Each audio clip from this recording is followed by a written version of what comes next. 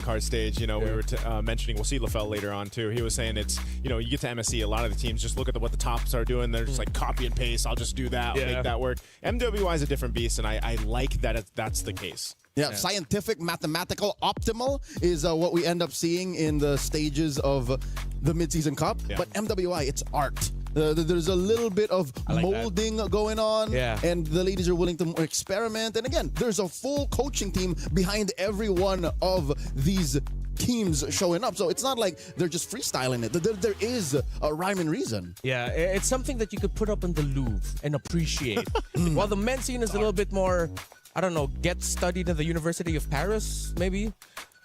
Yeah, that's what we're going to go for now. But not to undermine any of the two ways to play the game. It's just that expect that the women's scene is a little bit more shocking for us in a great way. 2 champions, 1 game. Yeah. Champions, 1 game. Champions, 1 game. We might see some good picks here. Yeah.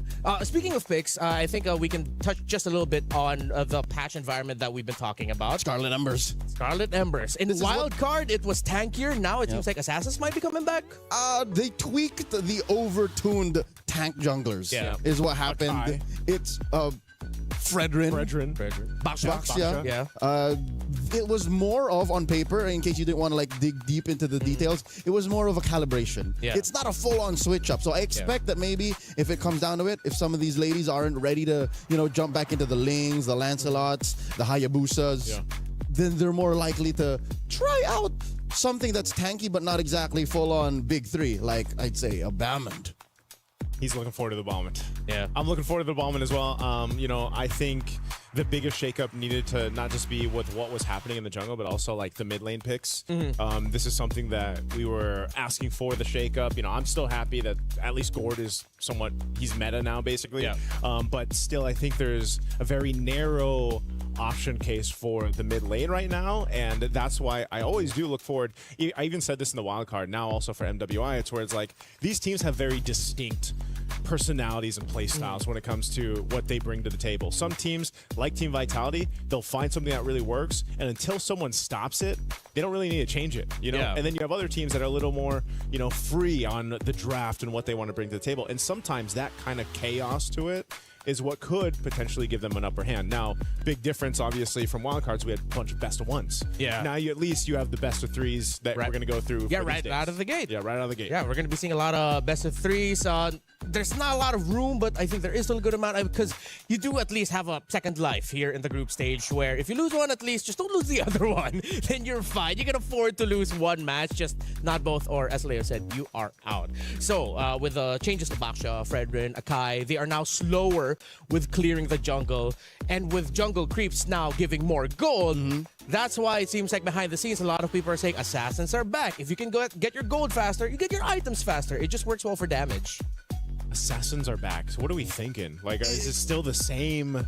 Here's the thing. It's not as simple as just because the jungle changed, that's what will drive everything. Because note, when you play a soft but damage dealer jungler, you have to find tankiness elsewhere. Yeah. Well, gentlemen, I am enjoying our discussion, but it's time for us to go on over to the main stage, see what's going on.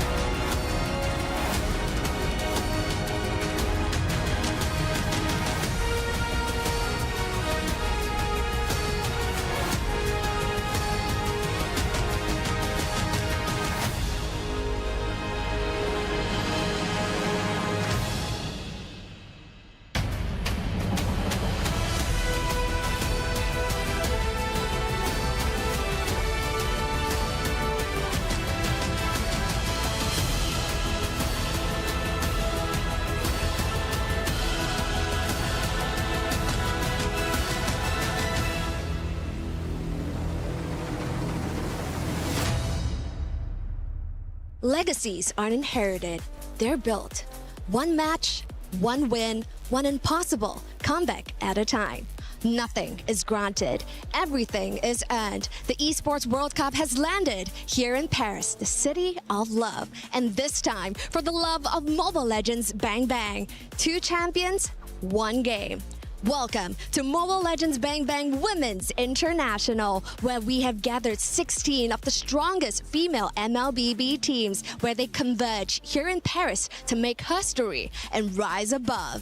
And of course, all of these 16 teams are the queens of their regions. And here at the Esports World Cup, you know that means they are about to be fighting for a lot. $500,000, ladies and gentlemen, is up for grabs. And of course, the glory of being considered the best women's MLBB team in the world. Of course, right here on the trophy stand, we do not have the trophy yet. As last year's champions, Team Vitality will be bringing out the trophy later on. But in the end, there can only be one champion. Damascus, what help us to those who fall short?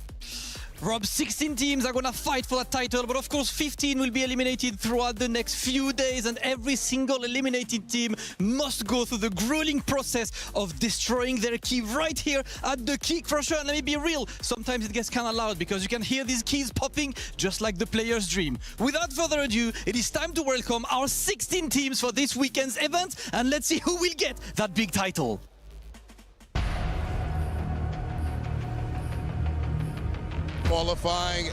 Qualifying out of Indonesia, Team Falcons. Qualifying out of Western Europe, made up of 5 countries, GK Esports. Qualifying out of North America, GG Esports. And joining all the way from Mongolia, Aurora Gaming.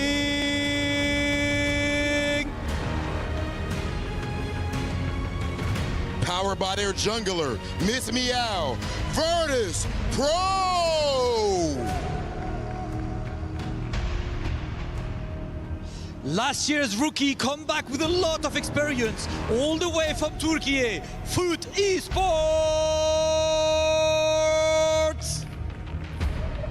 The newly assembled qualifying out of Myanmar, Team Ray Young. And the new representative all the way from China, Seda.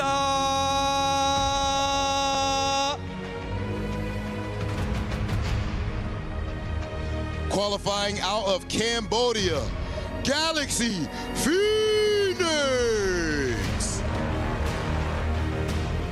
The 2024 champs are coming up with an updated roster in shares of redemption, representing the Philippines, Navi.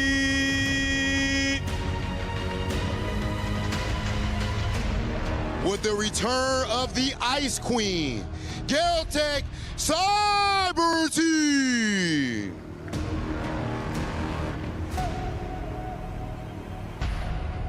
Brazil's alliance looking to put South America on the map, MIBR Los.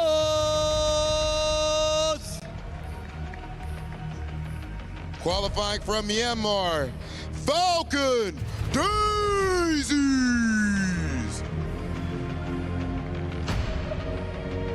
And with a more experienced roster looking to put Mekong on the map, Twisted Minds.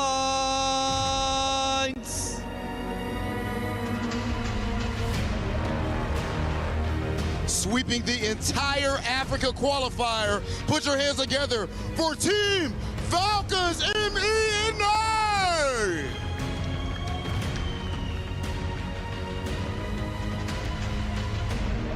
And now it is time to welcome the champions, the title holders. Make some noise for Team Vitality!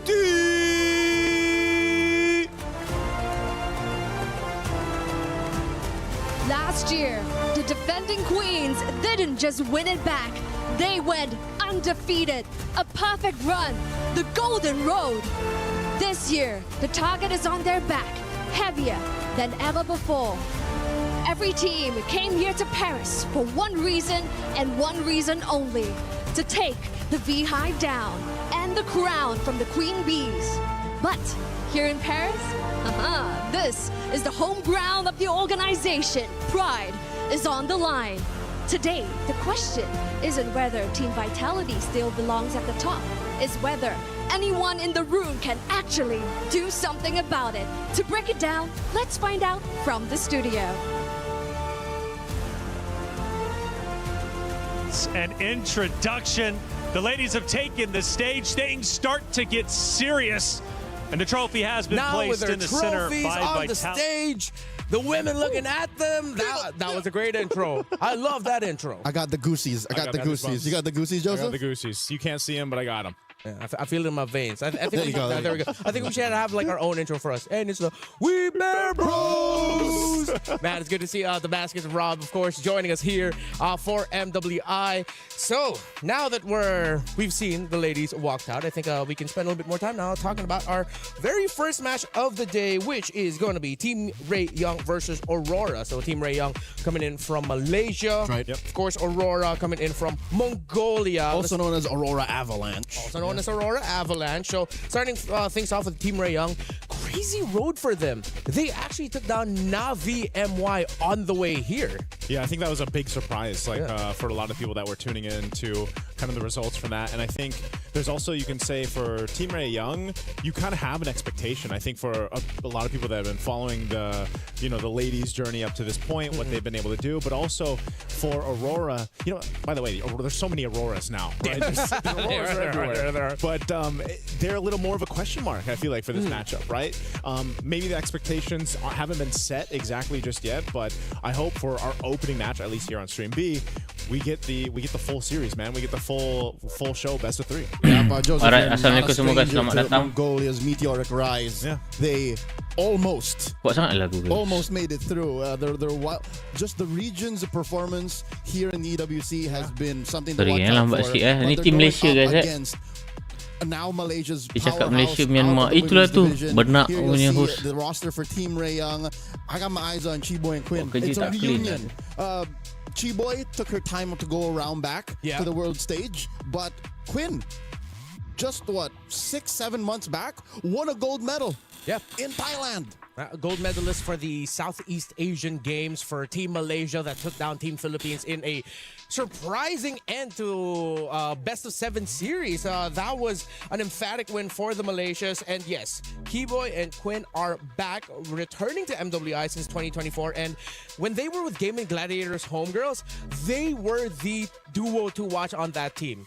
But now, Keyboy and Quinn, they have to lead mix of veterans and rookies in the women's scene in Malaysia that now they really have to take a leadership role of leading Team Ray Young. Yeah, I think that's the case, though, right? That's gonna be one of the stories or main points for a lot of the women's teams out here. As we also take a look at the team roster for Aurora Gaming, is this mix of veterancy, the mix of experience that some of these ladies have had on the various tournaments or. Imri boleh menang ke?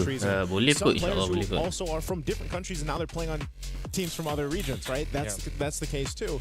And so you have to find this kind of mix between veterancy, but also the newcomers, kind of ambition to make things happen in these games. Even roll, there's a switch up. Anu just recently moved on from her original role, and they're taking the time to work it through because even their climb towards the qualification was deep. If I'm not mistaken, they went through a slobber knocker. Yes. Aurora Avalanche went all the way, and it came down to one final game for them to book their ticket to Paris. And here's the thing.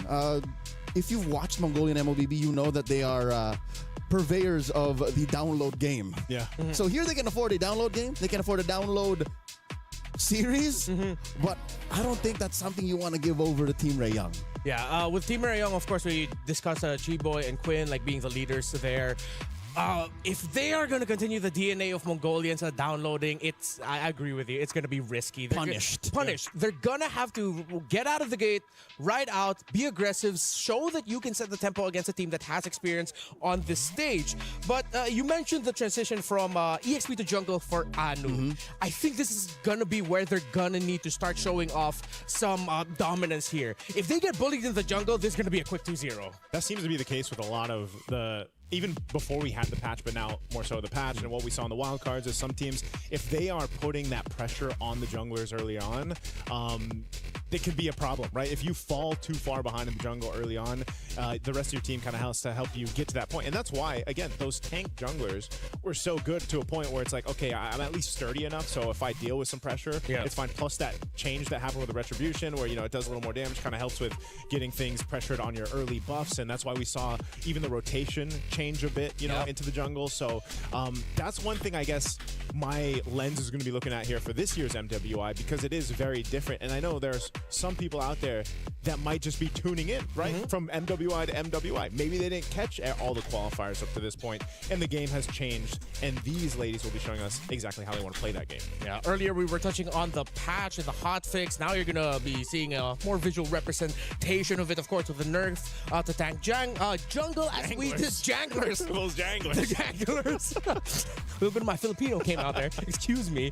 I think I agree with Leo where it's not just rush right away onto tank jungle era over. I think this just means tukar custom BM. Ada ke? Yep. Aku cari kat tadi.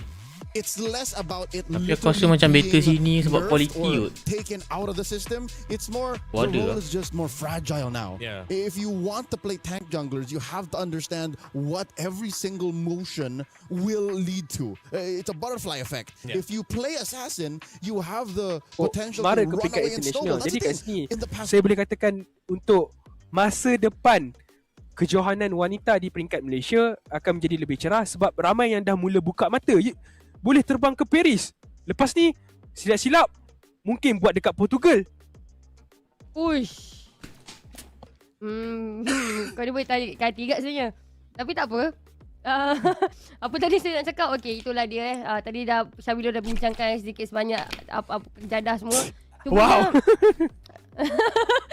Cumanya dekat sini saya nak bagi tahu jugalah. Kita patut berikan pujian jugalah bagaimana pasukan-pasukan lelaki juga memberikan feedback yang baik. Yeah. Saya dapat info jugalah di mana pasukan wanita kita setiap kali bila ingin menanyakan dengan corak permainan ataupun nak lakukan orang kata scrim dengan pasukan lelaki, ada juga pasukan lelaki di Malaysia sendiri yang nak untuk sama-sama ubah ataupun perbaikilah corak permainan mereka walaupun berhadapan dengan pasukan perempuan. Sebab kita tahu ada satu stigma di mana pasukan perempuan kita tak nak jumpa pasukan perempuan, kita nak training pasukan perempuan, kita tak nak scrim. Tetapi dekat Malaysia sekarang ekosistem tu nampak dah banyak berubah lebih ke arah positif, di mana pasukan Malaysia yang bukan pasukan wanita atau pasukan terbuka, pasukan lelaki, tak ada masalah untuk turut serta scrim dengan pasukan-pasukan wanita. Jadi saya secara tak langsung perkara tersebut memberikan orang kata ilmu yang baru juga untuk pasukan wanita jikalau ada mana-mana kekurangan daripada segi corak permainan mereka ataupun daripada segi ilmu meta mereka sendiri. Bayangkan $525,000 dipertaruhkan untuk secara keseluruhan kejohanan ini,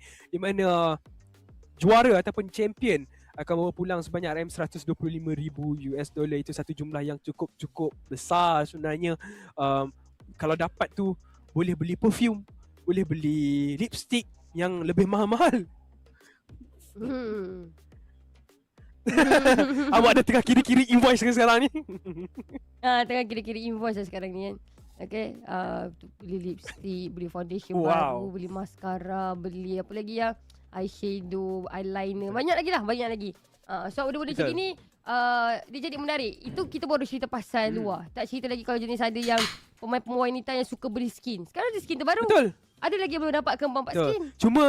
Cuma pastikan bila nak tap card tu, bila tu nak bayar, pastikan tu card sendiri. Bukan card boyfriend ke, bukan card suami ke. Betul, setuju. Melainkan kalau dapat keizinan. Kalau kat suami saya rasa tak ada masalah. Dia jangan kat isteri je kau tap. Dia tetap konsep dia sama.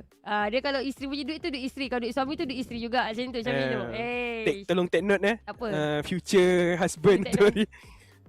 Mungkin bila tak limit kalau kalau saya akan cakap dekat future husband saya, kata jangan risau buat make up. Saya cuma minta make up kereta saya dah. Betul kan?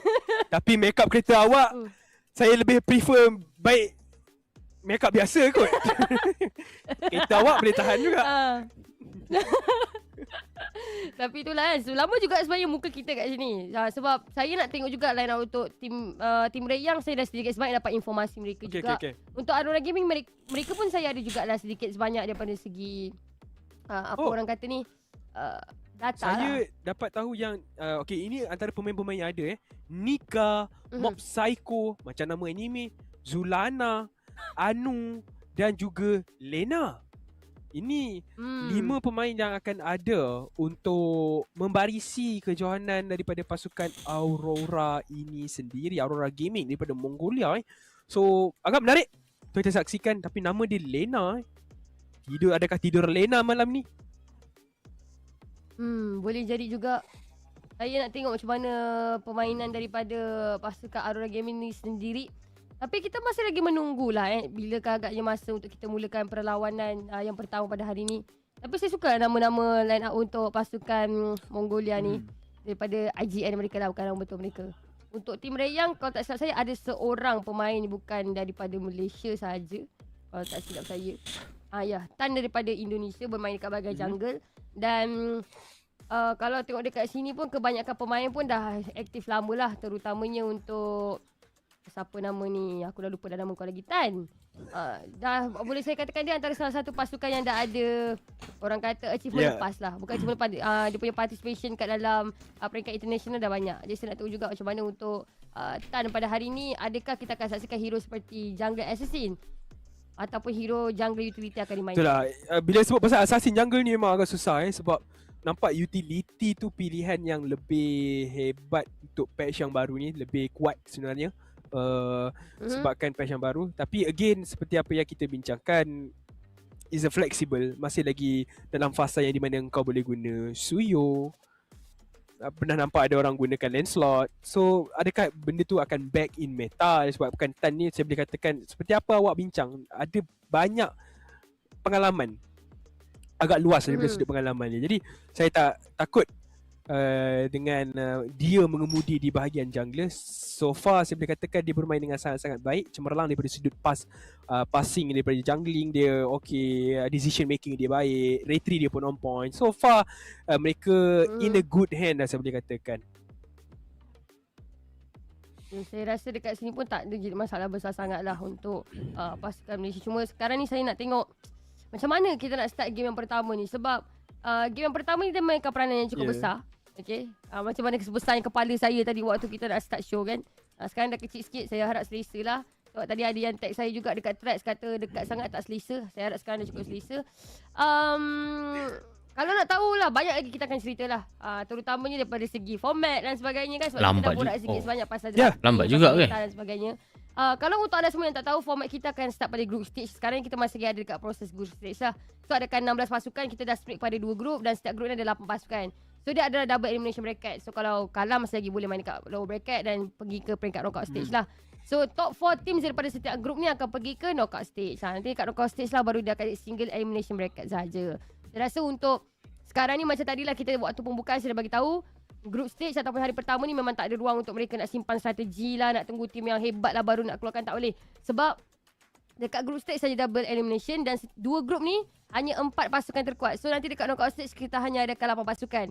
Dan bila single elimination dia dah tak ada low bracket apa bracket, itu jauh lagi sakit. Jadi saya rasa untuk tim Rayang mereka dah tak ada ruang untuk nak simpan idea ke. Tapi saya tahu Frost dia tak suka simpan-simpan idea ni. Dia akan keluarkan segala keringat peluh dia. Tepat sekali. Saya cuba untuk menangkap batu-batu yang berada dekat belakang. Saya tengah jentik semut, minta maaf. Sambil menunggu untuk mulanya game yang pertama, jadi saya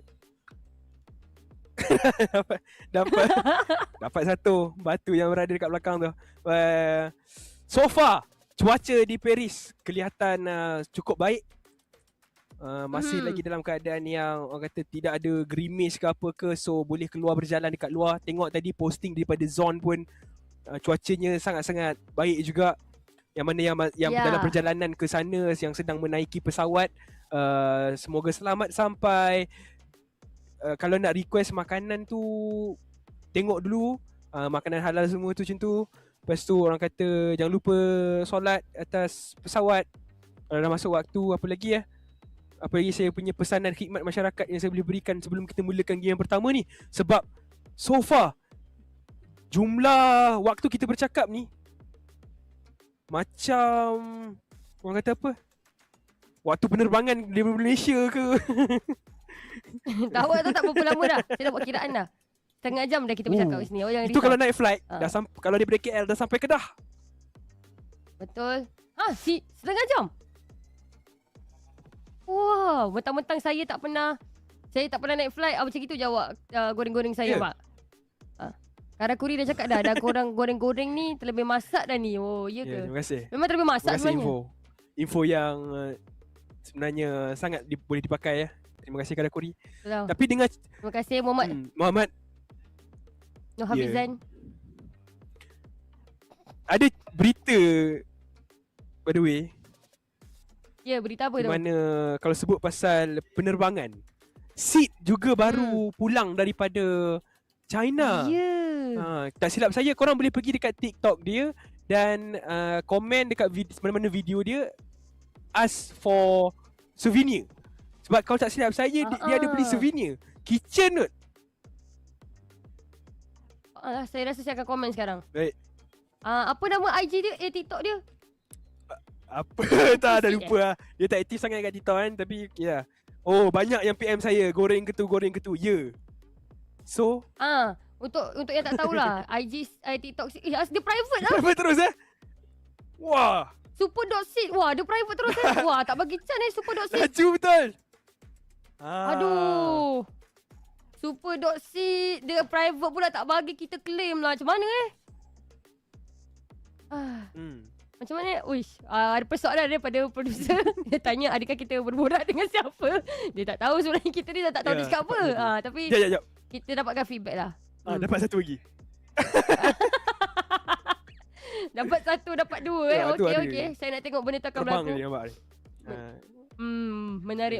Yang ini kita yang perlukan. Kita perlukan lebih banyak lah orang kata keseronokan secara online. Maklumlah. Work from home kan? Betul. Dia kalau tak silap saya, kalau lagi 30 minit ke kita cast, Alhamdulillah. Betul, saya nak cakap Rizan, kalau lagi 30 minit kita goreng ni, kita dah boleh sama level dengan Sembang Oh Yeah punya podcast. Nak start dah. Tak risau pasal podcast. Saya takut jemputan podcast lain je sampai nanti. Okey. Tapi tak apa, jom kita tengok perlawanan yang pertama. Akhirnya dapat juga kita tengok tim Reyang wakil Malaysia ya. Wakil Malaysia. Saya beritahu sekali, wakil Malaysia. Dan untuk perlawanan pada kali ini mereka akan berhadapan dengan Aurora Gaming.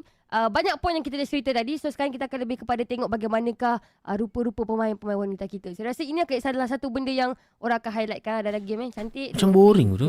Tahulah. Mari kita tengok English.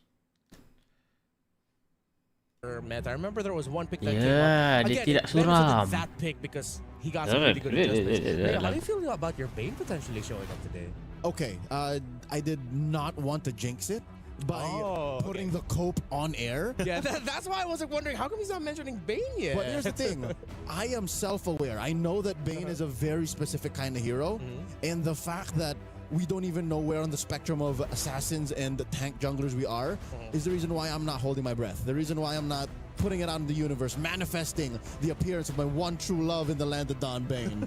So, again, we don't know how fast games are, and Bane is almost useless in the first 4 minutes. He had his moment, though. That's true, yeah. You know, he had his moment when he was built up magic. In the hands of, certain Khmer athletes or imported to the Cambodian region athletes, sure. But we've been doing this a while, man. I know not to ask for something that I know I'm not going to get. Hey, you know what? That was me for many seasons, and it slowly, surely happened. I think Leo's kind of switched camps, though, man. He's gone from the Bane over to now the Ballman, That's right? So, no, but here's the thing: how often do we see Balmond either? I think you average it every year. Balmond and Bane show up about the same time. it's probably like Same half amount. a dozen or less. Yeah. Yeah. Or maybe a dozen. Let's give it a dozen. So that's where I stand, Ranmar. That's the lore as to why you don't see the 4-letter word come out of my mouth as often. All right. Bane. I'm expecting a little, maybe slight little moan from you if ever Bane does show up. It'll be more than a moan. I'm going to holler. I'm going to holler. You are going to be what you sound like when we have a really good dessert in the talent lounge. Yes. Oui. Oui. All right, so I brought up the match that Aurora had in their qualifiers in the grand finals against Onyx Mongolia. As mentioned, they did go all the way best of 7. It seems like just going through their draft is just very reflective of the times because of the meta that we were in with the Leomord, Suyo. So it seems like when it comes to playing through the expected route, Aurora can do that. Yeah, this is about 2 months back. Yeah, 2 months back. And oh yeah, that was the meta for quite some time. So the question is, what kind of surprises do they have? They played in Akai Rome, and I think Akai Rome, maybe it's because I'm just biased towards it. I feel like there is a world wherein you could see Nika bring out a Akai Rome for the team. Akai Rome. Which makes sense Yeah. because his nerf does not affect what Akai Rome wants. That's what I was thinking, you know? And, At the end of the day, what you want for is the heavy spin. It's like the pushback. Yeah, you're not going to be as annoying with your pokes, but you are still annoying in the big picture of team fights. that could work. I would love some of the shake-up, man, in the Rome, too, because in wild cards, at least for those that missed it, you know, there's a whole lot of priority on Atlas. And I don't know if that's going to be the case here or if it's changed a bit, but one thing is, you know, you need kind of that decision. Do we go with something that can set things up for, you know, the rest of the team? I think that's why we've talked so much, too, about the jungle kind of meta and where that's going to be going, just because Rome is such a good pair in that decision-making. Yeah, you mentioned, we were talking about Cho earlier. I just remembered here, Chiboy, it's named, that is her IGN because she's a huge fan of Kiboy, the player from Onyx Indonesia. And Chiboy did show up with a Rome when she last played for MWI 2024. So, based off of the picks here for Nika and Aurora Storm, it seems like Nika wants to play a little bit more slower tempo, slower control, just play for the vision. While Chiboy, remembering from how she played back in 2024, she was in your face. She was going into the jungle, and this might actually be a really tough job for Nika in Aurora Gaming. And I think it would be to their best interest to use the mechanical advantages that they have from Tan, their Indonesian import. I do think that's the dynamic we're going to see. It's going to be Aurora. Again, I hate to say it, but going for the download game, just like see how much we can break through, see how much Ray Young is throwing out, and then Team Ray Young just stepping on it. Pedal to the metal, we'll win when we can, sub 15. Yeah, and right. this is the draft right here. This is what I was just gonna highlight that point on Leo. I think it's great that you also have to highlight, this is Coach Ethan, right? He's familiar with us because former Little Gun, former IHC. Yeah. And he He's brings a Mongolian creativity. icon. Exactly, and that's why that download strategy concept is so apparent. And yeah, maybe they take one game. You name the Mount Rushmore of Mongolian MLBB athletes, he's there. He's Ethan. He's Abe Lincoln. He is. He's the Mongolian He is. in MLBB. In MLBB. Specifically just in MLBB. That makes sense. Look at these Even the opening bands are different. Well, Even the bands are different. Gord. All right, Gord, Belleric, Marcel. I love that is a priority for Team Ray Young. This is just Southeast Asian efficiency And the Jushin, at work. Despite Coach the little- Frost at the charge here.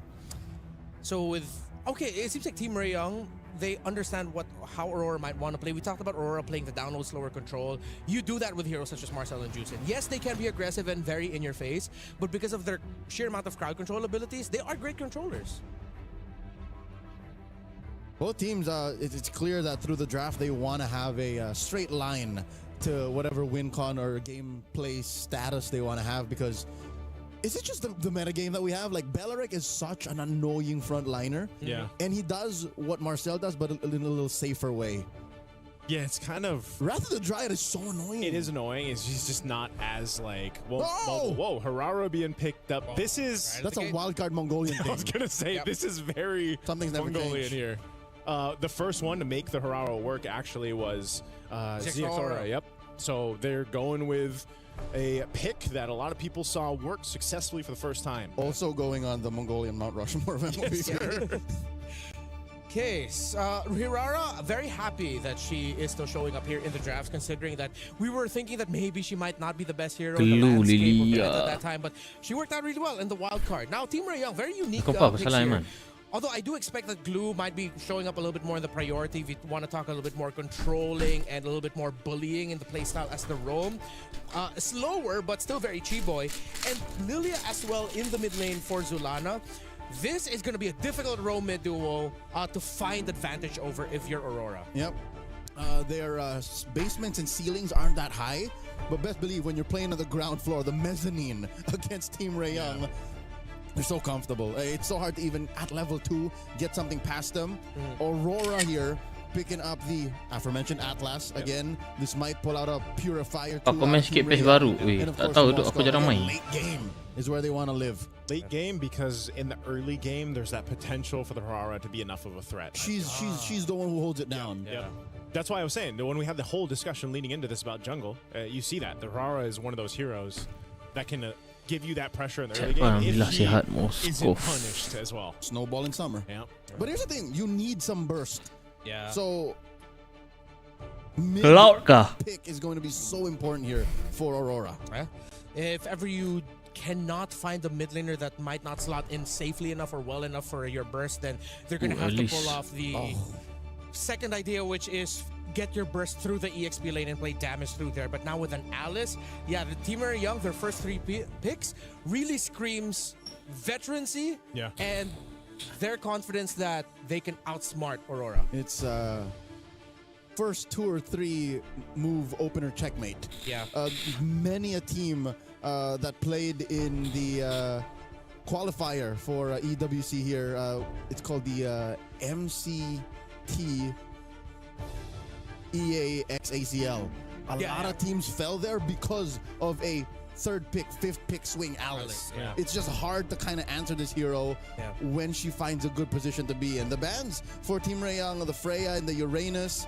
Oh, there's the Hanzo Joseph taken out by Aurora and the Obsidian. Very interesting that Hanzo was actually Laporan hadiran 9226 apakah? even to an extent the Obsidian. It's like one of those things where it's just I guess they don't want to have to deal with too much pressure on the Harara also, right? Because you need to go ahead and secure that early jungle rotation. You need to be able to secure your buffs. You've got the I would say maybe, I don't know if it's actually statistically the best burst early on because of the way her kit works, but it's surely one of the greatest things that you can have in early game, not to mention the iframes that come with her kit, which is kind of finicky to deal with, and so they'll take their own iframes.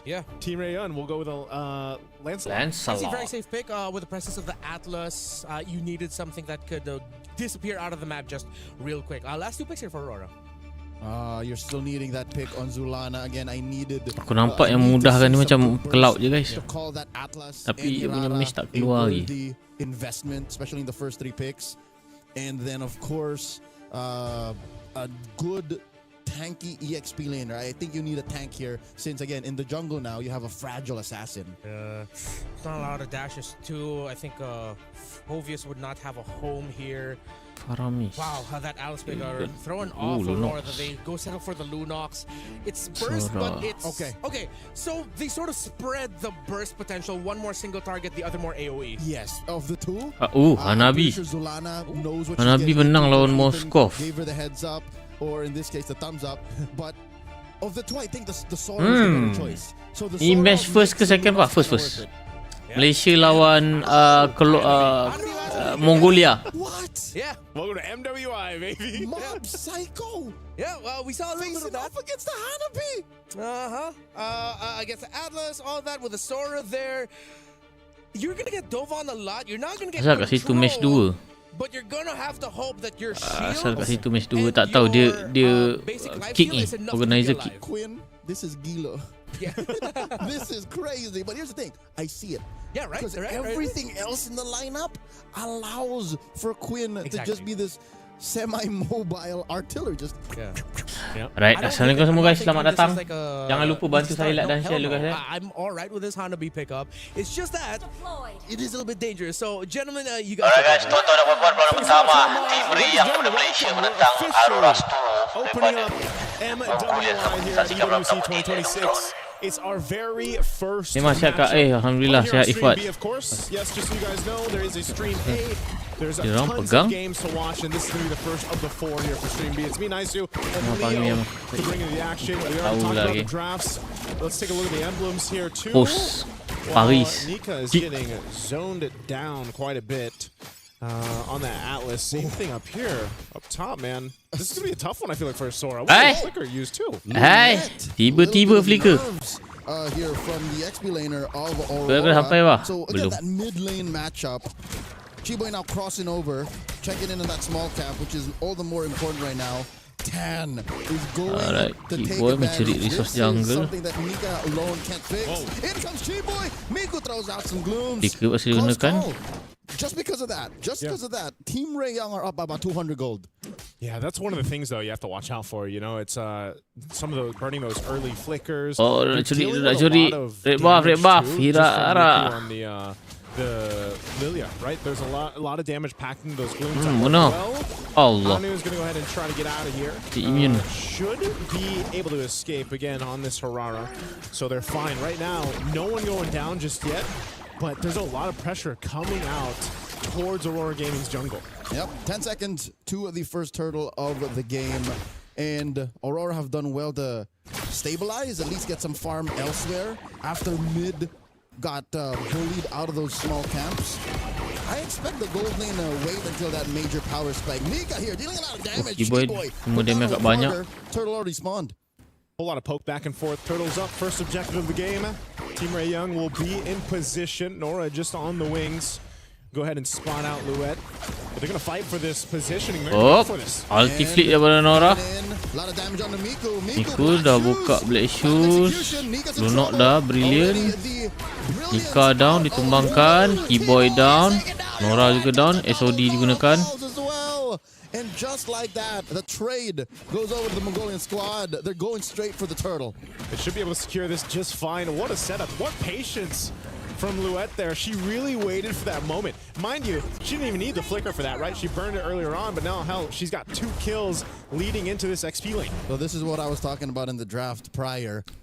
Team Ray Young, their first 3 picks, the basement and the ceiling ain't so Cuba high. mencuri pukul buff, berjaya. They can't win big ticket trades. And Aurora played with that. Aurora said, okay, you want to risk it? Yeah. Let's go. And they did, and they won. I think that's why it was so big to see how much Team Ray Young was trying to see what they could get away with in the early. You know, poke here, poke there, pull off a little bit. If they burn some battle spells, that might be great, but they weren't able to convert. So then they were put into that fight, and you know now you actually have to worry because now that these level 4s and these ultimates are available on both sides, it's going to be even more difficult to approach the next turtle because you have to worry about Nika setting you up with those fatal links. You know, and over here you've got that one purify for Miku. Yes, she's got black shoes too, but you're going to have to rely on a lot of finesse through these team fights against Aurora Gaming. Unfortunately, the map has flipped. Turtle spawns in the lower quarter now, closer to where maybe. Tapi ya bagus juga soalan ni. Bila second 2-1 punya skill tu, kalau glue naik dia, jatuh ke? Aku rasa macam tak jatuh. More of a reliable damage output that Team Ray Young could not find because I don't know, Chiboy couldn't find the right mount. Miku wasn't putting down the right glooms, and Tan was spaced out. So looking at it now, it seems like it's Miku who we're looking at to get more damage. She's up by about 100 gold. That's the only real reliable source of it this early on for them. Man, to be honest, I haven't seen a Hanabi in quite some time. It's been a minute. Other than my own little solo queue adventures, right? How long does a Hanabi actually take to get online these days? Second and a half item. Second and a half. So she just got Corrosive Scythe. So what, she needs... Does she go DHS? Yeah. Optimally, if they can find it at the third turn. Oh, Keyboy gunakan ulti, Sora ulti, dapat tinggi. Nika down. Okay, Sora pun down. Betul, nampaknya ini bakal jatuh percuma untuk Malaysia. Dapatkan oleh Tan. Surviving that is insane. And then off of everything, they'll get the turtle as well. A good equalizer there in this game up to that 5th minute mark. They're also going to take down a tier 1 turret bottom side. So yeah, man, you mentioned it. That turtle over on that side, as you look at the replay here. Ya, ada perang tu. Aduh, replaynya. Setup, even that Throne of Ruin from Nora. And then Quinn was just able to go ahead and fire off. A great double kill secured there too for Tam. And the icing on the cake here, cherry on top. Team Ray Young denied the trade up top. Yeah. That could have been a push for Mob Psycho, but up goes Nora saying, nope, this is not free, not right now. That's what puts Team Ray Young up by 1,000 gold, and they might even get another push. Chiboy going 2v1. Nika and Zulana trying atas dapat Hanabi free ni. Kalau dia free kau macam ni guys kan, dia OP jadi ni guys. Quinn takes her down as Nika builds the fleeting time. To be fair, we really haven't seen that many good Fatal Links just yet. I guess it's just too difficult to actually get that setup you're looking for, you know? Because even dealing with that kind of just, it seems like Team Ray Young is just marching on up to where they want to go and deciding to pick off a kill or two. They're going to go in and do tons of damage to this tier 2 turret. Wow. Hold on. Luet looking for Quinn, goes into the lightning Oh, force. Quinn dah Aegis. Quinn now to an 8. Quinn macam mati. Yes, mati. Keyboy, seorang diri, guna split-split. Follow up tiada nampak gayanya. Kalau dapat tumbangkan satu. That's exactly how Lambat Moskov Miku. sounds when he throws the spear. Now, putting pressure up here towards that top tier 1. They're going to go for more, but man, this is a fight for the map space, fight for objectives. All this for the Turtle to come up here. Last one of the game. They've got position favor. Chiboy will be back up. We can expect her to do essentially the same thing, but they might be a little bit too late to this. Golden Staff pick up for Quinn. They're fighting for it. Nika's going to push off Miku. Oh, Turtle tidak berjaya dicuri oleh Tan. Atlas dah ulti. Nora menerima damage agak banyak. Nora last hit berjaya ditumbangkan dengan emblem. Spesial emblem maksudnya guys. Flicker pada Nika. Keyboy keluar. Miku beli shoes. Miku survives. Team Ray Young, it's clear that they're just trying to get something in return. Yep. And I'm afraid that if they continue to do that, they forget that the rest of the map exists. Mob Psycho flickers back. Chiboy looking to get the mount on her, does not have the grab on cooldown. And that's tough. Team Ray Young, they barely close the gap. They keep it at neutral, but if you look Mana at lawan ni bah? Malaysia lawan Kamboja. Kamboja. Mongolia. Yeah, this is the hard part. Mongolia, Serbia. They're trying to maintain that split push, you know, that's happening here every single time we see with the Moskov. But then also you've got Anu doing the same thing. Atlas kena ulti. Keyboy down. Clean spree untuk I Zolana. think that's a worthy pick off, especially since we know that there's a fleeting time on Nika. Yeah, so she'll have that ultimate up again here in no time. What I was saying is, again, Team Ray Young has to kind of maintain these side lanes being pushed in. And then who do you do that with? Who do you go and deal with? Mob Psycho on this Moskov, you know, can just join these fights with the Spear of Destruction. Same thing, Anu is doing that. You can see the items coming into place here too. Some of those second items already locked in across the board. Working on the third for Quinn. I think Quinn... DHS. Yep, DHS nearly there. Is going to be a big threat to Aurora Gaming once that does come online. You got that trinity of items locked in. Even the tankiness here. I'd say Quinn is on the way. She again, I said 2.5 items. Yeah. That's when you can kind of go, all right, I'm ready to go. And even if she did suffer a death at the hands of Luet, who, by the way, is just a monster. If Luet decides and says, I'm going to get you, she is going to get you. Yep. Team Ray Young, they just have to find a way to protect Quinn, and then they're all the better. Lord spawns, lower quarter. Nika looking to find out if she can pull one off, maybe a Forest Aegis, maybe a Purify. Lord here at less than half health. Aurora. Been working on it for the past 10-15 seconds.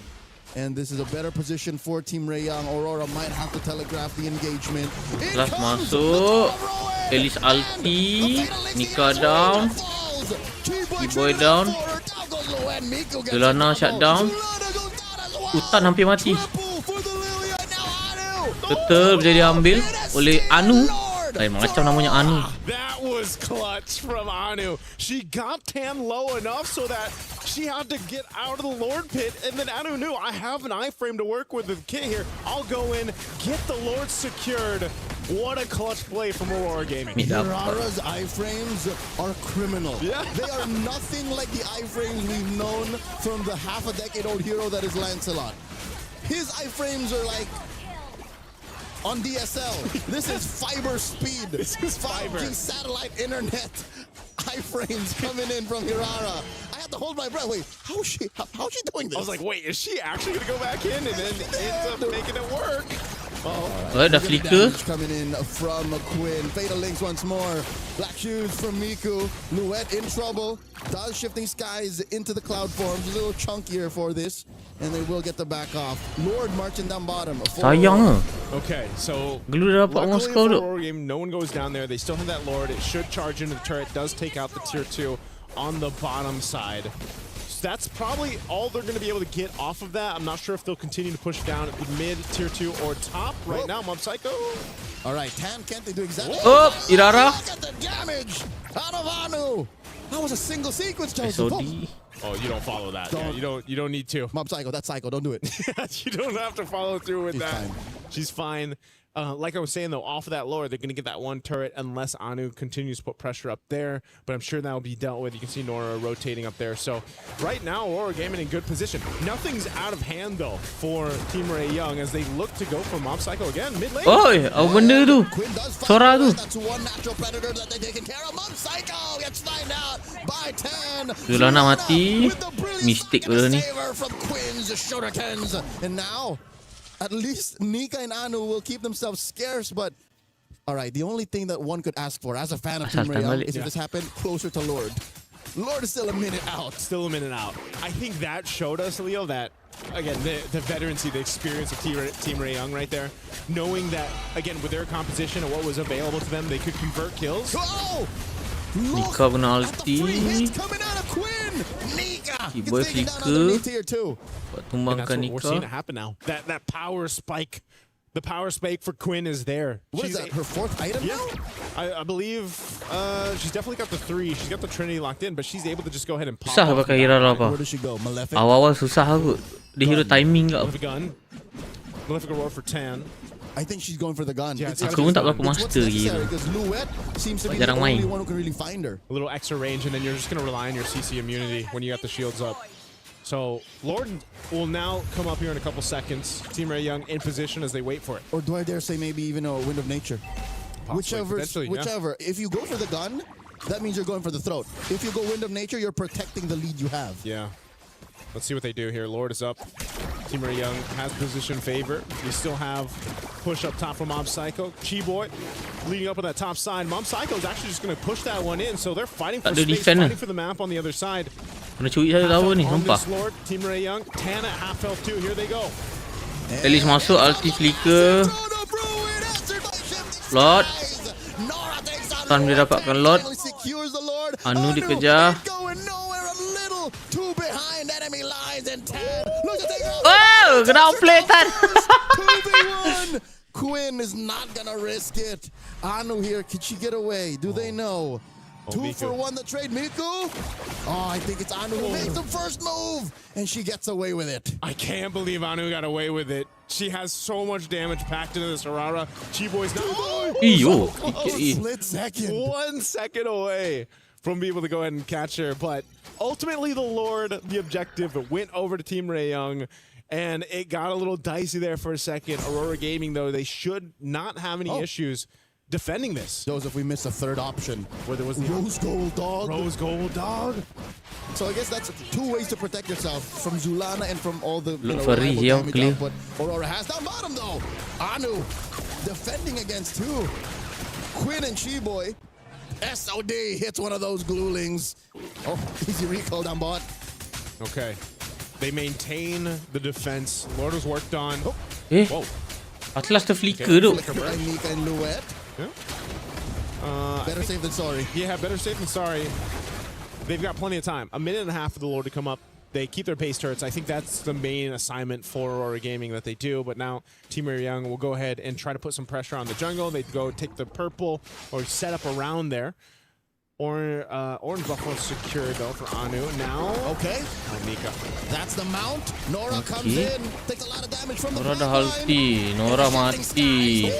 Damage besar daripada Hanabi free hit. As they take out Luet, make it a 2 for 1. Anu looking to burst down. The 4 pushing from Team Ray Young. Iframes. Disgusting how she gets away with how deep she can get. Mid lane inhibitor has fallen. Quinn doing her job here. Oh, how does Aurora get the Quinn now? That's a great question. Because right Luet now, has fallen 5 times. yeah, it just seems like it's really difficult to pass that front line. They're just trying to clear the minions out at this point and maintain the base turrets. They already lost 1 in the mid. Lord's 40 seconds away. Aurora Gaming. Apa nak pergi dekat Hanabi tu kan? Let's go ahead and get this reset going. Nervous sebab dia tiba flicker. Mungkin lah barangkali. Terpencet butang panik kot. I don't know what it's going to take here because you can't just rely on Anu to go and pull off what she did on the first floor. You know what? For the past 15 minutes, the reason why we haven't really seen a dance, at best we've seen a shimmy. Yeah. Right, a little shimmy shuffle. shake. Yeah. Is because Aurora's lineup ain't made to dance. Yeah.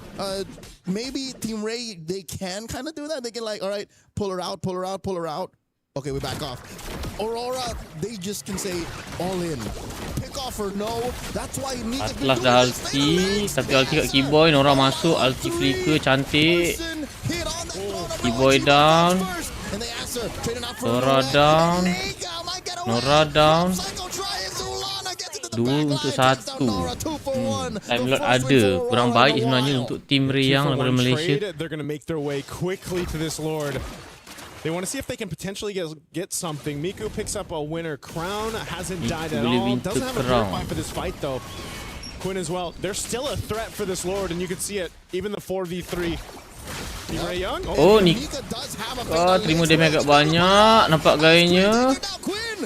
Queen Rose Gold dah pecah. Double kill didapatkan. Lord reset. Miku shutdown. 2 for 1 the trade. Finally Miku's first death. Team Ray Young goes straight for the Lord. Peluang cerah Malaysia mendapatkan Lord. I don't think Anu can do anything with this, so they're just going to go ahead and maintain what they can. She could have tried. She could have tried. I wouldn't put it beyond her, but alas, when you're down like this, at 17 minutes, you don't want to risk it. Don't want to risk it. They held on to those 2 base turrets. They have been fighting, and like you said, Leo, it's been, you know, one of those instances where it's like, we have a fatal links, and that's about it. That's kind of what the fight process has been for Aurora Gaming. You know, it's been really tough for Nika. She's died 8 times, but she's been able to get, I don't feel like she's been able to just get one of those massive setups yet that we've seen with the Atlases. Lagi sedap kalau dapat free hit, guys. Maybe in the defense, the base defense, that'll be the best case scenario for her to pull off. Yeah. Deep behind the inhibitors, you use the extra firepower. Yeah. Because there are 2. Ni Anu dapat tunggang. Oh, ya betul lah guys. Yang kat Anu betul lah. Walaupun dia 2-1 combo dia punya tu tak jatuh guys. Anu using that kit. Lord ditarik bagian bawah. I think they gotta say goodbye to this bottom lane.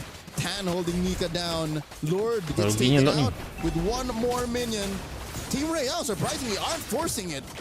That inhibitor stands. Yeah, stands for now. 1 HP, literally 1 hit away. Really good clear speed happening right now too for Aurora Gaming. So this isn't going to be a game-winning Lord push that we saw. Lord was already taken care of. Oh, Sora dapat tangkap 3, Fatal Link dapat di-immune. Anabi free hit lagi. Semoga tak dicari. Ada immortal. And Nika looking for it. Zulana punishes Tan for staying a little too long behind enemy lines. Oh, boleh dapatkan. Oleh Team Ray Young. Team Ray Young, man, they are taking each other to the limit. This game 1 Atas pun dapat. already approaching the 20-minute mark. This is, I guess, just the nature of this composition from Aurora Gaming. I mean, Luet with a setup of lifetime. She set this up in a tahu Arab ataupun and Mom Psycho, she was unleashing here too, but she had to be careful because Quinn was right there, and that was an immortality from Chiboy. She didn't want to get caught any further. So right now, Aurora Gaming has shifted things a little bit in their favor. They're still trying to fight here in the mid lane. Oh, Nora here with a fake out, flickers forward, could have used the gleam. And yep, no, she just gleamed in. That was a good threat, forcing Aurora back off. So what does this go for Aurora Gaming, man? I think as much as we've seen them defend, they've lost the base turrets. They're gone. They've been dealt with. Yeah, eventually everything just fell. Everything just fell. Are they in a position to actually fight for the Lord here? That's the thing. They, like you mentioned, it's been the shimmy. It hasn't been a dance. It hasn't been a full contest for the Lord. Joseph, just to answer your question, yes. You see how much firepower they have? Yeah. Especially if they find Team Ray Young lacking and just in the wrong positions. You have to respect Aurora. You look at this draft. Look at top. Oh, 1v1. Risky, but wait, Mom Psycho Tan. fighting it. Now Tan playing with the iframes as well. SOD. Risky business as Keyboy gets the mount. Ada minion lah naik lifesteal duduk. What is this? What is this play? Lot. This is the riskiest type of split 4-in-1 I've ever seen. Lot dinamankan oleh Rara. Tan lu duduk Tan. Oh, Queen cuba end. Queen. Boleh lah. GG bodoh kena backdoor tu kan. Kata ada buat round pertama dimenangkan oleh Team Ray Young daripada Malaysia. Jadi kan jangan lupa like, comment, share bagi pendapat korang pasal game pertama ni. Boleh penting jangan lupa subscribe. We're gonna see you guys on the next matches guys. Let's go. That was devious. That was veteran veteran Wiles that got Quinn across there. Man, what a decision there too. I was just thinking, that's crazy. Mom Cycle was doing such a good job at keeping them contained up top. Tan was really low and so late. She rotated not in enough time, but they made the decision and they were just like, you know what? Hey, send Quinn. Hey, the pick was Gila. It was crazy already. And the fact that they won that way is just a perfect bookend. Yeah, man, that was a great game one in this best of 3. 20, what did we end at? 20 almost plus, 20. 21, maybe almost 21. A little past. Yeah, that was just great game one. Team Ray Young showing, again, this experience, this veterancy that they do have through the course of MLBB, and it showed here in this one. That is a great way to start MWI 2026 here on Best Stream B. I did not think it would end like that. Usually we associate split pushes with Moskov. I mean, a split push was happening, but in the end... Okay guys, macam biasa guys. Kita upload video dulu gang. Minta maaf. Push was happening, but in the end, just that little bit of detail where Aurora overcommitted and did not take care of some of the simplest things that we always point out. The mid lane minion wave when you have no more turrets. Yeah, you know what? It's not that I didn't expect how it ended. You know what I didn't expect? How it went. How close Team Aurora actually, Aurora Gaming actually kept Team Ray Young. Kept them honest, kept fighting. By all means, this doesn't feel like a download game to me. It looks like they played to really just win. This was a game that I feel like they were close to turning completely over. They had to catch up. They had to do the work. I feel like total game hari ni tim Malaysia kita ada satu je guys. Tapi the base turrets were down. Kalau kau tanya aku, ada player Malaysia satu lagi main untuk Amerika guys. Objective dance, Not and maybe America, that's the nature of their composition or just the way they executed Genji. and so Team Ray Young was just able to go ahead and take that and continue to punish that kind of weak point, at least in game one. Yeah, two biggest learnings here. It seems like Anu is a student of the ZX Aura dojo of Hirara, and the second one being that Sora and Lunox last two picks for Aurora, we were looking for that burst. In some moments, you were missing more AoE coming out of them. But I think just a pretty even spread between the Sora and the Fist coming out of the air and Zulana once you're able to Chaos Assault with Darkening up. It actually gave a lot of difficulty for the Alice and the Glue. It seems like a lot of the times, the Glue and the Alice were playing to the very last inch of their health bar to try and hold long enough for Quinn and Miku to deal damage. Which I think is a stroke of genius in the overall macro play of Aurora. Because now we're watching the highlights, the replay. When you're in it, you don't really get to notice. But now in hindsight, I can appreciate how Miku, when she hits the Fatal Links, it's away from where Anu is. So Anu can take care of whatever's left where they started the initiation. Well, more MWI action coming towards your way. Aurora and Team Ray Young are going to be playing a second game. Will it go to the third? Let's see after this break. Play is in our DNA. Whenever we let it out, it becomes our superpower. Now imagine an entire city being built to supercharge it. Kadir City, powered by play. That was a quick little shimmy of a break. We were talking about shimmies earlier. It was just like that. It's a DJ table scratch. Really good, Joseph. That was really good. Yeah. Good job. How did that sound? There you go. That was something like that. Yeah. Yeah, let's just say that was you. So, again, going back to the discussion where you were talking about how Aurora seemed to also capitalize on the things that maybe are slightly overlooked. This is where I remember now why I hate going up against Lunox. Her animation for the Chaos Assault, it's so hard to spot with everything getting thrown out. You don't realize that you're getting hit by a Lunox until you get the notification that Lunox took you down. Yeah, the burst is crazy. And also if you have a little bit of color blindness like me and my friend LaFell over there, sometimes you miss it too. Do you guys have the same color blindness? Yes, we do. We have the very same. Is it on a spectrum? You wouldn't know, I'm sorry. Yeah, we have, but I just know we have the very same. We play on the same settings in MLBB. Oh. Yep. Yeah, there is. There is color blindness. So you can tell your life box from everyone else's. Oh. Yes. All right. Use your accessibility options in game, by the way. For those who are wondering, like, yeah, it is very helpful. What was also very helpful Kita sabar here lu for Aurora geng is usually when we talk about teams best of 3 that guys. keep going for Harap fights, menang clean lah there are 2-0 times where we go, supaya jalan why tak do you berat keep guys. doing Sebab kalau kau Here perasan for kat Aurora, sini, not a single time kalau dia menang dia akan pergi go upper that. It bracket seemed like semi-final there terus guys. was a lot of the fights Kalau they jatuh were bawah ni taking, panjang pula cerita dia it nanti. delivered something. Not always a good thing, but it delivered Sebab something dia tegak that ni geng. helped Dia slow terus down Team straight. Ray Young. One moment, that's it. Oh, well, no. In hindsight, for me, Dekat I would be mouthing and questioning why they wouldn't sini fight. quarter ni Yeah. terus. I would be like, no, keep doing it. Quarter I nanti had tak that one moment, ada it was lower when Anu bracket. went for the Lord.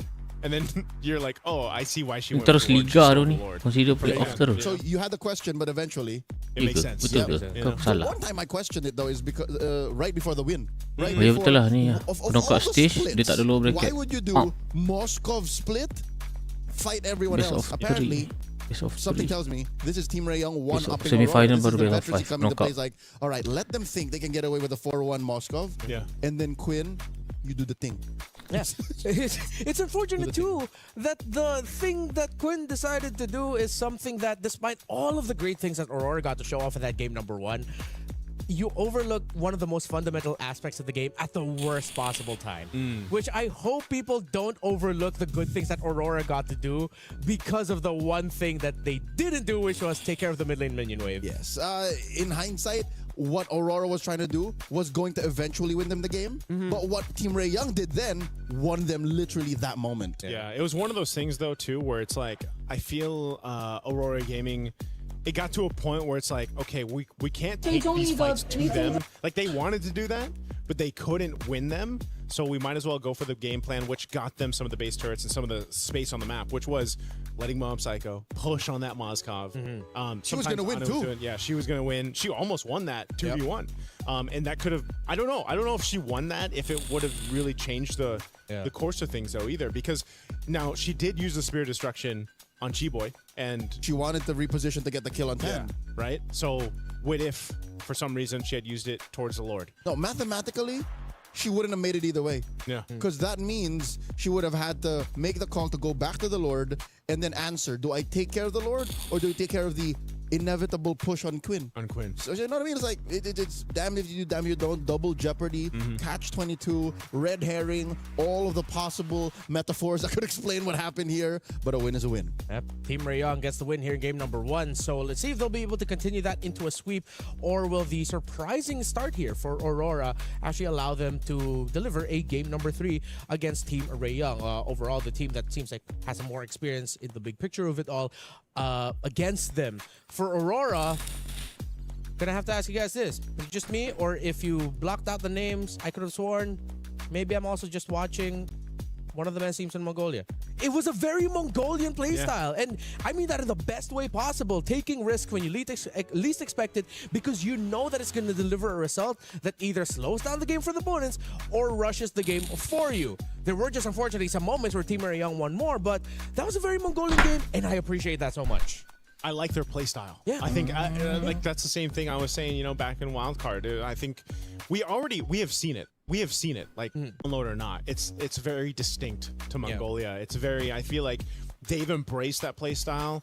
It's a little chaotic, it's a little hectic, but they somehow usually end up making it work. And in this case, watching them play, watching even again Harara, there's not many teams yet I feel like that we've seen make this hero work so well. Not the way they do. Not the way they do. It seems to fit this kind of concept of the way they move around the map, the jungle, the objectives even, that they're such a big threat. And you could see some of that pressure or some of that kind of quick response that Team Ray Young was dealing with Anu. The way she was utilizing the iframes even is what we were really highlighting through that game 1. I had to dust off my jaw as it dropped after the sequence. Like, how did you do that? Like, how is that even possible? Because I've played my hand full of Hararas in rank, both on my team and the opposing.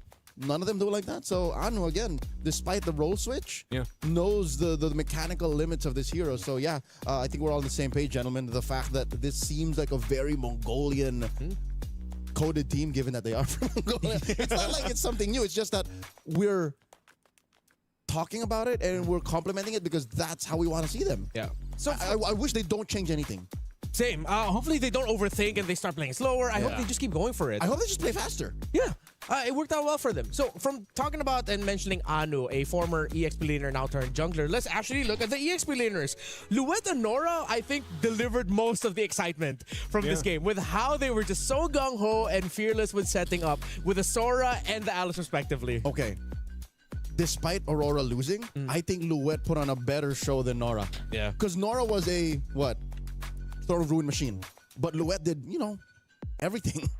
All right, we're going to be discussing the EXP players just a little bit more, and of course the other players as well. We're just going to go on a really quick short break. Ada short break pula. We were Nak kalah there start. for every click, every clutch, every respawn. We were there for the years of grind, and we're here. Now, the proud founding partner of EWC, powering the biggest event in gaming, shoulder to shoulder with the world's best, making history. Greatness deserves a stage. Lenovo Legion, reach your impossible.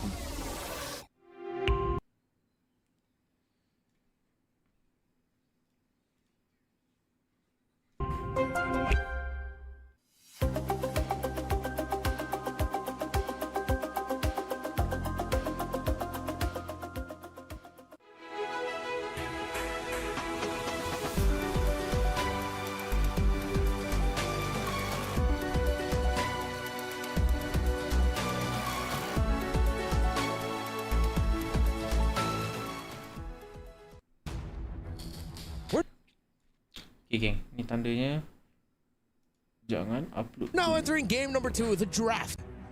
That has an EXP laner that can consistently deliver impact. You are on the way to becoming a top 5 team. So it's on the XP? Yeah, for the longest time, we've talked about how in the Philippines, Filipino teams are some of the best in the world, or the best in the world, because if you look at every team that won a major international or a major tournament, it's because an EXP laner showed up and went to work. So far, Nora on Team Ray Young, Luet for Aurora, man, they are putting in the work. That's what I'm saying. Yeah. When you have a hero that is as diverse and as, how do you say, utility as a Sora, she definitely put Team Ray Young on check. So if ever they wanted to force it to go to game 3, put her on a hero like that. Put her on a hero that sets the tempo for not just them but even the opponents. Yeah. Impact. Yeah, I was impressed because if I remember right, Luet, she died early on, right? Yeah. And then she made like a crazy setup. She flickered in the first minute. Yeah, so like that was the thing. It's like, whoa, is it a little rocky? You know, in the early seconds. Yeah. But then boom. Yeah. No, she makes this great setup, gets a double kill. She shows up when it matters. Yeah, she continued to do that on the Sora in game 1. It's just, again, I have to agree with you. I think XP lanes are so pivotal right now. XP has been in a really good position for a while, man. Nope. Here's the thing. They were, but they were kind of down in the past 6 to 9 months. And then suddenly when Paquito came back, when Yu Zhong came back, when Arlo came back, that's when. Yeah. But I mean, XP laners still have always been this kind of concept of, okay, we have to either be there to alleviate the pressure on our jungler, or maybe set things up, sometimes sacrifice ourselves for the greater good, you know? And yeah, Paquito was kind of nuts. I think that's why he got slightly nerfed, right? For like After 2 the buff. patches back to back. Two patches. But that's one of the main things is just, I think XP lane specifically, if you're an XP laner, is a really fun place to be in, you know, right now with the current meta. There was a time wherein, because of the Sora Valentina relationship, EXP lane was just boring. And then it got fixed eventually, and now here we are. Sora's back. I don't know if Valentina is going to once again, you know, haunt the draft amongst bans and first picks, but I like that we're going into MWI with an open meta game, with questions more than answers. Because imagine if we just came in and said, "Yo, this is the draft." The action between Team Ray Young and Aurora is still underway, but of course, it's 2 champions, 1 game. My Champions Pick event is now live from now until July 27. You can submit your predictions for the MSC and the MWI champions for a chance to win 50,000 in-game diamonds and MSC 2021-25 tournament skins. Don't forget to leave your picks under @MLBB Esports post for even more chances to win. Lock in your champions now and cheer for your favorite team. It's a lot of diamonds, right? It's a lot of great skins to spend diamonds on. Wow, look at that. The past half a decade of MSC. celebrated once again in the form of your favorite skins. I remember I was having a discussion with our friends from Moontown back in the back. It's like, for some reason, there was a hero that we were forgetting for an MSC skin. It was Nathan. There was a year where he was an MSC skin. Yeah. He was 20. What does that say? 2025? 2024? 4 or 5. Because it was Claude, Farsa. Farsa was 22. No. Sorry, not sorry. Oh, yeah. No. From order, it's Atlas. Atlas 23. Farsa. Yes. Atlas is 23. Oh, Atlas 23. Then Yeah, 21's Claude. Yeah. 21's Claude. All right. Now we remember. So this is one hero that was banned out earlier by Aurora on the blue side. Now they decide to open it. Guinevere is one of the few utility junglers that were unaffected, generally so. So that's why I think they committed the ban, because she's one of the safe ones. Similar to why you mentioned Barrett's earlier. Yes. So I hope that they don't swerve this and put it into the hands of Nika. I'm not saying she can't do it, but most jungle Guineveres, I'd say like 9 out of 10 are not a good idea. It's a no-go. In recent memory, only Team Falcons PH were the only ones to be able to pull off the whole... No, not Team Falcons PH. Smart Omega. Out of MPL Philippines was the last one to go, let's try this. Yeah. Wait, sorry, Gwyn Rome or Gwyn Jungle? The switch up. Oh, the switch up. Yeah. When you for sure thought it was going into the jungle. And then it went wrong. It's rarely a good idea. But dang! Not only that, but there's a Minotaur, and then the Gourd comes through. All right, okay. This is what I like now. This is what we're expecting for MWI. New orders, new heroes. Minotaur has been a pick that we were looking for, even during the wildcard for MSC this year. So now, showing up very early on, day one, great. And we don't know where this Badang is going. There's a couple of flavors of Badang. Yeah. More than half of them are roamers, but then, there's a small group who just throw it into the EXP lane and make it work. Yeah, that's not me. Yeah, I'm looking at you, Diablo out of Ignite Gaming from Singapore. So here's one hero that, straddles the line between fighter and assassin. There's Suyo. Yeah, Suyo kind of fell off a little bit in the meta. I feel like this is maybe a start of where he comes through again. Certain teams, certain players still can really utilize the Suyo in the jungle. But I'm wondering what are they going to use to beef up this lineup though from Team Ray Young? Quinn. Quinn is like red 5 queen right now. So it's just whatever they need, throw it on her. Last pick. Impressive. Who chose this? Did Coach Ethan choose to go blue again? Or first choice, blue side. Home side is Team Ray Young. So Team Ray Young said, let's go red. Yeah. Wow.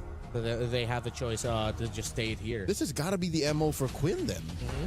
Because now that you asked the question, I'm looking at the answer. It's just whatever else they need in that slot. Yeah. And I like how Aurora still respected the Hanabi. Again, no hate on the Hanabi from game number 1. You saw it and it did work out. And then Quinn, this is something that I wanted to say earlier. Man, how she played the Hanabi, she's really maximizing the sidesteps in between basic attacks. Yeah. There were some moments where it's like, oh, she's for sure getting caught. One little sidestep to the left, to the right, and it's like, how are you making this look like you're in the Matrix? Yeah, it's surprising, or Footwork. maybe not so surprising that a Hanabi gets a win in day 1 of the MWI. Cassius Clay, it's like a young Muhammad Ali. It's just the move, the footwork. Yeah. No, it's like you said. Float like a butterfly, sting like Hanabi. Oh. I'm pretty sure the saying sounded like something like that. Something like that. But Leo did mention that Quinn was she's gonna have one of those moments, in game 1, because you have the Hanabi and the rest of the composition, you could just kind of maneuver your way through those fights, and that's what we saw. But she's gonna get the Claude this time. Whoa. All right, some hard hitters here. And if this Freya is left unchecked, despite there being the presence of Badang and Lilia, a lot of Freyas can make it work. It's up in the air right now if Aurora do have a Freya that can make it work. Clint. It's an XP Freya. Yep. Okay, partially. Esmeralda, there you go. There it is. I think that's because they knew the trade was happening. It's Freya Esmeralda currently. Freya was mentioned to us, by LaFell. Yep. So both teams have fragile front lines. Badang isn't really even a frontliner. Yep. And neither is Esmeralda. But they're both fighting off against, again, a better formation for Aurora because they have clear artillery. And then for Team Ray, it's more mobile. It's more, where can we get Quinn to go? And where is the best place for Miku to drop the reliable burst? Yeah. Weirdly enough, I feel like this is going to be XP dependent again. Luet and Nora really need to find their timing because if you look at the other pieces, it's really up in the air. if you're the Claude, you go in at the wrong time, you're gonna get blasted by damage. Yep. But then if the EXP laners can go in and find their entries at the right time, whoever can live longer and deal more damage between the Freya and Esmeralda, the winner there. Alright guys, tonton dah buat perlawanan yang kedua. Tim Ray yang menentang We're going to find out here as we jump into this game at 2. We'll see if we get the extended series or not. Of Team Ray Malaysia Young menentang pushed with Quinn's Mongolia, Academy in guys, game 1 to end it. We'll see if Aurora Gaming can bring it back, make things happen. Whoa, a lot of early aggression on Zulana. She, yeah, they're feeling the pressure. Man, that combo is deadly. Ooh, again, that's the Lilia and the Badang's damage output just being put on display here under the first minute. Luet Nora, at least this is maybe one place on the map that Aurora can actually call the shots. Oh, kena Despite freeze the minion Freya Esme. making shields and the Esmeralda taking it away, the damage output this early on from Luet is unmatched. Yeah, she, I believe, she did get the Purify out too from Nora. So Nora will want to be careful here. Look at this. Minion. And that's with the 15% damage reduction from the shield of the turret. Yeah, that's tough. That's why you have this response from Team Ray Young, just in case. Bagi XP Luet's dulu gonna ni. go ahead and just spot out. Ketinggalan. She's not going to be convinced, so she's fine up there on that top side. One thing I was going to talk about too when Renmar posed a question before we jumped into this was, I'm kind of, it's XP lane dependent, but I'm also just worried for Team Ray Young in the sense of if they get set up. Whoa, Nora. She's really threading the needle here, man. Yep. Whoa! Oi! Keyboy masih menggunakan flicker, masih lagi hidup. Nika, flicker juga. Asal spell dia orang tak tally tu? I was saying I'm worried for the amount of crowd control that Aurora Gaming's composition can throw at Team Ray Young because I feel like they're almost relying on the amount of mobility that they have. Between, Suyo being able to kind of dash out. Of course, you've got Claw with BMI. Black Shoes as well. Let's see how this pans out. First turtle, it's going to go for a reset. Orang dah ada puri ke? Alright. Olin Star Moon. Gwyn dah salah. Gwyn menjadi tumbangkan oleh Badang. Nampak gayanya turtle ni bakal jadi turtle yang percuma mungkin. With that free takedown, first blood drawn, Team Ray Young gets the green light, goes straight for the turtle. That's a win. I think Aurora kind of pushed themselves a little too far. down. Off camera, taking down Nika, and that's all going to the Malaysians. That's a deadly Chiboy on this Badang. 2 kills now on a roam like this. This is, and as aggressive as Chiboy has been throughout her, performances in MWI and the qualifiers even, this is not what you want to deal with if you're Aurora Gaming. This is what we were missing. Macam mana player satu apakah Zeno mana tu mana aku tahu. Dari US ke daripada Mongolia. I want you guys to shout Dari Chiboy. MSC berapa hari bulan pa? She's well on her way, having 2 kills. This is the thing too, the threat. I'm wondering tahu the exact build path that she's going to go here. She's already a big enough threat to run that quantum charge. 20 something kot. Tanky enough Suedo tank, Lagi if semua you will. spell tak teli menjadi bahan lah. I think she's on her way to a Thunderbelt. So once that Thunderbelt's locked in, even more of a threat. But I'm just wondering if there's a time where Aurora Gaming's lineup, now that they have this level 4 available, if that setup potential, the crowd control I was talking about between the spatial migration from Guinevere or even the Fury, right, from Nika, is too much, and it overloads Team Ray Young on their approaches in these team fights. Yeah, there is Sebab ni dah HD, gambar dia still ada macam crack. Ideal aku rasa kena tukar yang EWC punya lah. Aku rasa dia restream EWC punya ni. How is Aurora going to find that position? 4 minutes in, about half a minute Oh, before. Nora dicari, masih lagi ada Purify sebenarnya. Falling Starmon sebelum digunakan. Purify telah pun dibazirkan. Impressive how she's able to cross over scot free. Blazing Duet. Flicker digunakan oleh Clean. Badang juga dah guna ulti. Nampaknya ada Kato engage. Mungkin tidak. She's going to back up. Nora's still here. Miku as well.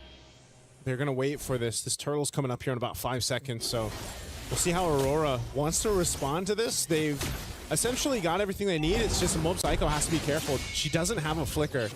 So she's going to rely on it. Oh, Minion Fury. Ultimate. Green combo. Keyboy guna flicker. Turn down. Agaknya turtle bakal jadi turtle yang percuma mungkin. Ya. Mati Nora. Salah jalan ni. Boleh sedut shield. Boleh hidup lah. still. Anu here going 1v1 against Miku. Still jumps in, dashes back out. Aurora happy with the win, slicing that lead in half. And Leo, that's exactly what I was talking about. You know, that kind of combination, that synergy of what we just saw with the Minotaur plus the Guinevere Trampoline. Bawah You're in a dapat. fun house. You know, if you're Team Ray Young, Aurora fun house. Yeah, that's exactly where you find yourself. Oh, Counter engage. Badang guna ulti, Nika. Nika in trouble. There's the God guna ulti, Mystic Gas. and that's a free pickoff. Keyboy down. There you go. Aurora Gaming finding themselves the little wins here across the map. Team Ray Young, they need to respond to that. That's a huge presence from them, though. 4 players down bottom. 4 dudes. The rest of 4 girls. The rest of Team Ray Young was elsewhere. Yep. Hey, Zulana now, I was wondering when they'd get the anti-heal. But since she had a great start, you know, 2 kills in, you got a glowing wand already. And she's about to get the piercer. She's going to go for the piercer That's a build. piercer. Yep. That's exactly how you make it work, because you know that Zulana doesn't have to be up in the thick of things. She can just wait for the setup, the trampoline combination, if we're going to call it that, and then just gush. And if you start getting the Sky Piercer procs, you're good. The Mongolian bounty house. Yeah. You take them for a ride, man. Somebody's birthday somewhere. Nika here jumps in, engages, forcing Tan to back off. Chiboy gets spotted out of the pixel brush, drops the break, puts up the wall, denies Anu the entrance. All right, Turtle's coming up here in just a second. It's been pretty much quiet here after the setup that we saw from the last one, and then the play down bottom. Team Rayon definitely kind of slowing the pace a little bit to be a little more cautious on their entry points for this. Turtle spawning now. Little projectile. Oh, Mini Fury. Flicker pada Keyboy. Mino dah ulti, Green dah ulti. Peluang cerah untuk Malaysia untuk dapatkan turtle. Atau cari orang. Keyboy conceal. Turtle diamankan untuk turtle yang ketiga. Final one of the game. Turret almost get taken down by Mob Psycho as Nora dances around too, pushing him back. Supposedly boleh perang dah guys sebab ulti besar dah keluar. A menace with the amount of shields that she can get here, and 2 orang.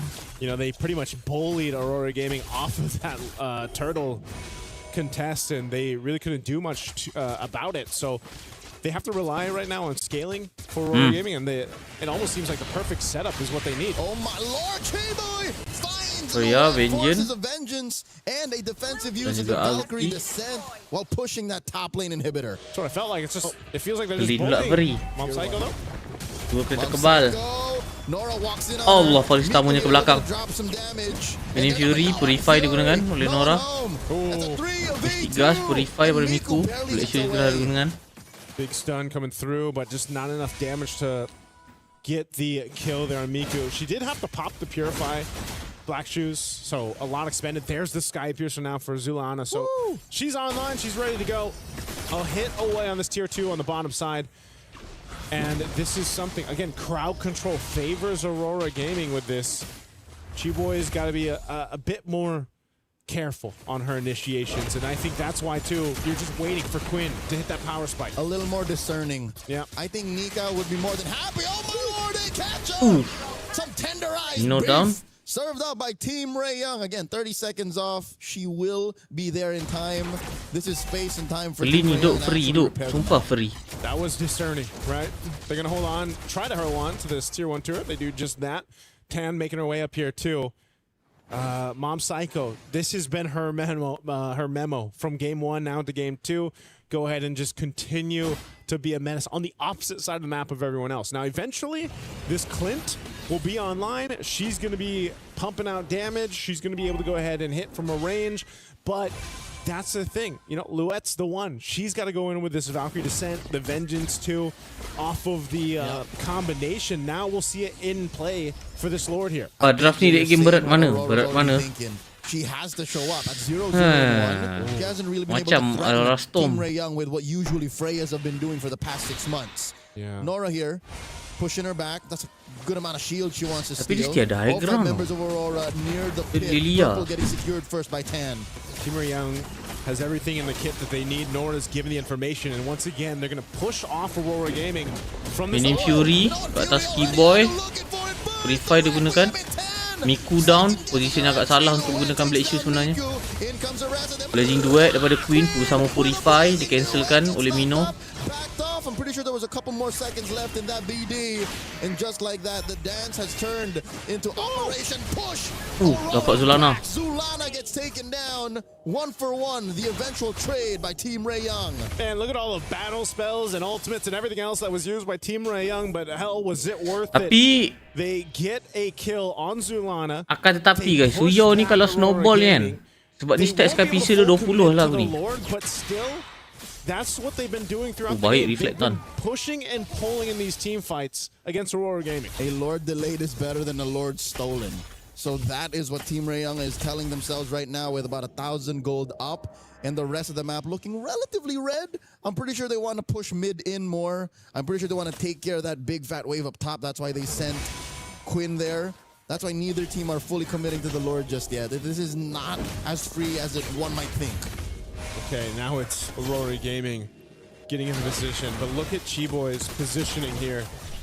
They might try to make Sebab dalam team fight kan, Aurora ni kuat ni. Take this tier 2. It looks like they're going to make that Kira call. dorang Mino, Aurora Gaming has Billy, to respond to this. They don't want to get Win. cut off in a bad position. God, Mini Fury, Black Shoes digunakan, Miku down. Aduh, hero high ground lah tu.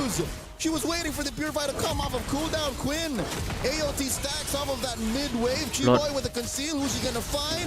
Finds Luet. Boleh perang ah. Serius, dapat 2. Allah, tutup pula dindingnya. Lompatan Parugi. Blazing Duet, Queen got down. Quinn finds Zulana behind tier 1. The Battle of Lord. A 16th of its health. Better retribution. Lord dia dah amalkan oleh Clean. Nika guna flicker boleh ni. Go. Snowball 40 stats Sky Bisa untuk Suyao. It was time for Mom Psycho to step into this game, and she does just that. Here's a replay. Great setup, and this Blazing Duet was held on a little bit longer. Quinn will capitalize the kill on Zulana, and then this was just a face-off, a dance for this one. But Mom Psycho ends up securing the Lord. Highway robbery at point blank range. Who'd have thought it would be the sheriff who will commit the drive-by? 17-5. They made it happen.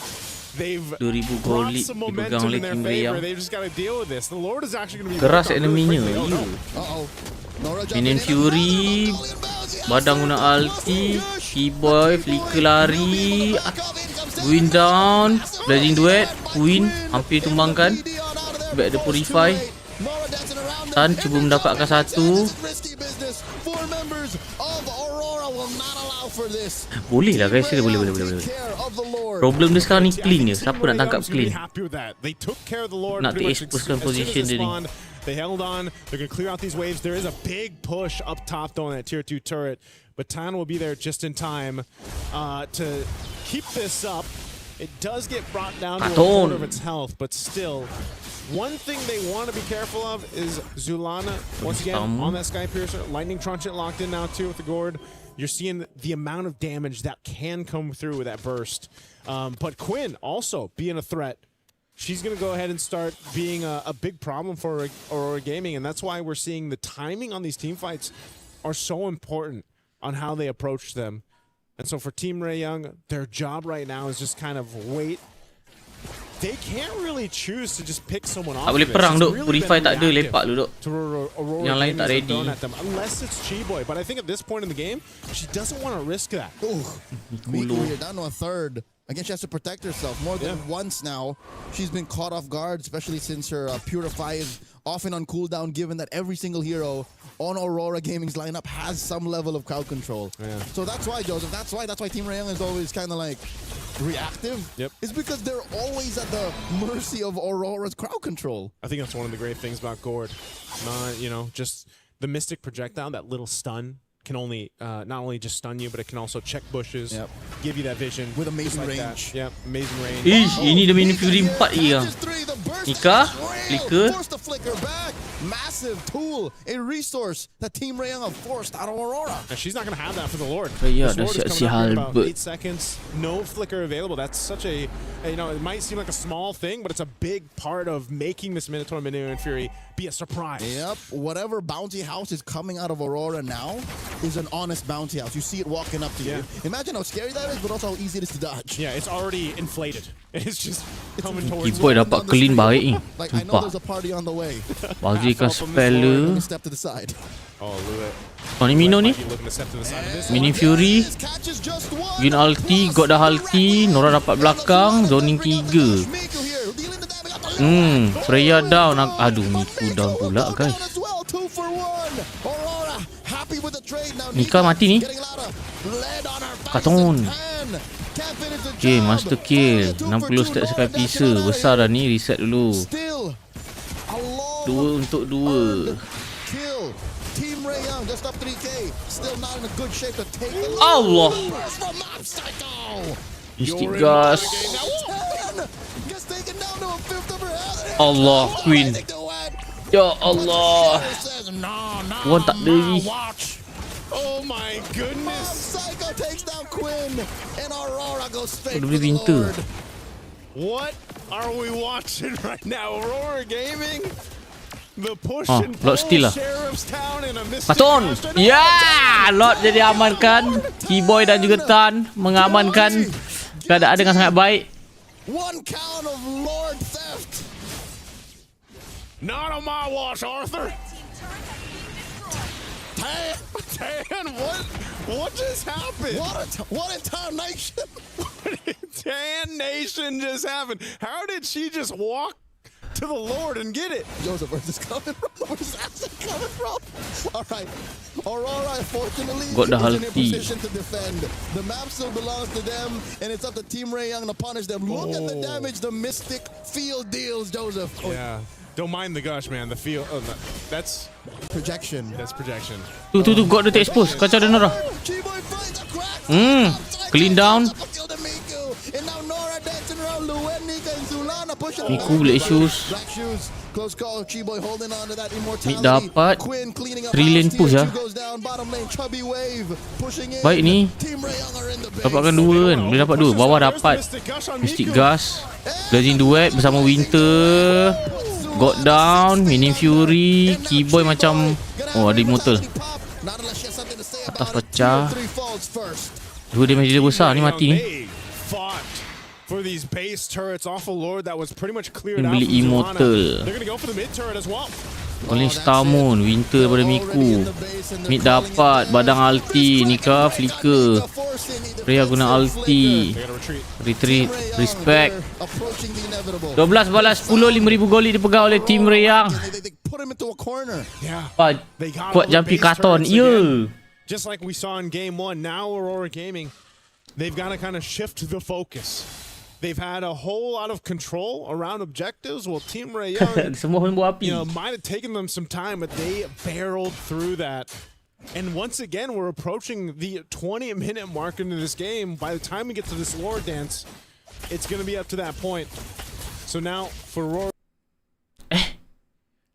Gaming, they've got to make their own adjustments. Badang ulti. Going for Luet to actually expend an ultimate for this. Oh, lompatan terkena ke atas.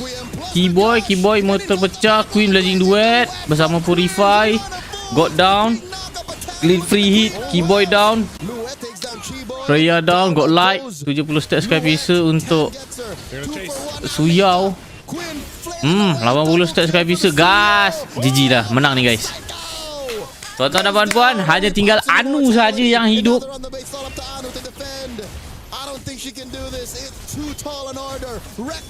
Tan di shutdown.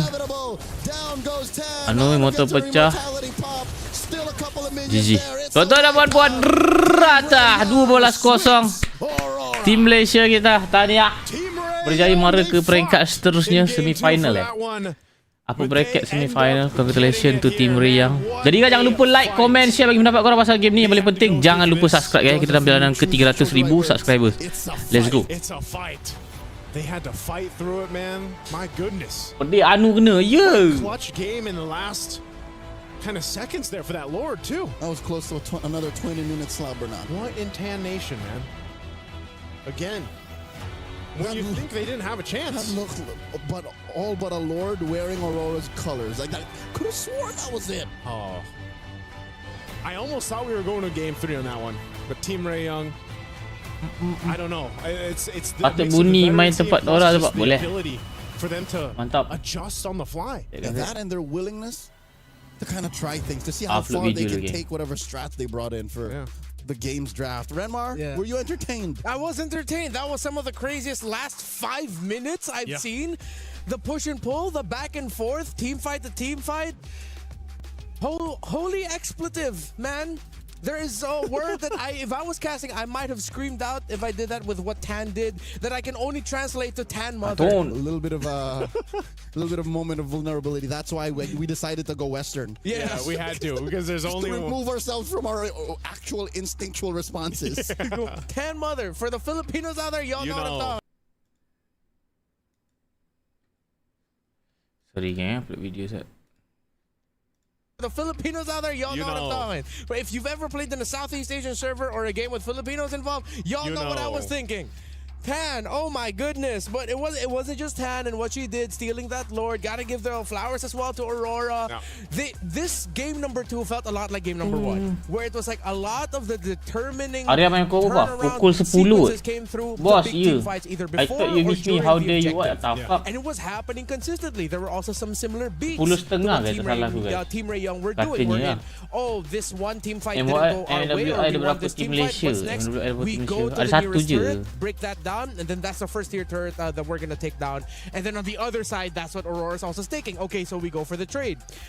These two remind me of each other way too much. Like sometimes you could cover up the name and I could say, oh, that's actually Team Ray Young. Jangan sentuh.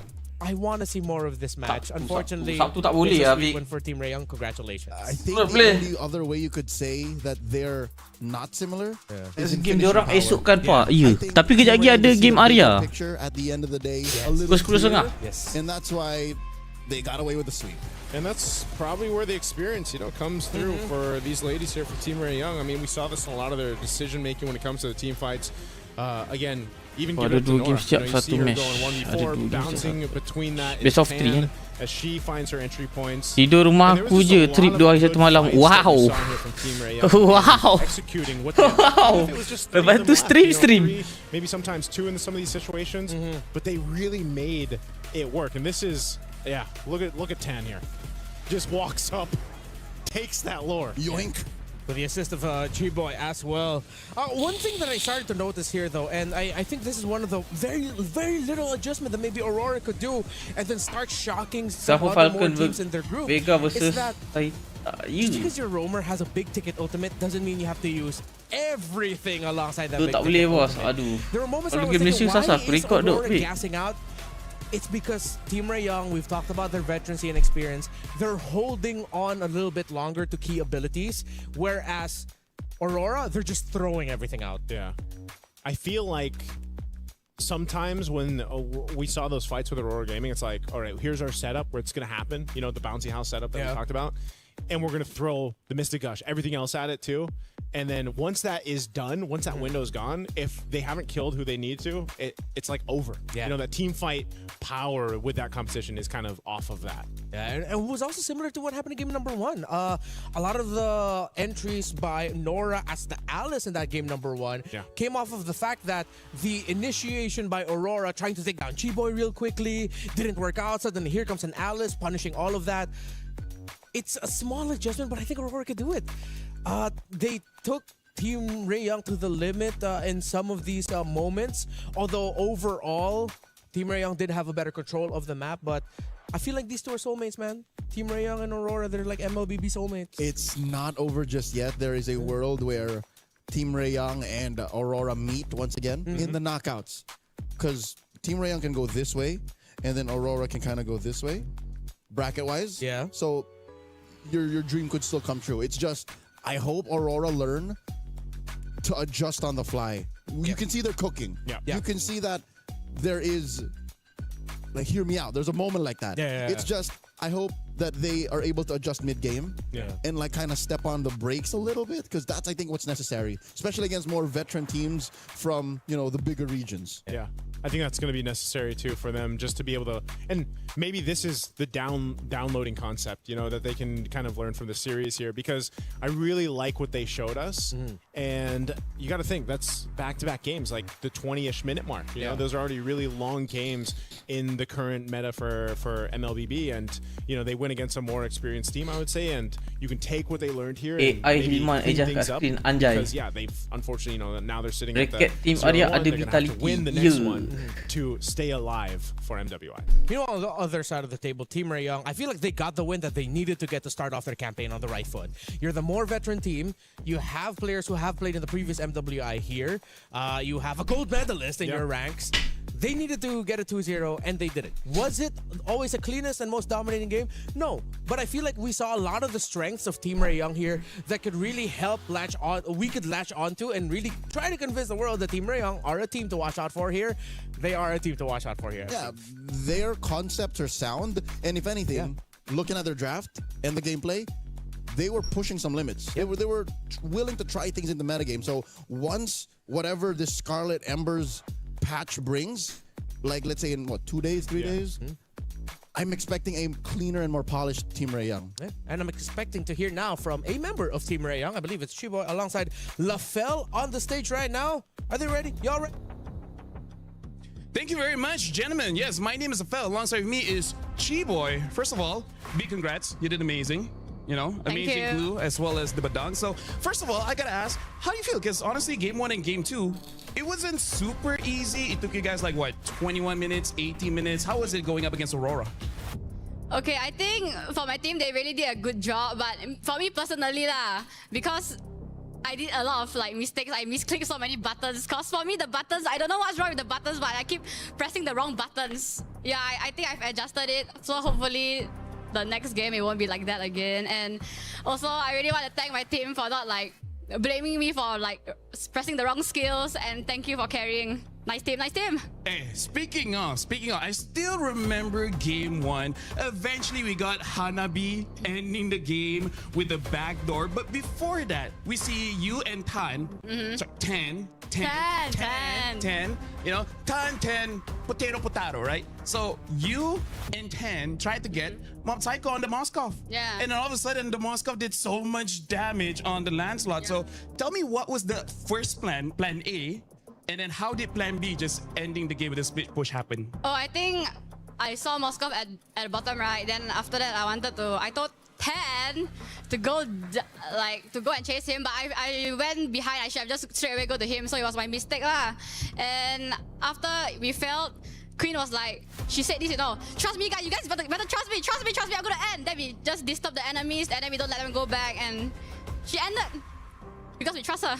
Hey, you know what? Trust is very good. And see, good on you. You pressed the wrong buttons, but you made sure that the Moskov just couldn't come back. Now, talk about game number 2. Amazing badang as well. I gotta say, Mob Psycho seemed pretty strong on both games. But who was the real problem when you go up against Aurora? Like, who made winning very difficult? I think for first game, I think it's just Hirara, because I still don't understand the skills. So many skills. At one time, I played glue, right, and then I ulti her because I thought she didn't have skill, but she still got skill. Then second game, I think it's just like keep pressing wrong buttons, you know. Like first time I think I got 2 enemies, then I second skill, and then I wanted to ulti, right, I pressed the second skill again, then the wall's gone. Well, nice try. Nice try, say la vie. Now, here's the thing. We gotta talk about your upcoming opponents, right? Who do you think you're going up against? Is it Falcons ID or Zeta? Falcon ID. You're wrong. Wrong? It was 2-0 Zeta. So wow. Yeah, I know. Wow. Like wow. Like how do you feel about that? Because I didn't watch the game so much because I was watching you guys, but then when I watched the scores, like that's very interesting. Wow, that's an crazy results. Unexpected. Do you think you can prepare for that? Can. Why not? Hey, there you go. So this is Chiboy or Keyboy. It's Chiboy, guys. Yep. Remember it. Speaking of, 10 did amazing. Could be 10, but we're gonna be calling 10. 10. Thank you very much. And now, here's the thing. Stream B, we still got more games going on. So we're going for a break, but when we return, we're gonna start the second best of 3. We'll see you guys then.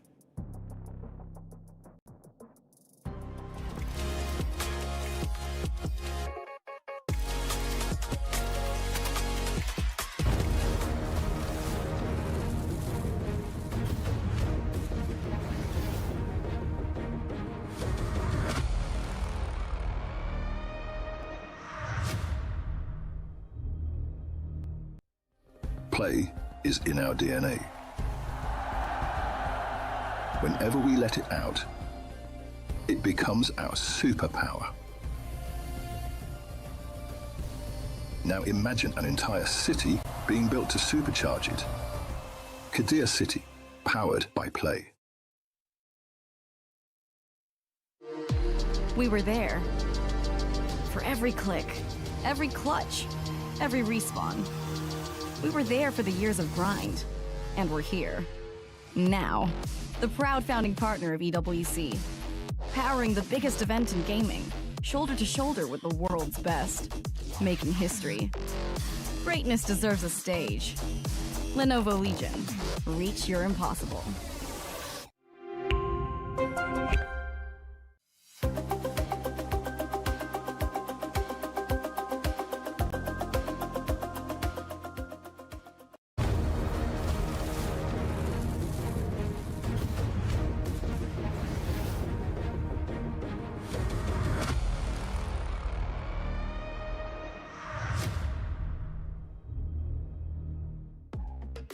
A lot of learnings there, especially the surprising result that happened in the match in Stream A where Saita, a team from China, swept the team that a lot of people were looking at as one of the strongest heading into MWI in Team Falcon's ID. But before we expand on that, I just wanted to get it out there that I was very surprised. Still here, of course, with Leo and Naisu.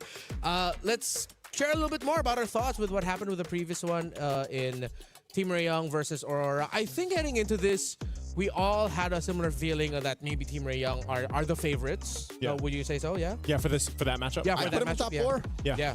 Oh, Team Rayong. Yeah, he are did in his top 4. predictions. Oh, actually no, I didn't get to do my predictions, so I wasn't. But a team that could beat Navi Malaysia definitely got to put them at least in the top 5. That's true. I definitely think they were favored. But I again, yes, it was a sweep. I liked what we saw from Aurora Gaming. I think they really fought hard for that. Just unfortunately, I mean, they went the distance, right? They're 20-minute games. Yep. Game 1 and game 2. So. They were entertaining, yet still a legit threat. Yeah. There were moments when I thought, if they could wipe out Team Rayong right here, right now, we're going to game 3. I thought we were going to game 3. Like, that's the thing. There was definitely some moments in that in game 2 where I was like, yeah, Aurora Gaming's got this. So I almost like Hirara now. But as Chiboy says, sometimes I don't know what the hero does. So. Hey, I'm pushing the buttons too, Chiboy. You know, she's not doing what I want her. Yeah, it's one of the difficult things to understand about Hirara is she said the most. She said, okay, this is why Chiboy, especially after MWI 2024, she was one of my favorite personalities.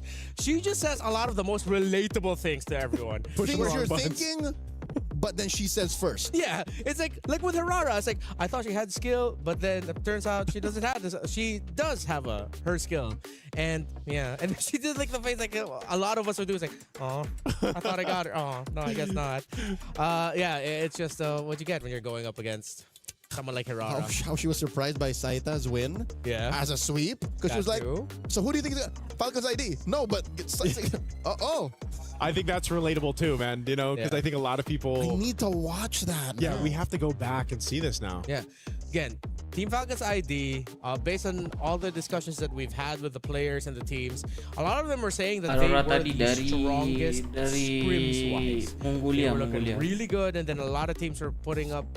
there were even some teams saying that, they might actually be the ones who give Vitality a run for their money and would predict that they'd win over Vitality in the Grand Finals. But then starting off your campaign with a sweep loss to...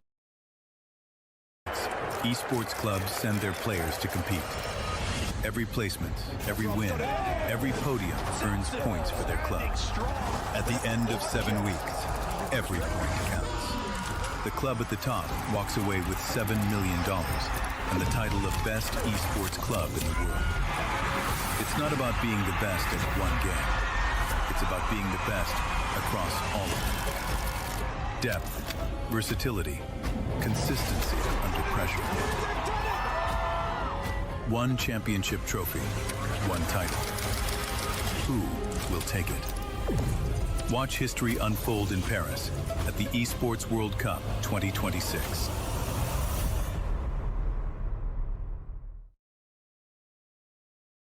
There. For every click, every clutch, every respawn. We were there for the years of grind, and we're here. Now, the proud founding partner of EWC, powering the biggest event in gaming, shoulder to shoulder with the world's best, making history. Greatness deserves a stage. Lenovo Legion. Reach your impossible.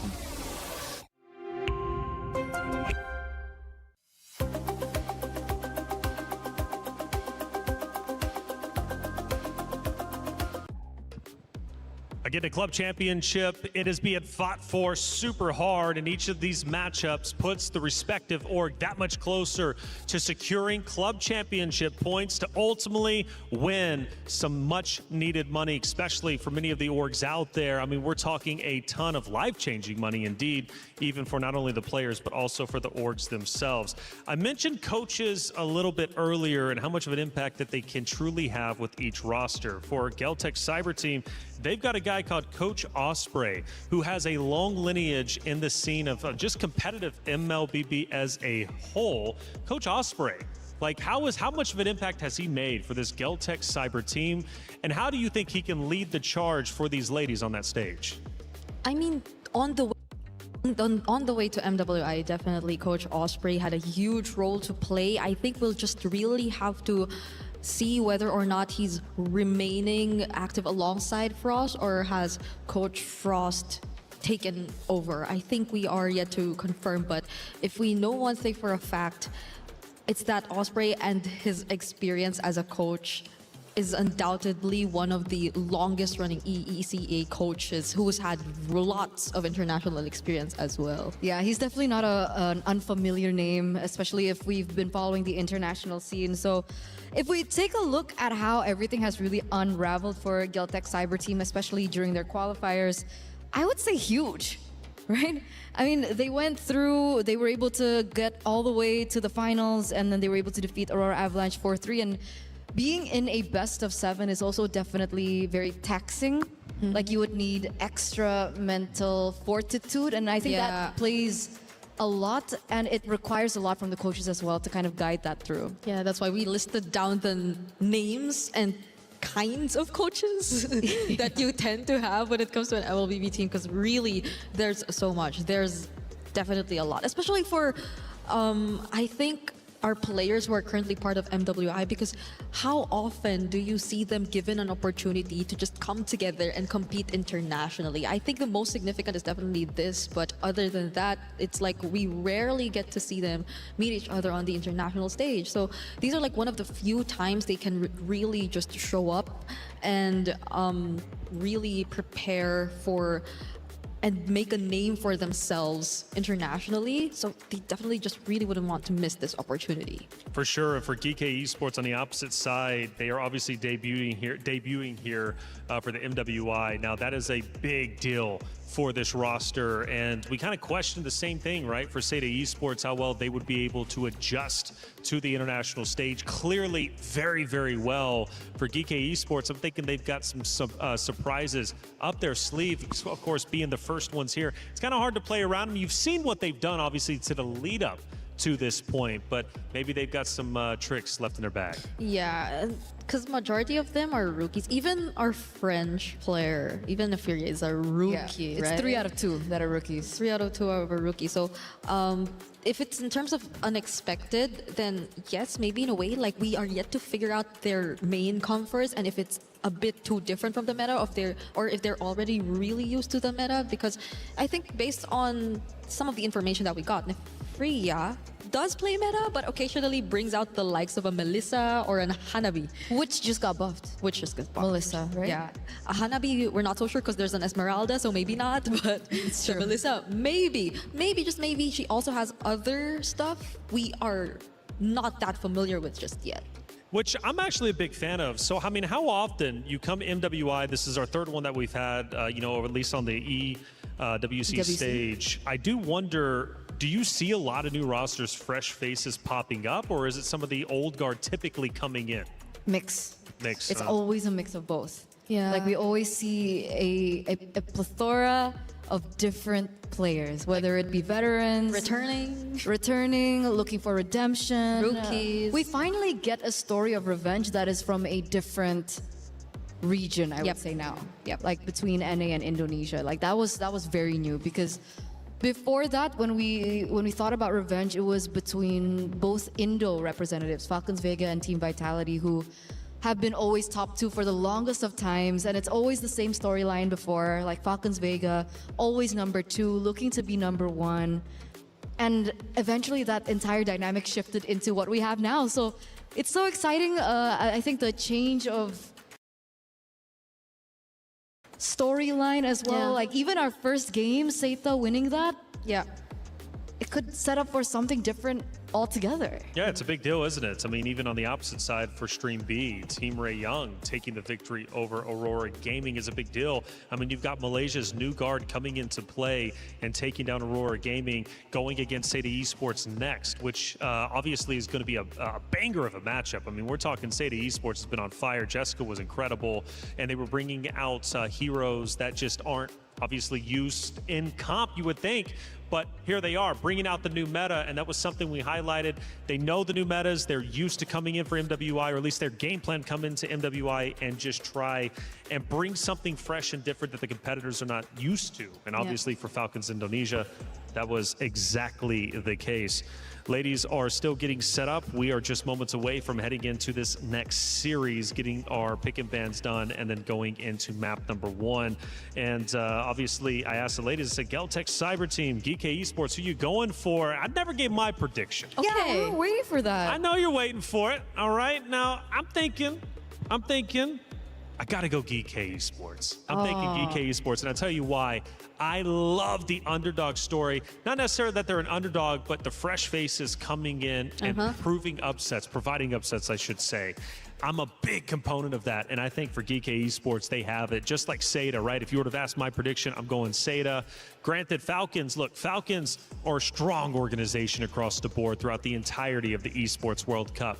But week 1, they didn't get a lot of club championship points. They've got 2 great teams here that could definitely fight hard and hopefully at least make an impact. They need to get those much-needed club championship points. For Falcons Indonesia, though, they're going to have to fight extra hard throughout the lower bracket.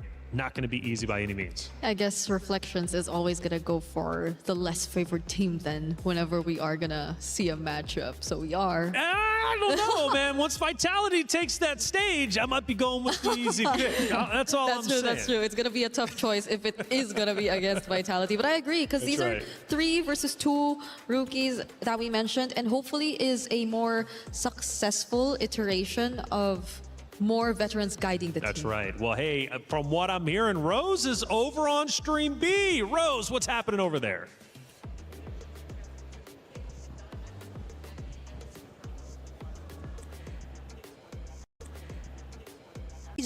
We have just recently wrapped up the first match of the day in Stream B with Team Ray Young winning 2-0 in a dominating fashion up against Aurora. And we are currently on standby as we are to enter match 2, where we will be witnessing Virtus Pro going up against Twisted Minds. Will this game be another upset, or will we all be surprised with the results? That is it from us over at the secondary stages. With that, throwing it back to you guys. Thank you for the update, Rose, over there on Stream B, laying down the law. Team Ray Young, as we mentioned, a 2-0 win over Aurora Gaming. Coming up next on Stream B, Virtus Pro versus Twisted Minds. Anytime that I hear about these 2 organizations going against each other in any esport, I can't help but get excited. Me too. And this was one of the teams that I mentioned earlier on when we got into the broadcast, right? Twisted Minds, a very unique team, being able to go through from the Mekong qualifiers. And they've incorporated such a unique lineup, very Indo-coded. Jin Chao's there in the gold lane. And we got to actually see them, I actually saw them at the airport. And I was like, you guys confident? Yeah, it's been okay, but I've been hearing that there are communication issues. So no matter how professional these teams are, no matter how professional these players are, when you unite a particular team under different banner from different regions, communication is going to take its toll, because their coach is also Indonesian. It's Nasi Uduk, Coach Nasduk.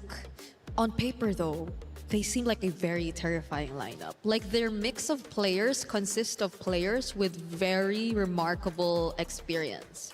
So you know for a fact that she's also made waves even in previous MWI. Chin Chow, again, we're so used to seeing her rivalry within Indonesia, but now she's exploring outside. Chin Chow and Shell. Yeah, that's another layer to the story that we're currently talking about. And the other players as well, Mei Lane, Daisy, Kao, every single one of them, and the kind of flavor that they bring to this lineup and the difference that they make. So I agree. For sure, for one, communication might be likely an issue, but it's nothing that cannot be resolved completely. I feel like even for adjusting imports, there are just really like common and basic go-to terminologies because the fundamentals are pretty much already established. Like you know the structure of a game and how it normally goes. It's just the team and their unique approach that they usually have to deal with eventually. But we get to figure that out later on. That's a Stream B thing. So again, if you guys are watching, please. That's a Stream B problem. That's a Stream B problem. Stream A don't got that problem. We have a different... we have Vitality later on. That's right, Vitality, and then also Geltec Cyber Team, GK Esports, and Kyo obviously getting a lot of attention over here, especially from the side of Eterna, right? Being a big fan. And you know what? I can see why she's a fan. I mean, she was awarded as the finals MVP. She was making great clutches in a previous tournament, and you know, 7-game grand final playing Harley Leomord, right? She obviously has versatility. She can go in and make objectives hers, which clearly, as a big impactful player, I can see why she's clearly going to be a big impact for this Geltec Cyber team. But is it enough to take down GK Esports? Because we mentioned the veteranship earlier of, I believe it was Violet, right, coming out from the side of Falcons Indonesia, but that wasn't enough to take down Seda Esports. The veteranship sometimes can't get your team over the edge to take down the newcomers. Yeah, which is why I'm really hopeful. I'm really hopeful this is a more successful version. And that's what makes this matchup really interesting, right? We've been highlighting KOA for the longest of time, but on the other side, it's Electa. Do you remember Electa? Electa Final Blow? She also plays the Benedetta. I remember that nickname. Electa Final Blow. Electa Final Blow, Seda Esports, the final blow to Team Falcons Indonesia, who drops down. And we've got our first decider matchup to protect the key and your heart at the Esports World Cup. Team Falcons Indonesia versus Aurora Gaming, who also suffered a loss 2-0. Both teams have yet to win a map. Oh, that's tough. I know it's just been the first series, but you're already seeing an elimination match coming your way. And I believe these are being broadcasted tomorrow onwards, because today we're focusing on all quarterfinals for the first round. Yeah. So it's tough, at least for that group. But again, in Stream A, you get 2 matches from Group A, 2 matches from Group B, so we still have a lot to catch up on. And even in Stream B, we have to check what is happening over their side. But for now, we know for a fact that we are a few moments away from Geltec versus GK, and we are very, very split on the desk as to what our expectations are for this match. Yeah, we need another person up here. Well, then again, that would make it even more split because it'd be 4 instead Wait, of 3. don't say that. Don't say that. No. Stream A, best stream. Stream A, best stream. Stream A, best stream. If you say we need something, then Stream B are going to say, see, we're the better stream. Oh, yeah. We don't need All it. right? We don't need, you stay over there on Stream B. We're okay. That's right. Exactly. Although they do have a banger matchup, VP versus Twisted Minds is definitely going to be pretty incredible to watch. But we'll get one of those teams a little bit later on. And even our third series of the day, Vitality takes the stage. We'll get to see what form they're going to be in with the new meta. And things definitely will be heating up from that point forward. Geltec Cyber Team versus GK Esports.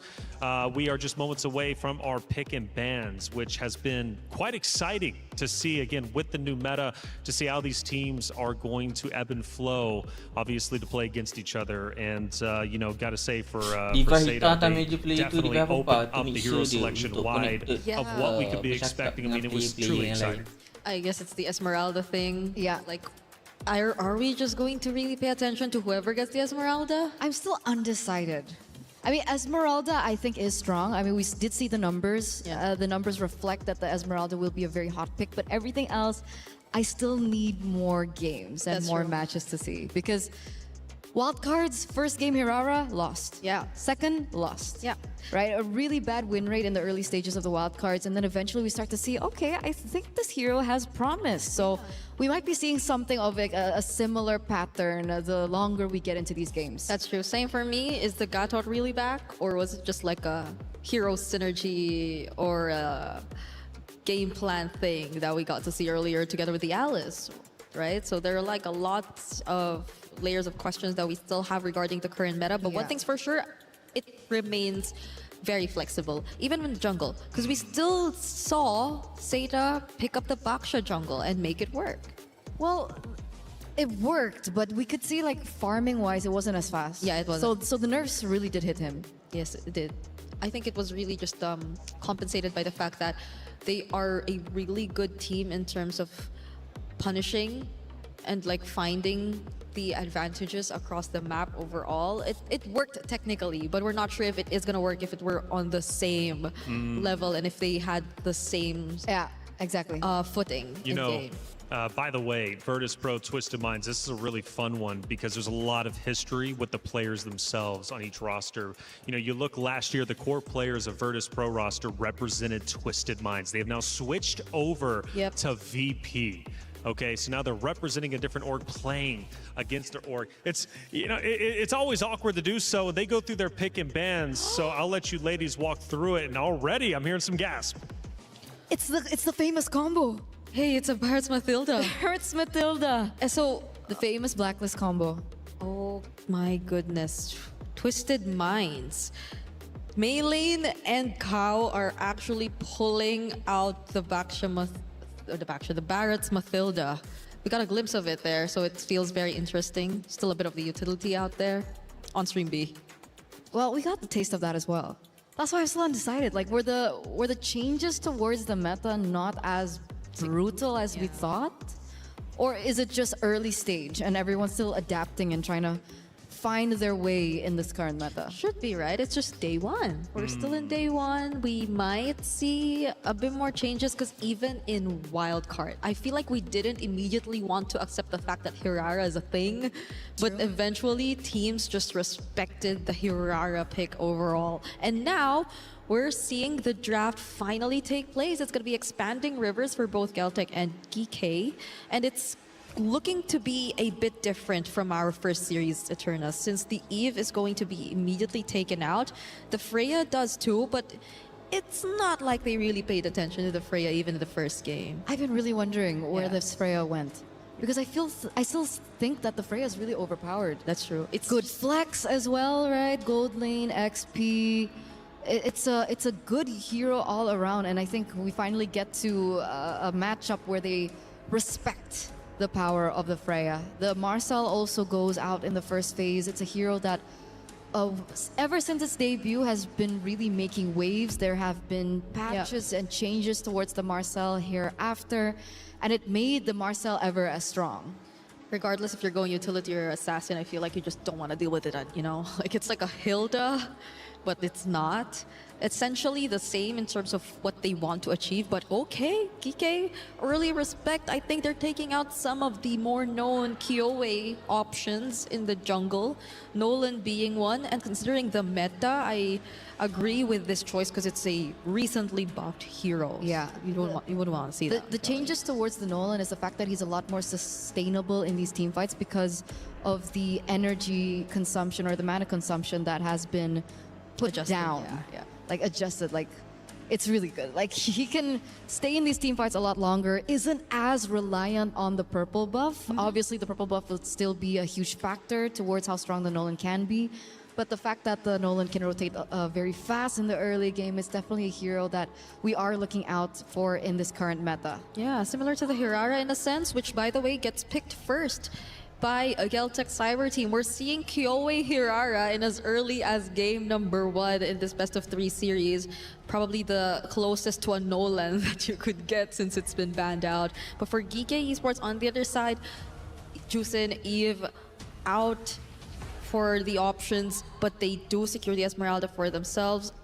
Another Baksha game. Immediately prioritized for Geekei too. So we're seeing a pattern. Yeah. Right? Hirara heavily prioritized. Claude is still definitely in the meta. Gold lane as well. Atlas Roam is also something that we've been considerably accustomed to even pre-MSC wildcards. A very quick Valentina pick though, and is it purely for the Fatal Links? I think Valentina might just be next in terms of the mid prio if we're talking about the mid lane picks that we actually really want to prioritize in the current meta. Since the Jusin and the Eve are out, Valentina might be their next best option, aside from the fact that yes, Geltec have already secured or shown us a roamer which could provide a really good option for their IMU ultimate. So now they take away even the Gourd and are just probably really making sure that Yui will get the better matchup in the mid lane, because things so far are looking great. They can expect so much help from the rotations of both the Esmeralda and the Baksha. These are really fast rotating heroes you're seeing from GK so far. Which is scary, They need to figure a way how to slow things down just a little bit for themselves, right? If we're looking at the bans, it does seem like Geltec is heavily prioritizing the gold lane matchup. Clint goes out. Wow. I'm wondering if they want to go for their Harith ban next, but I guess they can't go Harith because of the Esme. Do you think it's too much magic damage? I think it'll be the safe option, but it also, yes, might compromise their damage spread a little bit, because they've also already went with the Valentina Esmeralda, and we are yet to see where the physical damage is gonna come from. Okay, you know what, let's skip physical damage and jump straight to true damage. And this is a very interesting pick, because back in the day when Claude was the most #1 priority pick, which is kind of similar to as it was now, Leslie was the counter pick towards the Claude. But with so many changes to the Claude, with so many changes to the Leslie, is it still the case? I just played Claude into Leslie yesterday. The laning is still not fun. If it's the laning. But there are other factors that we have to look at, because it's a fast rotating Hirara Atlas 2 on the other side for Geltec. So we also are yet to find out what the mid lane pairing is gonna be together with the Atlas, because following this, what else is there? Like, if you want to just match them head on, there's a Lilia. Oh, okay, this is okay. This is a really good pickup. It looks very annoying for these close ranged heroes that GK have actually picked up so far, because you're leaning in the Baksha and the Valentina. Somehow you gotta close in to your targets. That's true. There's also a double setup for Geltec, right? They have the Atlas and the Terizla, so if their combo goes through as planned, it would be very great. But another unorthodox pick hits after the Leslie here for GK, as we do see now the Kufra being picked up as well. I don't know how much of a great time this Leslie is going to have. Leslie needs to go Purify, but she also needs Flicker, and now they're forcing her into a really uncomfortable spot. Yeah, at least in terms of the Claude, you have a way to just cancel out the Blazing Duet and just push him away. And same applies for the other targets who are closing in, but that's the thing. It's not just one target chasing after you. There are multiple heroes who can just jump at you, and you're just constantly forced to find or escape from all these setups. All right, well, it's time to get our game #1 started. There's been a lot of setup. Now it's time for action. It's Geltec Cyber Team versus GK Sportscasters. Take it away. Welcome to the Land of Dawn, folks. Thank you so much to the studio. After analyzing all of that, the drafts are in, and we have another Baksha game. So, is utility even dead? Is the question right now, right? Like, we mentioned a couple of times, me too, that like, I don't think we're gonna see a lot of utility. Definitely, especially in the recent patch. Although it really depends on the pilot, on who uses it, right? It's all about the mechanics, and so far onto our first half, or the first match rather, where Seda was able to go for a 2-0. It's mostly more of a balanced type of Irara on the jungle, which is kind of assassin, and then went onto the backshot. I think it really depends on who you place it with. But right now, I really like how GK placed Valentina and as well as Leslie on their gold lane, partnering it up with a Baksha jungle. And it's a crazy greedy choice. Hey, to mention it, you kind of have to go for the Purify. There's so many layers of CC that you got to deal with. Nefiria will go the different route though. It's a flicker on Nefiria. It's also lethal ignition and the weapon mastery. So all in on that greed. If she wins out of this lane, it'll be great. If she doesn't, yeah, that's it's going to be problematic for sure. Kyoe, very interesting pathing. Goes from the lizard straight into the gold crab, and now she goes onto the purple buff. I actually really like that. And honestly, if you're just looking at the draft, Geltec got a really good draft. Coach Osprey, I've rated him for quite a while now, and I'm very happy to see just a bit of Verso, even though we get to see him this tournament. It's definitely refreshing to think that they've managed to get a Valier out of Sonjike here against GK Esports, which is quite perfect in my opinion. And now we see some action happening here. And we see flickers already exhausted here for Sonjike and the others. For GK, they're just not yet ready to get into any skirmishes so far, because as we've mentioned, they will be having a hard time. A wild composition, but let's see how will they work this thing out here for game one. I mean, speaking of just pilots, in general, you said Baxia, utility jungle, depends on the pilot. I think it's the same for the Claude. It's almost like a hero that just has no counters if the right player is using it. Tokyo, so far, doing a good job. Going for the gold crab, actually takes it away from Nefiria as well, and that's what I'm saying. All comes down to how you play it. How you play it, how good you are. Good immobilization. Great start here as they get tempo and they go straight onto the neutral objective. Kuejo straight down below as well. Liuban already level 4. Oh, very nice zone out here for Kuejo. And as well as placing out the frigid bread as early as possible. Eliza with the jump. Sonjike will be able to back away. There's going to be steering turns here. Getting first blood here is Yui. Meanwhile, Sonjike with a trade-off of double for 1. Geltec getting most of the advantages here, and Eliza, even though that was a great entry point, just didn't have enough respo to make the most out of it. There you go. Just a really good start for Geltec. So far, it's just a turtle take. They were first onto it. It's all about tempo and building up, set up before the neutral objective. Meanwhile, for GK, I really feel like they should try to rotate onto Nefiria instead of going for those neutral objectives. They have pretty good rotation speeds. Tokyo this time won't be too fortunate to actually steal that away. Nefiria will be the one getting it. It really feels like, especially after that initial setup for Geltec, it should have just been GK looking for a trade up top, especially considering they got a winning lane for Nefiria against Tokyo. Yep, Brigida has already mentioned they actually tried the Claude onto Leslie, but now they're onto A5U. Kyoe is just going wild, and I think the meta fits her best, because it's one of her specialty when it comes to assassin type of things, and the mechanics just fits perfectly when it comes to a Hirara under her hands. And now they go easy on the initiations. That's a quite an Nefiria is the next target. Now they see the frigid bread. The flicker already baited out of her, and I think that is very crucial here for GK Esports. This is the gold crab secure, actually taken away by Sonjike. Over in mid. Good rotations across the board. The flicker burnt out means that if they do get prio over this lane, they can just rotate over again and it's going to be a free kill. Especially with the Hirara rotating over. Kyoe already utilizing the expanding rivers. The shield unity used up by GK. Electa using it maybe a bit too early as they go for the rotation up top, but Tokyo is very aware of what's happening. Again, it really just seems like Geltec will be the ones holding it. They're making things easier here for Tokyo, so they don't really think it's much of a threat here for Nefiria. As long as they get the flicker out of her, things are looking good. Now for GK, they're trying to force out some kind of vision, and it's still Nefiria. They come back to Liuban with the last hit. They go in with a Fatal Links. A4U or A5U going down immediately.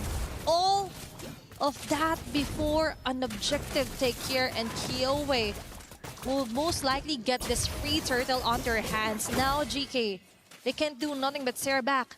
Easy turtle here for Geltec. Kuejo with a dive again. Perfect match coming down. Wow, the combo here.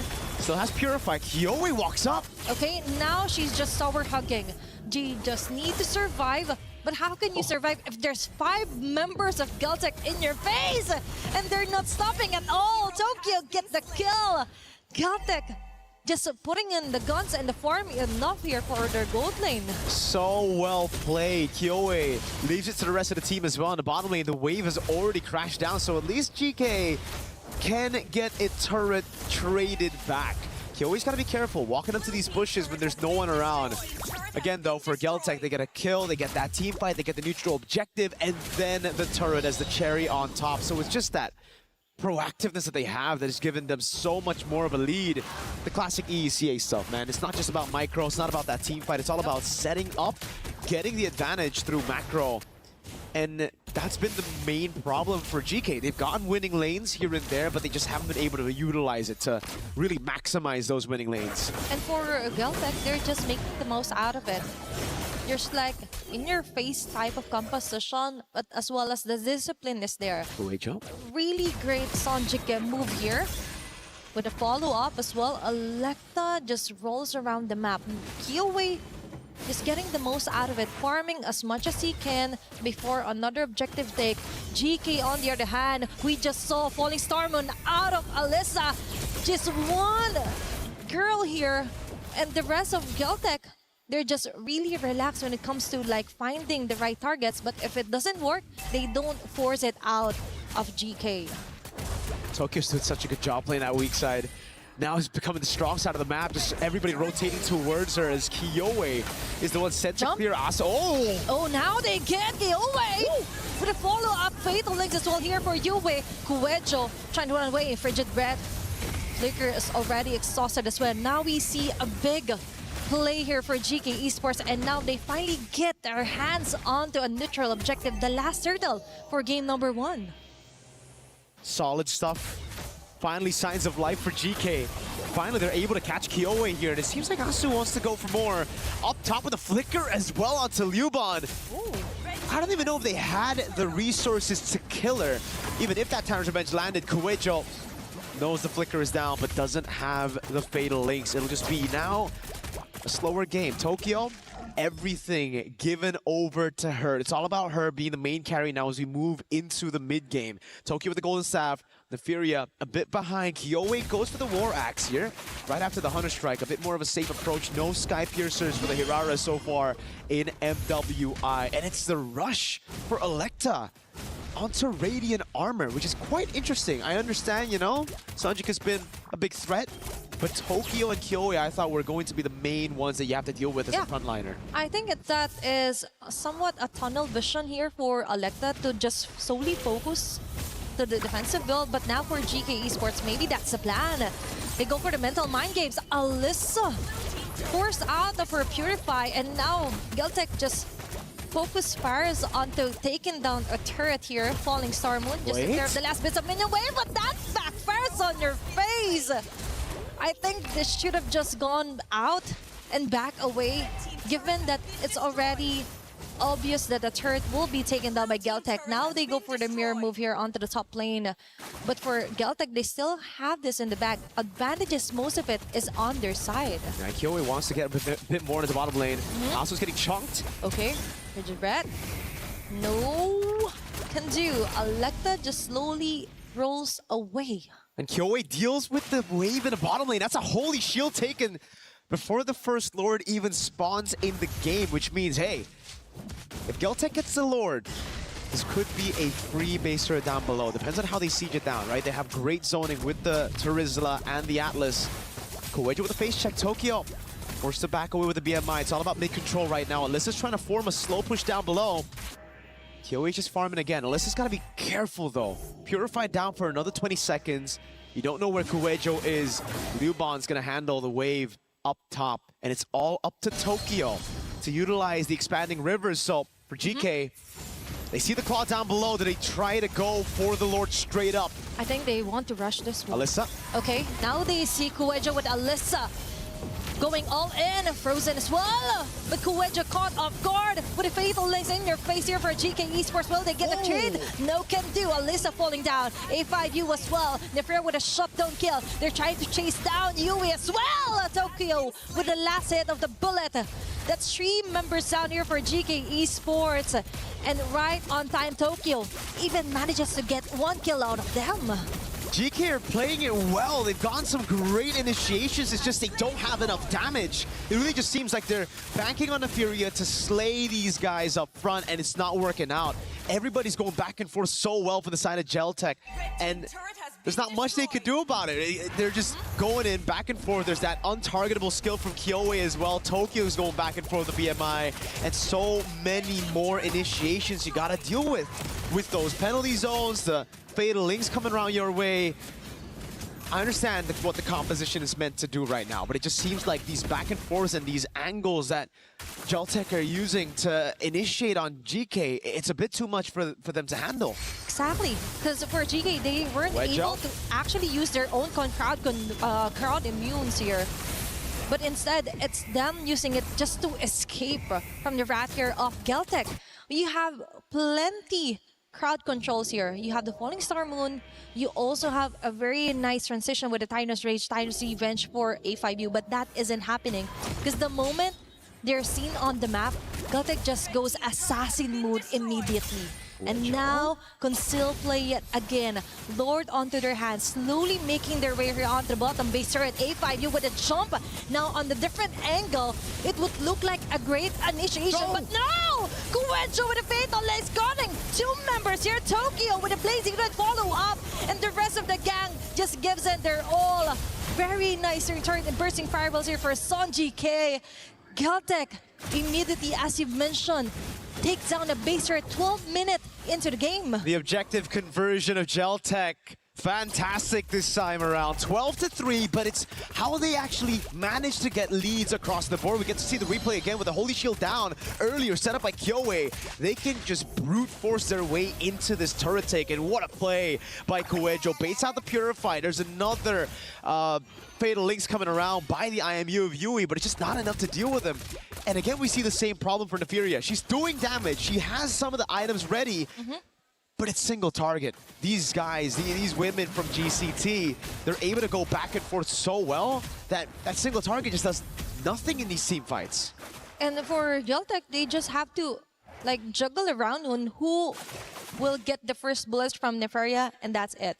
And then another one comes in like Liubon, and the rest for GK Esports can do nothing about it. This is the thing about being too tunnel vision. Linear damage as well is a problem here for GK Esports. The item build earlier as well was a bit of a question here for Alecta, but now we finally see an Antikythera onto her arsenals. And for GK Esports, they just need to hold on. But for Geltech, we see Coedjo as well. Planning another fatal links onto A5U. Alecta on their front line with a shield unity. Her sun's activated as well. But look at Liubon and Kyoe as well, ensuring those bullets and the fans hitting her in the face. Alyssa trying to run away. Basic and for Tokyo will be enough. A mega kill. 3-for-1 trade of Geltech. Still a good advantage. It's really just a battle front to back. That was a very questionable initiation that worked out anyways. It was an all-in over onto Roamer Asu. The rest of the team followed it through though, and they were able to get it done. Again for GK, Nefaria's been free hitting. She's just safe in the back, hitting, getting all these shots. It's the reason Liubon actually fell. So damage is there, items are ready. It's just now, how do you get past your front line getting bursted down before you can actually burst some of the other front lines? And the fact that they just have so many ways to get away. Look, again, Nefaria free hitting this entire fight, but not able to shred these frontliners down as fast as Geltech. They were the ones going at it. Look, right, Kyoe gets away just in time Tokyo walks up, and by the time Nefaria walks up, they're already gone. Okay, for GK Esports, we understand that they more on the dive type of composition. But what's a great mage to deal with those kinds of in-your-face jumps? Sonjika's Valier. She just pushes them away from the targets, and then the bursting fireball. Man, that's so wild. So GK on the other hand, now... Oh, Divine Glaive and the winner crown. Oh my gosh, now they're getting ready for the final battle. Okay, Oy. there's Coejo yet again. No fatal links connecting onto anyone. Now there's their time to punish them. There's bursting fireballs here in turn all over the place. And Neferia with a single bullet shots here will deal a little bit amount of damage, enough to shoo away Geltec here on the process. That's the thing. Neferia's starting to really hurt. Damage dealt ranking #1 in the game. Those free hits, those small wins have been paying a lot of dividends to the team right now. GK, they formulated this composition to just play for the hyper carry in Neferia, and so far, it hasn't worked that well. But right as we got to that 15-minute mark, we finally get to see how much damage she can actually output with the right items now in her pockets. Great reaction by Neferia. It could have been a real bad situation as Coejo went in with the fatal links, but again, brilliant reaction. GK are going to have to handle that. They're going to have to rely on Neferia constantly being able to flicker out of these engages from GCT. Because if Geltec get just one big penalty zone, followed up by a fatal links on Neferia, all of it goes down in shambles. But that's the thing. Coejo. It's kind of scary to put all your bags into one basket here for Neferia. It is. Because the flicker, that's too much of a CD. And for Geltec, they could just time it perfectly so that they will be able to jump in from the back here for Neferia. But that's the thing. Now, they just focus on to somehow make scarcity, make the jungling harder here for GK Esports. We're approaching the 17-minute mark, which is kind of good here for GK Esports because they're slowly building up their items that they need. Aside from just solely relying on the damage of Neferia, they have to be tanky enough to just go on the front lines, let Neferia go for the free hits. Now for Geltec, really need to be careful on who they will be targeting here. And when it comes to finding the right spots, and now the Lord available to be grabbed. A5U and Yui actually has a very nice position here. But Coejo already having the frigid breath. Advanced thinking. They spot Neferia. Now they go. Wow! Then the Fatal Links connects. Now they know there's no more flicker here. GK slowly crumbles down. Kiwi with a chase. A5U on a hot spot as well. Coejo with a double kill. Tokyo with an unstoppable kill. All those bullets targeting onto the faces of GK Esports. That's 4 women down. Now they have a single catapult minion wave here. They've turned to finish game number 1, and that is it. Geltec with a very dominant game win. That's the gamble you play with when you go for the Leslie and the flicker. Eternal mentioned it in the studio. If you're a Leslie, it's a gamble to take flicker. It would have been a gamble to take Purify either way just because of the layers and how many of you can just walk up to the Leslie. Still great reactions, but the flicker, and my lord. Just the vision to walk past everybody. To see that, yes, there's only one carry. There's only one person we got to deal with. All these frontliners, all this peel. You don't care. Won't be for anything if the main damage is down. The vision to look for that play, fantastic. Fantastic, and it was actually just that secured them the win. Could have been maybe a comeback for GK. But Geltec, they sealed the deal real quick right there. We get to see the replay again. Coejo. My MVP for sure. We're going to throw it over to the studio to dissect it even further. Maybe talk about that crazy dive. It was a Hail Mary, but it worked out. Neferia could not handle those many girls coming at her. Thank you very much, Athena. Mirko casting is electric, I gotta say. Game 2 will be underway very shortly between these two wonderful teams, but my goodness, what a start. For Geltec Cyber team dominating GK early on. Big early kills led to 2 early turtles, and they just spiraled from there. Yep, it was a game of whether or not Neferia could actually find the targets in the space. Because especially when, wait, what hold on. is going Actually, on? Did you change your pants? Why'd you do that? I got so excited as I was watching. I spilled coffee all over my pants. So I don't want to talk about it. But I did a wardrobe change. Yes. It looks great either way. Whether It it's does. white, whether it's jeans, hey, you're crushing it out there, okay? Hey, they're quick. A lot happens in a map, not only the gameplay, but also in the wardrobe changes. It's quite wild up here. Hey, it's been a lot of fun, though. It's been a lot of fun. It really has. And I've been learning from you, too, and I really appreciate it. Again, first time entering into a MOBA. MLBB is incredibly exciting. I'm really enjoying the action and the gameplay. And Geltec Cyber Team truly took advantage of their hero composition, specifically, right, Atlas, as well as the Valir. You mentioned controlling the mid lane. I felt like they did that very well. That ultimately, like I said, led to the Turtles, which gave them a gold lead early on. Like I said, I'm trying to learn. If I sound dumb, give me some leeway. We're going to get there by day 5, okay? But that early lead was quite significant. And on top of that, the early kills, because I think at one point, it was like 9-3 very quickly. And now one thing you mentioned, though, Bree, coming up was Leslie, potentially an uncomfortable spot, and Kufra as well. Value reduced due to the single targeting. These team fights just did them no justice. Yeah, I agree. I also, had to look for ways that they could really make use of this Tyrant's Rage and Revenge combo, because hypothetically they do find a setup. The damage is expected to come from a very single target hero in the form of a Leslie. You do have a Valentina, but the Valentina at that point had very little scaling accomplished due to the fact that they had to manage the matchup so much. Like the laning or the mid control, as mentioned here by Reflections, hasn't been as easy for their mid duo compared to what we saw from Geltec Cyber Team. Well, we set up not only this match, but also Stream B. It was Virtus Pro going against Twisted Minds. Rose, how's that series shaking up?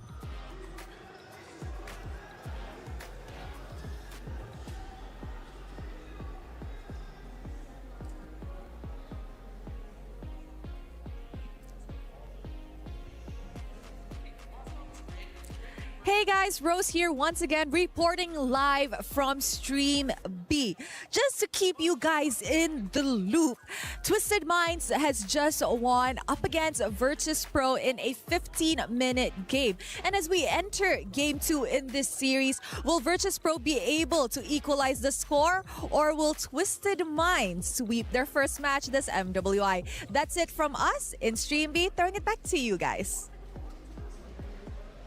Thank you very much, Rose. Again, 2 streams happening, multiple matches taking place at once. Make sure you have 2 monitors, 2 phones, whatever you need to stay up to date with everything MWI and Esports World Cup. Twisted Minds taking an early lead up 1-0. Virtus Pro, do we believe in them to come back, force a Game 3? What are we thinking? Eterna, come on. That's my girl.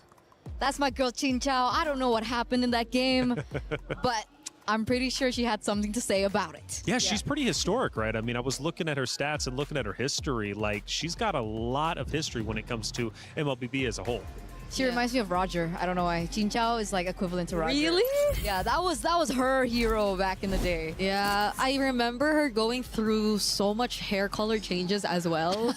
Like, I think she's been here long enough to have like multiple changes in terms of her hair color, because that thing doesn't wash away as quick. So yeah, she's like considerably a veteran in the scene, and I agree. She probably did shine in that series, and the trend so far has been 2-0, but I don't know if VP could break it. I don't know. By the way, speaking of hair color, I got a couple of grays coming in. I might have to take some advice from you ladies and get rid of these grays so I can look 22. I think that's what I am. Hey, check it out. Age gap. That's right. It was a great series, though, for sure. But it really was. Geekay Esports consistently trying to come back. We get down to our final moments, and it was Geltec Cyber Team just closing the door shut. And it was just a brutal team fight. That was beautiful. That was beautiful. I think Miracle mentioned it as well as he was casting Cuejo on the Atlas. Now, this really reminds you of how much of an amazing hero. This was the play. That was the play that really sealed the deal there for Geltec. The fact that she was able to find that flank, understanding that Neferia did not bring the Purify. She still had to force the Flicker, considering, the Leslie doesn't have an escape tool, which is why I was so worried about the Leslie pick earlier on. She was able to utilize that to her advantage, take her out, because at that point of the game, Nefiria was dealing so much damage, but luckily enough, they tunnel visioned on that. Yeah.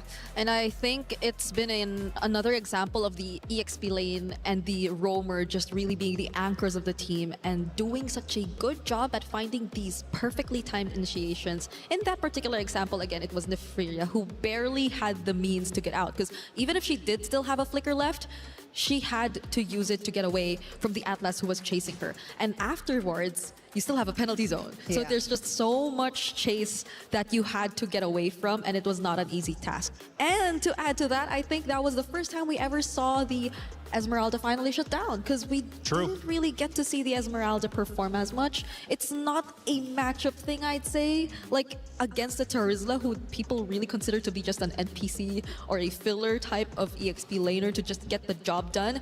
It's not really a matchup thing. So I think it was really more on the execution and just Geltec being the better team in this particular game. Yeah, because I think it was Jessica, City Esports, who was utilizing Esmeralda quite well, right? And clearly doing it very well. Esmeralda is probably going to be a pick we're going to be seeing quite often. I am sure of it. Harara as well. We've now witnessed that twice as the first pick during the hero selection. I'm sure it'll be much the same going into the next one. And speaking of the next one, obviously Leslie, a lot of criticism towards Leslie, a lot of criticism potentially towards Kufra as well, just not getting as much value. So now for GK Esports, what's the adjustment? I would say drafts. I wouldn't even just put highlights on the Leslie as well as the Kufra. But I don't really enjoy seeing a blind Valentina. Like, I don't know if that was a comfort pick, which does happen to a few teams. Like, it's a power pick, that's why they go for the Valentina really early. But it feels like in that composition, they could have gone for something different, right? The Lilia was available, there was still the Zetian. So even though the Yves and the Jushin was banned out, they still had the option of going for the Valia themselves. So again, personally, I also didn't see the Valentina pick or the impact that the Valentina pick had in that particular game. What did you think about the Valentina? It could have been very impactful. I understand it was a blind pick. Not a lot of us are fans of Valentina blind pick, but at the same time, it felt like the next best option since the Jusin and the Eve were already out, in terms of the current meta at least. But the fact that they decided to pair it with a Kufra, I think it was very limiting in a sense of how aggressive they could play the mid river, like the mid duo, like their combination together. Because Kufra is a roamer you just expect to really catch you by surprise, go for the setups. It's not the type of roamer to play aggressive, and it's not the type of roamer that's in your face who's just constantly trying to annoy you every single time. So the Valentina pretty much had to do a lot of work by herself instead of her being coordinated alongside a reliable roamer in that sense. Do you know who would be then the shot caller for GK Esports to get them on board with the same strategy? Because if you look at them, obviously you're getting into these team fights, it's not working out well. You're then trying to potentially send out a solo hero. That's not working out because you're getting shut down, because Geltec Cyber Team, they're staying together, right? And they're not moving. It's tough to take those individual solo fights. Kufra, again, not getting that value going into this next hero selection. Gonna have to think it through. But then again, you go back to our previous series, Falcons Indonesia. They came out wild, right, with their hero picks, and they overcompensated trying to make back the lost ground that they lost just previously. And I'm really hoping GK doesn't get into that, because I felt like they played decently well. They did, in fact, it worked a bit during that first series, or that first map, I should say. But I don't think they're so far behind to where they just need to break the mold and just go into an uncomfortable hero selection and just try something wild. I get it. I understand. It's us. If we're going back to our wild card mindset of hopefully teams just simplify their approach, like they just don't overcomplicate things to a point where even they themselves have a difficulty of pulling it off because of just how demanding the lineup eventually becomes. Because that lineup felt like you had to land a setup, but where's the follow-up going to come from? You had to make sure that Nefiria was well farmed enough, but even when that time came, like that could only do so much because everyone else from Geltec was also just as farmed up. So let's keep things simple, right? Let's go back to the drafts, let's go back to the fundamentals because I think they were definitely overthinking it. And I like the approach for GK this time around, right? They are going to be on blue side this time around and they do respect the Hirara. So the Hirara finally gets eliminated away. Kyoe will not be able to get her hands on it. And I think that's huge respect and one of the main win cons that GK really need to focus on, right? They need to be able to shut down Kyoe. How do they do that is perhaps ban out the Hirara. That's something that they go for. You see the Yves being banned again, Phovius banned, Freya, Zushin, and the Marcel. So what will be the priority here for GK? Do they want to go for something a lot more safer, like pick up a Claude in the gold lane, right? Win that lane for themselves. So they go back to the fundamentals and they find a winning lane. Simplify it and make sure that it's at least a power pick or a winning matchup. But I think they will go for the simpler yet safer route as they decide to prioritize a Harith first pick. But apart from this, I think the Nolan remains accessible for Geltec Cyber Team if they ever want to consider that, considering that that's the Hirara that's banned out.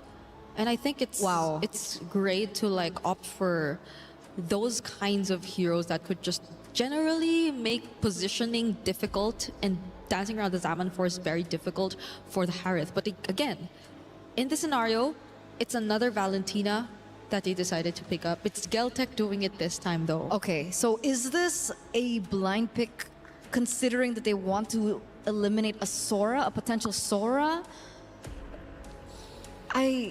It's an interesting early emphasis, I would say, for the Valentina this early. Yeah, I think the Sora Valentina matchup has been a couple months back. It's been a couple months back since we last saw something of that sort. So it does feel like just a general priority for the Valentina, but it does make you think twice about picking up those other very ultimate reliant heroes that could still come out.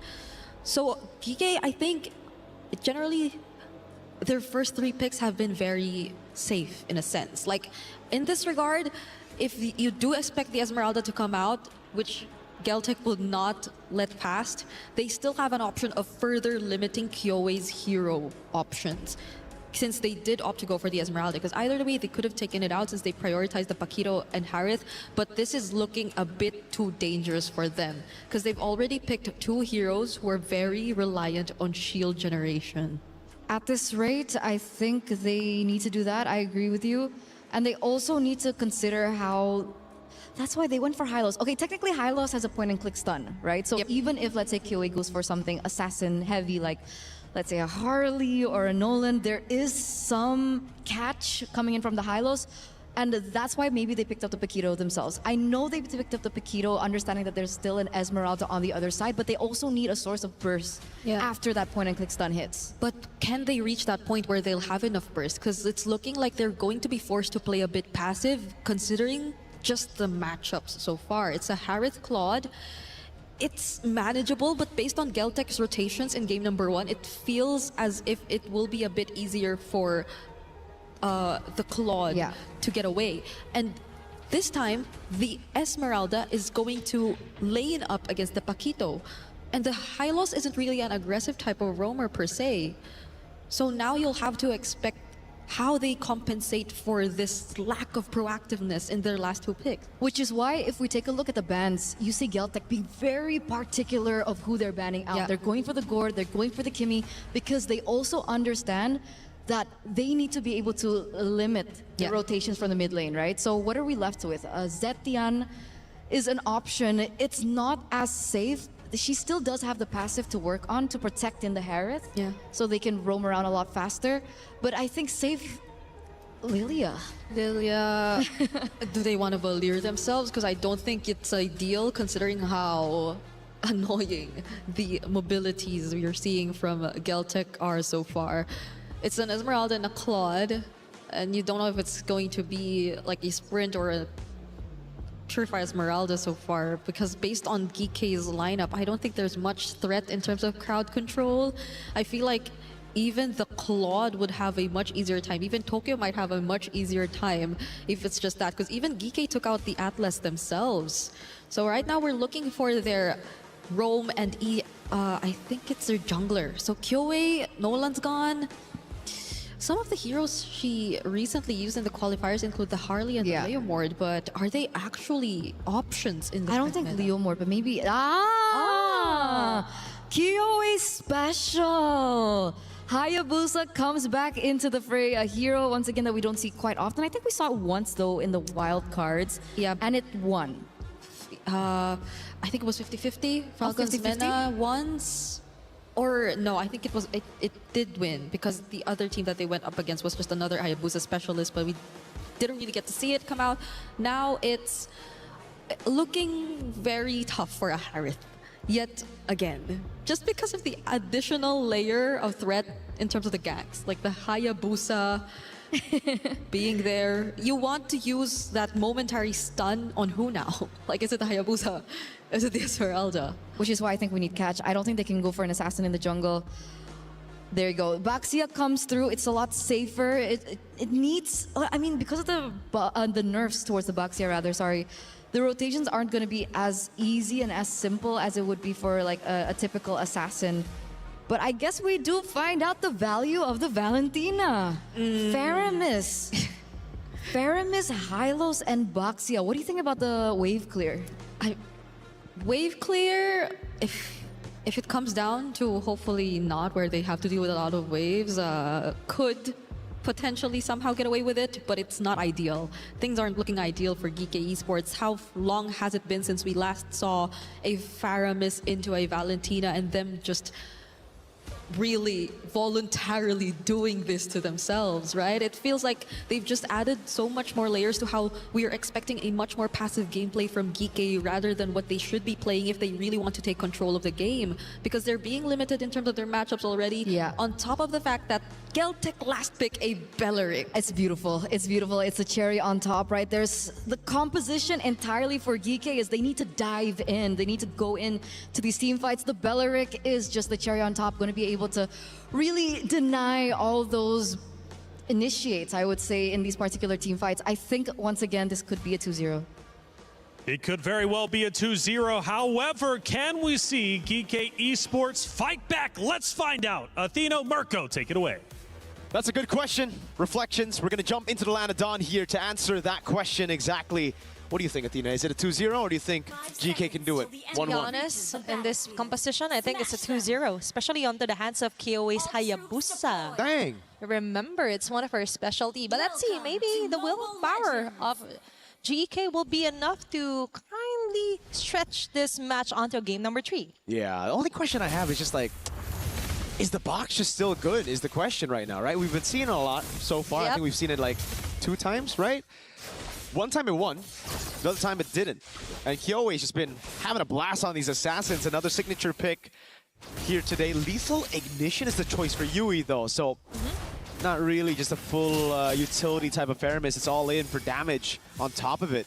Speaking of damage as well with the Faramis, it just gives more value onto Sonjika's Valentina. Eterna has mentioned this, and give Geltec a really nice advantage too.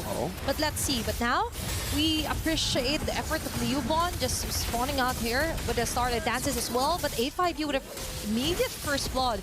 Surprisingly, is GK Esports getting head-to-head this early onto Geltec. It's a really good start for the game to Hylos, I guess, because it is Asu who actually gets the first kill of the game. It would have been great if it was someone else. This is the thing about the Harith, though. Napier is really going to struggle this game. Last time she was put onto a winning matchup. This time, it's not so much a winning matchup level 1 to 3. Tokyo is going to have a blast in that lane, and on top of it, definitely, with the winning matchup and a Hayabusa with a Valentina all around, it's going to get even tougher. On top of that, later in the team fights, Liubon's on Esmeralda just soaking in those shields. She is going to have the time of her life with a Paquito and a Heart. Imagine all the team fights there on.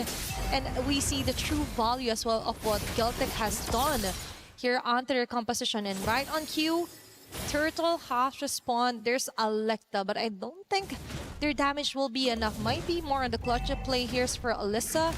She needs to keep Kyoe at bay, and that is exactly her plan. Lirbon goes in.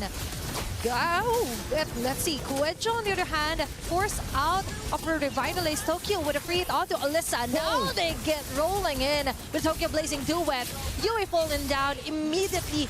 Celtic goes in with a kill, plus a turtle as well. That's 2 birds with 1 stone immediately for Celtic. And Asu as well might fall down. Then Sojiki onto the front with the basic attacks, plus the sticker as well is enough to taunt them down.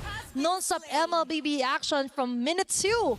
And Celtic had the most out of it. What? And part 2 yet again. Alyssa onto the tower, but still enough for now. That's Celtic yet again going in. Just when you thought it's over, it's not yet finished. My goodness. Started off really good for GK, but what happened after that? They were looking for a brawl. Unfortunately, as you mentioned, Athena, it's the backfire of picking a Faramis into a Valentina. Sanjike was already level 4.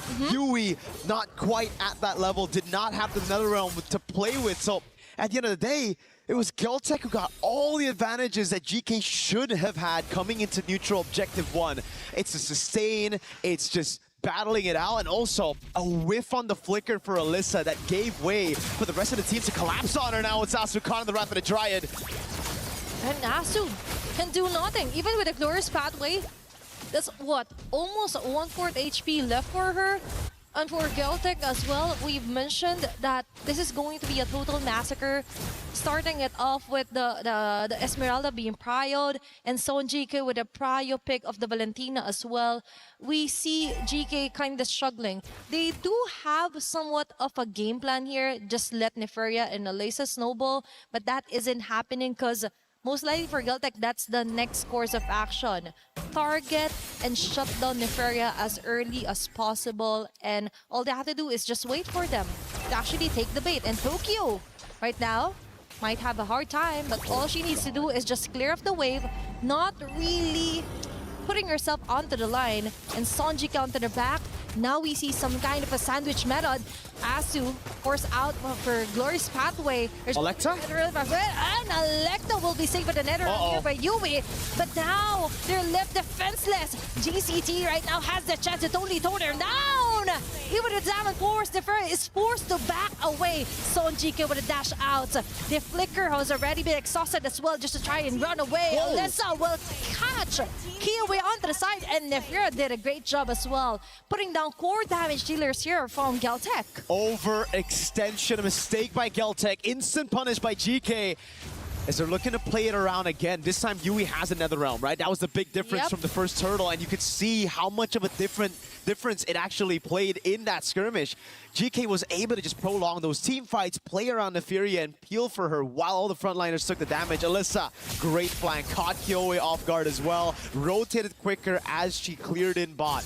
Now for Celtic, I think you can actually add a bit of a question mark there. Coach Osprey, very detailed when it comes to just win conditions and playing around those objectives. Celtic could have just taken the free turtle for a dive on the weak side, but they instead tried to go for a fight. They wanted to save Tokyo up top, and it costed them a lot. And that is why you have to stick to the plan. Be disciplined as well here for Celtic. That is too much time wasted actually onto chasing down members of GK. That's why they were able to maximize their sustain lineup. The free hits here for Neferia, and now Kiyowe still will secure the turtle. Plus now they slowly disengage. Neferia with his Salmon Force not able to really put a dent onto Leobon's shield as well. It's all about surviving first for GK. Plus I like what Alyssa is doing. Just pushing off the waves here against GCT, forcing up to their attack. She's been doing what Keto hasn't been able to do in day 1 of MWI so far. Splitting the team up. Leobon! Whoa! Okay, that's a forced copy. Another here for Sonji K. Kuejo on the tight spot. Neferia will get you with a Salmon Force. Clutch Netherrealm, but Tokyo still gets in with it. They're lasing duet. Now Alyssa goes in with his punches. But now for GCT, they slowly retreat back. But Sonjik is still alive with Kiyowe dashing in through the members of GK. But that is 2 members immediately down here for Celtic. Sonjik with a clutch of Flicker just to escape on that impending danger from GK Esports. Now they target the mid lane turret. Celtic caught off guard there onto the jump from GK. It's all about waiting for the Netherrealm and then the Zaman Force, right? Because as long as the Furia plays around as Zaman Force, as long as they have the Netherrealm, they're completely fine taking these fights head-on against Geltec. Again, Turtle 1, it was just GK not able to fully utilize their composition because it was a Yui that was still level 3 without the Netherrealm.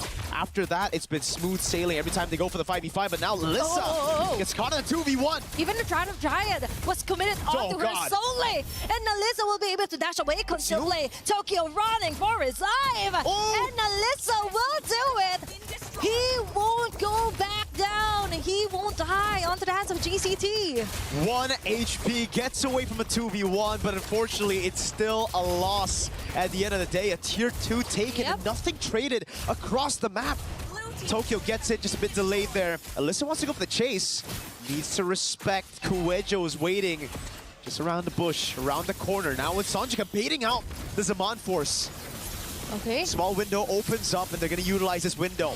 Straight they go into the Lord. 8 minutes in. This is the first Lord of the game. Kyowe's already on it. Okay, it's all about placing yourselves earlier on the vicinity of the Lord. Tokyo, focus fire onto the Lord. Wrath of the Giant. Okay, now they change targets. Right connecting. Electa with Yui as well with the Netherrealm. They're safe, but surprise onto Sanjike. Tokyo. Now they have to back away. Neferia going off the shutdown kill. And they go in. Kyowe as well will get the immediate takedown, but Alyssa goes in with a trade. Oh, that's a very nice falling star here for Liubon. Yui trying to run away. It's going to be the Ghostbusters here. Asu for the save, but it's Liubon onto 2 members. I think this might be it. That is going to be a kill here onto Liubon. Meanwhile, onto the mid lane, it's Electa slowly retreating back. It might have been messy, but I think GCT still got the most out of it. GK's box was scattered by Geltec. They had so many angles to attack from Tokyo. Great discipline this time around, really learning from the mistakes of the last few skirmishes that didn't go their way. It's all about waiting for the Netherrealm and the Zaman Force, forcing them into these really weird situations where they just can't utilize their resources together. Once they're scattered, it was just GCT pulling off the Blazing Duet, getting those damage. Oh, the poke over on Yui. Too much. Either way, for Geltec, all they need to do is just wait for either the Zaman Force or Netherrealm, as you mentioned. And all they have to do is just wait for the perfect timing, wait for the perfect person to show up on the mat. Wrath of Giant here for Kuejo. Even the Revitalize has been activated. Netherrealm's clutch here for Sonjike. The suppress is enough here for Electa as well. And they go in, Neferia with a free hits with the Zaman Force, but the jump from Leo will stop them on their tracks. Tokyo with a Blazing Duet chase down onto Neferia Electa. And this will hit right onto their heads. Sonjike with a dashes as well onto the side lane. Alyssa now the ball is on their court. Will they go for the kill? Yup, but the BMI is there. Tokyo won't fall down. Sonjike with a kill. Neferia goes in with a trade. That's too much of a mess. But Kyowe, out of all that has happened, will focus on to getting that Lord. Oh, GK, I see what they were trying to do there. They were trying to just go in straight up, brute forcing their way into a 5v5, but they get caught in Kuejo's Wrath of the Dryad. The Revitalize gives her just enough time for the rest of the team to follow up. Great Netherrealm to again delay the death of the frontliner, and all that time was used with the Zaman Force on.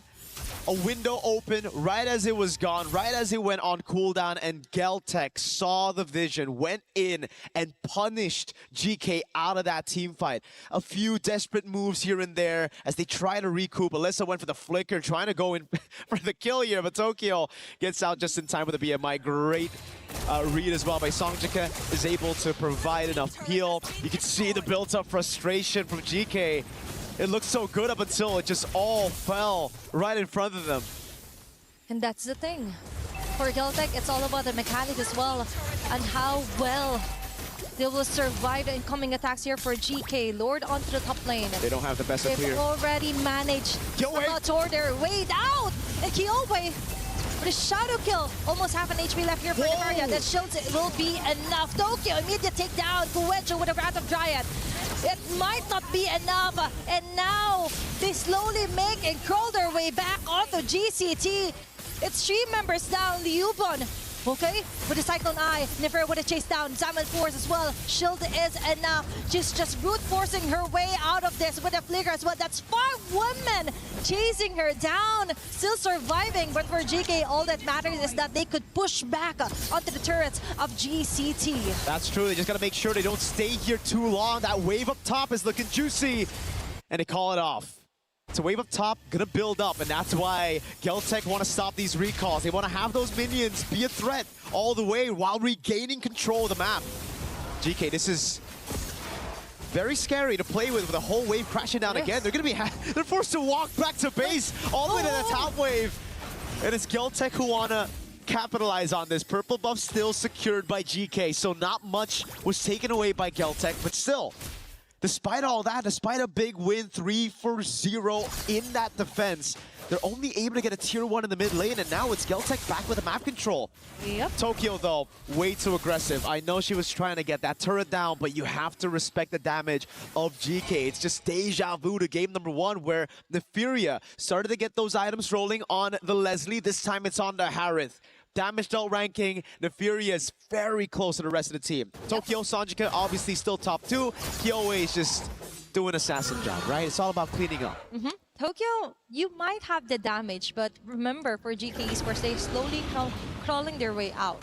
So they still have enough of skills to totally sort out on who to target. And now for GCT, we've mentioned, even if they lost on that specific takedown onto the turret, and G was able to take down a turret onto the mid lane, the good thing is that they still had the lead, and now they're forcing their way again with Coedjo's Rather Dryad. Electo right now, half an HP left. Crucial save here for US Netherrealm, but that's it. GCT will stake still at the risk here. They know there's no more plan B for GK Esports, but Neferia goes in with a plan A, which is to totally annihilate members here for Geltec. Now they slowly back away. That's a 1-for-1. Electa isn't having any of it. Coedjo might fall down. Alyssa targeting Tokyo with a blazing duet. And she will be doing it. What a save, what a kill here. But no, Sanjika is still alive and kicking. Neferia. Now Neferia is left alone here onto the mid lane. Will she risk it? I think that's enough of a gameplay yet here for GK Esports. They need to relax. They really do. I mean, at this point, they need to start brawling more and more. Live from Paris, by the way. Got a few stars in the building here watching. Shout outs to them. Very entertained already. Geltec, back to the point, it really comes down to how they utilize the Spar lane up top. They have the slow push constantly going in. They do not need to go for the fights. It's on GK to force a fight away from them. So for Geltec, it's all about playing the slow game. Yes, Alyssa's on the, she can go up top to handle the wave, but having that man advantage, hold on, Geltec. They're looking for the sneak. The Harrods up top, the expanding rivers. Okay. Gives them a bit of a boost, but Kyoe just... Electa! Okay, that's crazy. Electa just again with a drive-through. Retry still. Coedjo with another dive. Now Geltec is forced to tore them down. Making the most out of it. Tokyo with the blades into it. Hitting on the right marks here for GK Esports. Neferia and Nasu has to find a way to actually defend for their base. Liuban goes in with a falling Starman. They're just buying enough time for their minion wave to slowly crawl their way onto the base of GK Esports. And this might be it. Neferia, this is the final clash of the day, or might be, because now Liuban slowly takes down the members of GK. That's a total wipeout. And Geltec yet again comes up on top. They're just waiting for the next wave of minion to actually help them finish off this round. But there is a few seconds left for GK Esports to totally reset and defend and not let GCT finish off this round onto a 2-0. A hero play by Electa that saves the game. Geltec wanted to end. If they got a Lord, I think they would have still been able to go for that team fight with the Lord, getting all the base turrets. So at the end of the day, I think GK, that steal ended up still saving the game for them. Okay. Oh, they still want to just go for it. They think they're strong enough. The Furious back up though. Okay, it's all about asserting your dominance here for Geltec. Yuban already committed the falling stars for the next few seconds. GK Esports taunted. Actually has the chance to somehow just come down onto the map. clear off the last bit of minion wave that Geltec has managed to sort their way through. And with that, 16 minutes into the game, still, it's not yet the end here for GK Esports. Nope. It isn't the end. They still have a shot. It's 3 base turrets down, which makes it incredibly difficult to come back, but I think these girls have shown how tenacious they can be. What a steal by Electa! No one checked the bush! No one Kumar'd! You sometimes need to Kumar, you know? He's got to check the bush! And with the Baksha. Yeah, oh, that's true, but okay, that's true. The box is the one waiting in the bush, though, this time. Yep. It's not the one checking the bush. Okay. But for GE Esports, that is somewhat of a breakthrough, actually.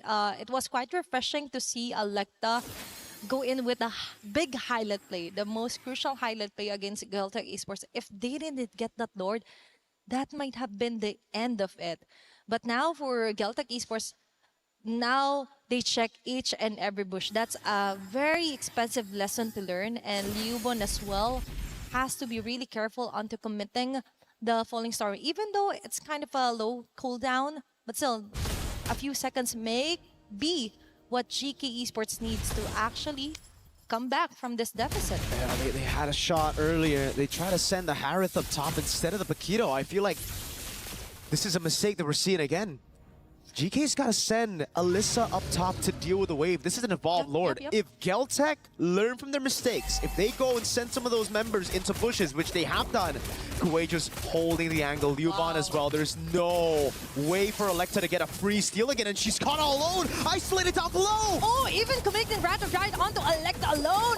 Okay, there's going to be the Glorious Pathway here, copied as well. And the original one, there's going to be an intersection created here. Tokyo with a Blazing Duet. Nefaria going low, even with the Salmon Force. What can they do? There's going to be the Shadow Kill as well. Layered properly here for Geltec Esports. GK with a free unstoppable kill. Kill way onto the front. Electa will fall down. Liubon is massacring everyone on their path here for GK Esports. Yui trying to run for her life, but it's Geltec yet again with the minion wave helping them. They want to actually end this game, and they just did. That's a 2-0 yet again for our second match. GG, well played. Geltec Cyber Team and their in-game adaptations, just learning from every single mistake and coming back from it.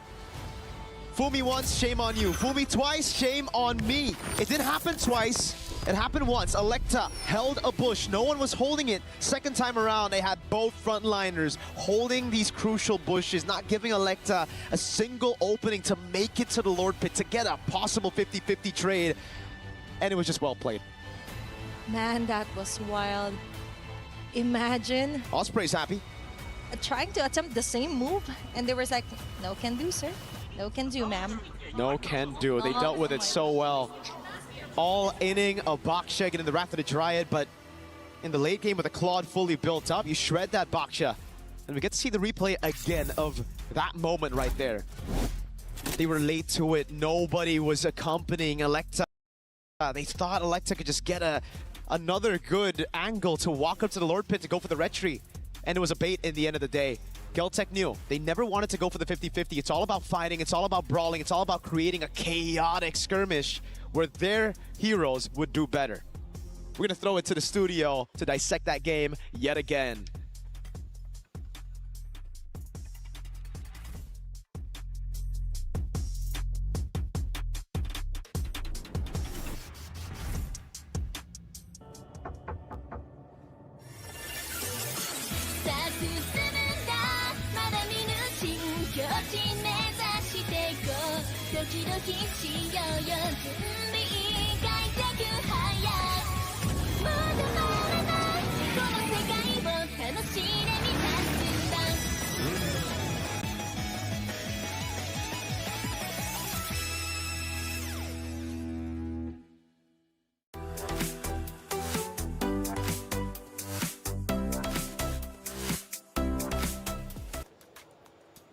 There it is, Geltec Cyber Team get the job done. 2-0. It's been 2-0s all day. We have yet to get a game 3, but the bracket continues to progress nonetheless. Our loser bracket is starting to look stacked as you would expect it, but we need to break down that series that ended in a 2-0. Geltec Cyber Team looking unstoppable. Hey, I'm Taylor Reflections Noble. Of course, we've got Eterna as well as Brigitte. Good to see you again.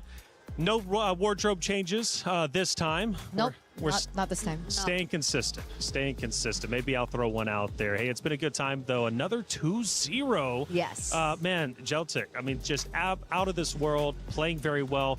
But I got to think, as I'm learning, it came down to the hero selections both times. I think they just got the leg up in both of the hero selections. I agree. And despite it being a 2-0 this time around, this was one of the longer games that we've seen so far, right? 18, 19-minute game. And we did see some trade backs coming through between both teams. And Geeky seemed to have a little bit more of a footing, especially because of the changes to the heroes. Yeah. Nefiria on the Harith is something that we do need to consider, despite them losing that one, because as soon as I saw that Holy Crystal come through, the team fights looked very, very different. Yeah, that just proved how flexible Nefiria was actually on a gold lane. She could either pick the meta Harith Claude options or might as well go for the more unorthodox picks, which are yet to be as successful in this case, because we haven't seen like the likes of the Irithel or not even the Leslie actually get some wins today. So it hasn't been working out for those who have been trying picks who are a bit too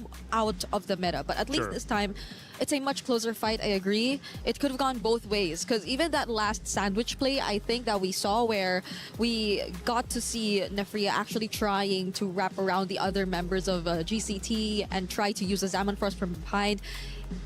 It also could have went their way. It just so happened that they were, or at least for GCT, their targeting was very, very on point. They got to burst down the necessary heroes before that team fight actually even favored PK. Well, we had a lot of great moments. Let's break down at least two of them, starting with moment number one that may have turned the tides a little bit, but maybe not so much. We take a look at it, Eterna. What are we looking at? I think they went in a little bit too deep here. Obviously, Kyoe is an interesting sort of player because she's really aggressive. Normally, we do see that the Hayabusa goes in for finishers instead, but this time, we see that she initiates a lot. And in regards to this is what I was talking about, right? Nefiria hitting her power spike, ultimately able to turn that game completely around, that team fight completely around, and so they were unable to end it there. And then they needed to respect the timings a little bit more coming in from Geltec, but in the end, Geltec still did come out on top. Yes, they did, and they also came on top because this moment here, Bree, walk me through it, because clearly Geltec, right, Cyber Team, coming out, proving why they deserve to be moving forward. If I'm not mistaken, was this the drive-by? It wasn't the drive-by. All right, so this was one of the latter and quote-unquote messier team fights that our casters were actually pointing out, simply because of, again, I think there was a slight miscoordination in regards to that particular team fight, because it came to a point where they just had to individually do what they can to at least get trades or clean up after what was initially the unsuccessful result of the team fight. Because I think it happened a couple times, especially on Alyssa. Alyssa, a lot of times on the Paquito, had to come in quite late, understandably so. There is a way around the Paquito wherein you just opt for the late entries, especially if you're building around damage and just trying to go for cleanups. But in this scenario, against a lineup who had equally the same, if not better mobility overall, because again, you were trying to chase up against the Hayabusa, a Valentina who had dashes herself, and even then Esmeralda, it wasn't as easy of a task for Alyssa. It felt like she had too much to accomplish by herself, and it's not like she could just completely rely on the high loss either. It was a very, I think, an individual assignment that Alyssa had to do as the EXP lane, as the Paquito.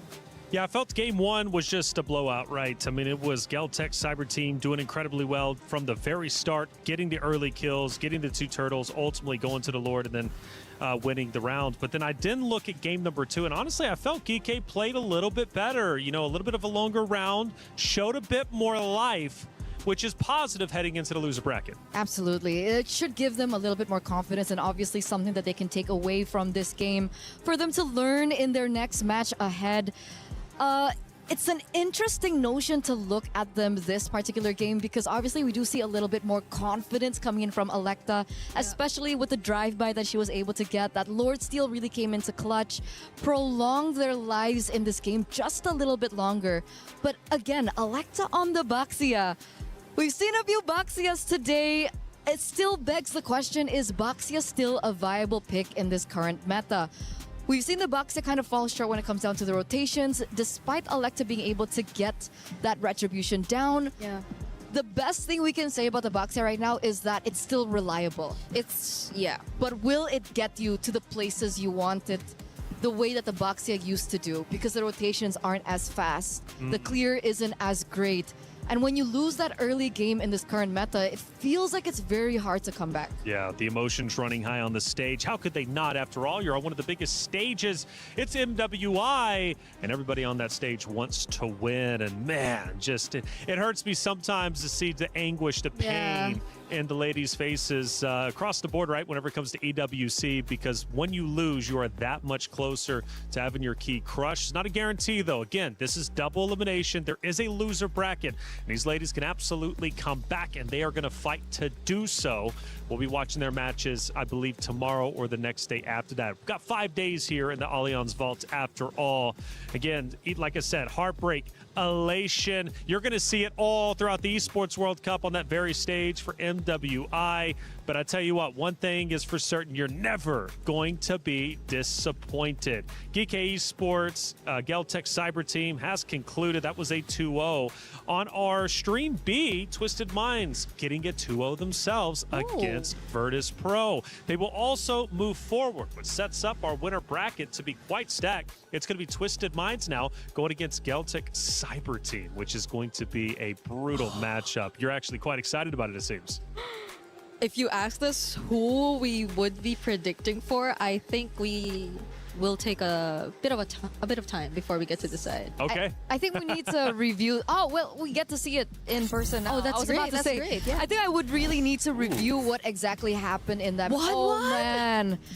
That's a signature 1-1 pick on Chinchao, but it's a very unorthodox pick too. Yeah, I know it's signature and I know it's comfort, but we've been always debating on whether or not comfort can get you as far in this current meta, but they've made it work, even getting the Mathilda in their hands. Not entirely sure how the draft went, but that looked like a lot of comfort for Twisted Minds. And if I'm not mistaken, Sa too, I think there's a lot at stake for her. She's been very emotional in the previous MWI. She definitely wanted to win it there. She was so close.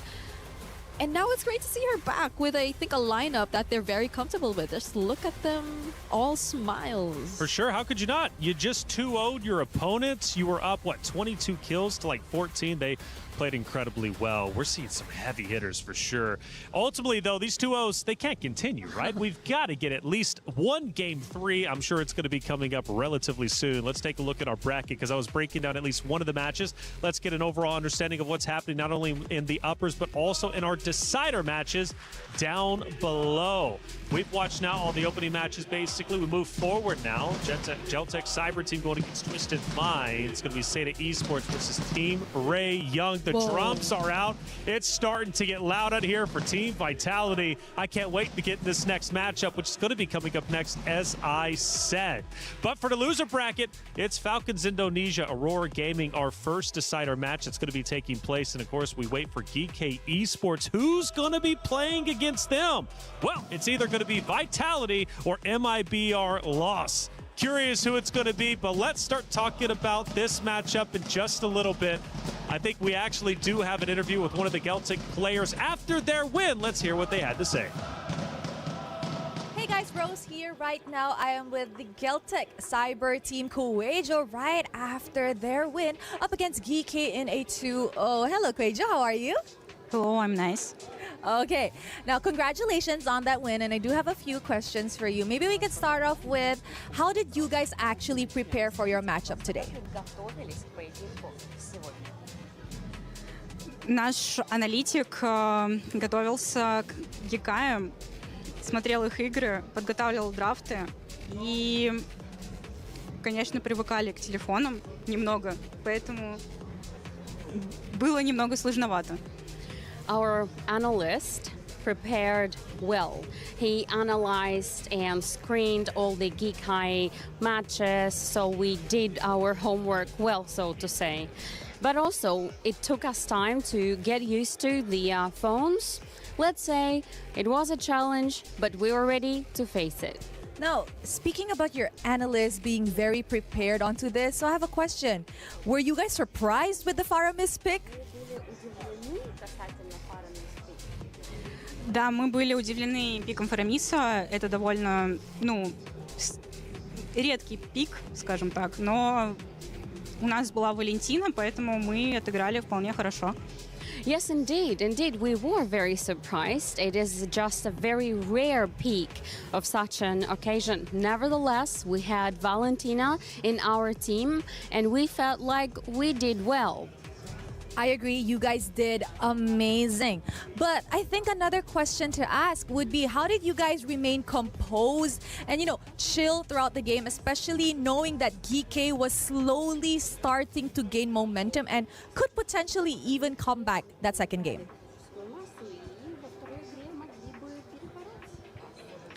Ну, мы понимали наши ошибки, то есть мы их совершали, и мы сразу понимали, где мы ошиблись, поэтому мы просто обсудили план, что нам нужно сделать на лорде самом, на объекте, и сделали его, убили всех и закончили просто игру.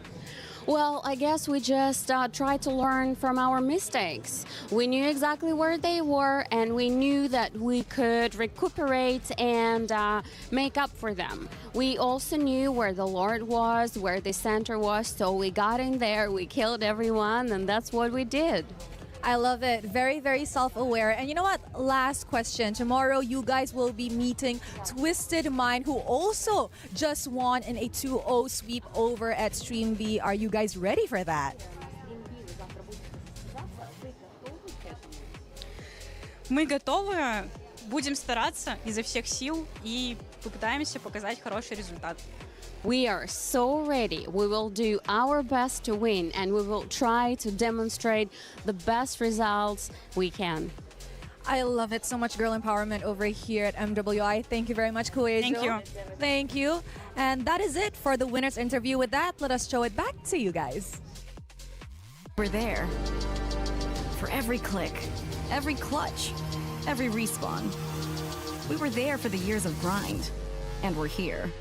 Now, the proud founding partner of EWC, powering the biggest event in gaming, shoulder to shoulder with the world's best, making history. Greatness deserves a stage. Lenovo Legion, reach your impossible.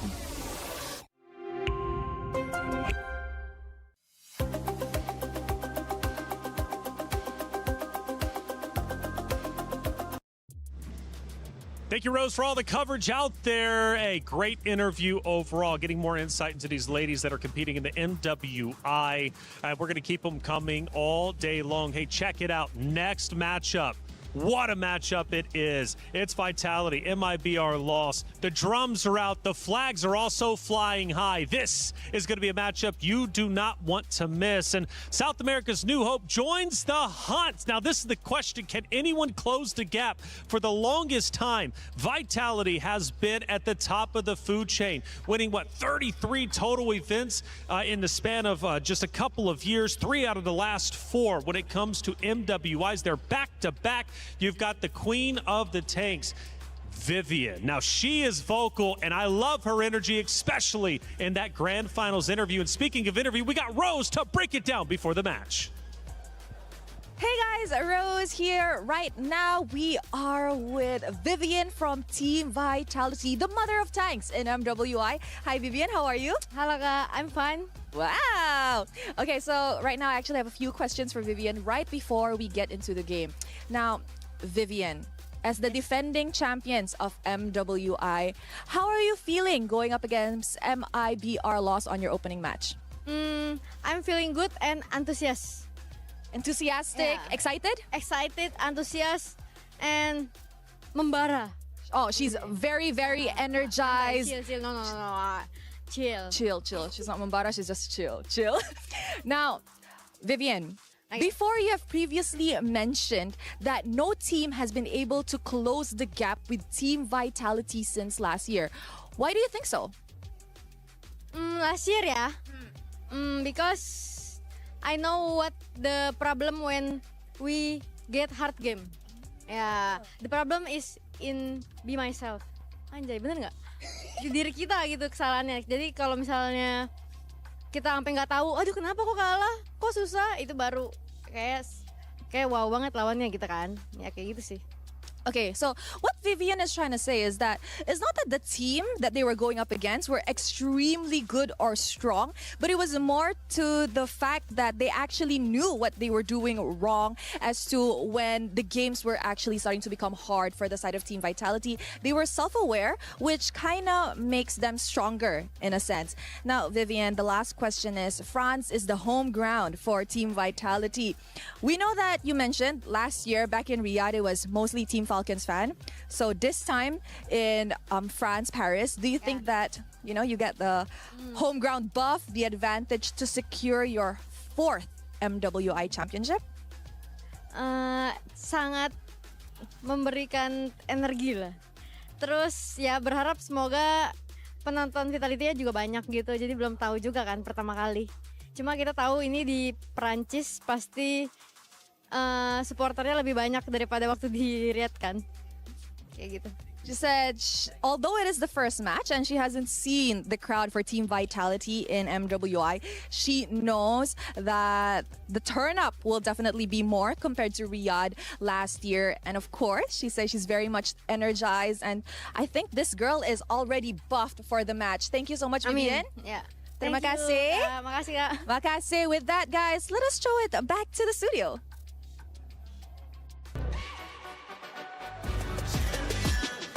This ain't no regular thing. Came for the ring, you know what I mean. You see my name in the lights, better get right, I'm champion.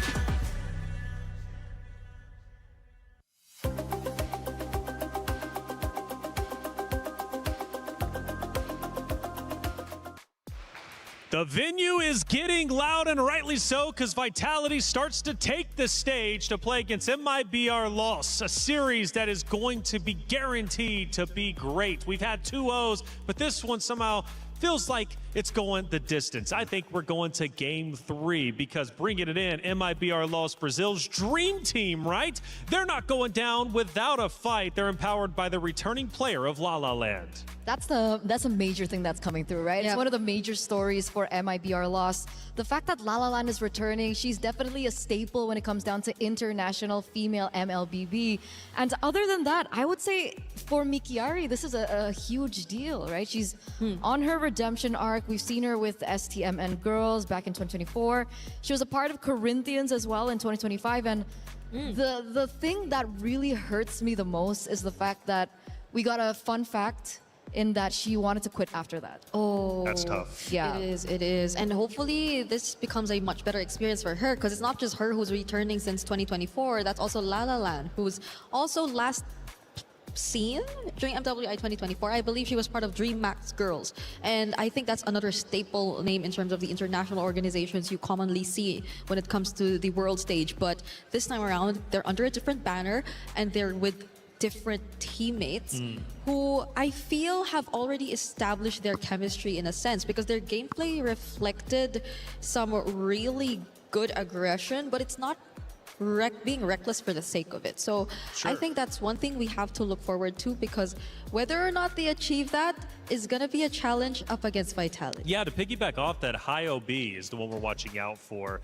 Loves the aggression, loves the scrimmages, right? Getting up close and personal. Now, that was something we did witness with Falcons Indonesia. It ended up backfiring. They were taking the fights. They were aggressive in the face of Seda, but hey, it didn't pay off. And you're absolutely right. For Vitality, they're probably going to be ready for that. Now, Vitality, of course, as I mentioned before, back-to-back champions. 3 out of the last 4 MWIs they have won. 33 events with the majority of this roster have been won. I mean, they are a powerhouse team. You got Vivian, of course. By the way, love Vivian's energy. I really do every interview. She's always chill, super cool, right? But vicious out there on the battlefield, the mother of tanks, okay? So she's going to be bringing the energy and bringing the heat in this series for sure. Now, fun fact, looking towards the future, we could have a potential rematch with Na'Vi, the 2024 Grand Final rematch, or it could be Galaxy Phoenix if both of those teams end up making it through all the way. Let's start taking a look at our hero selection. All right, here we go. It's looking to be a bit different this time.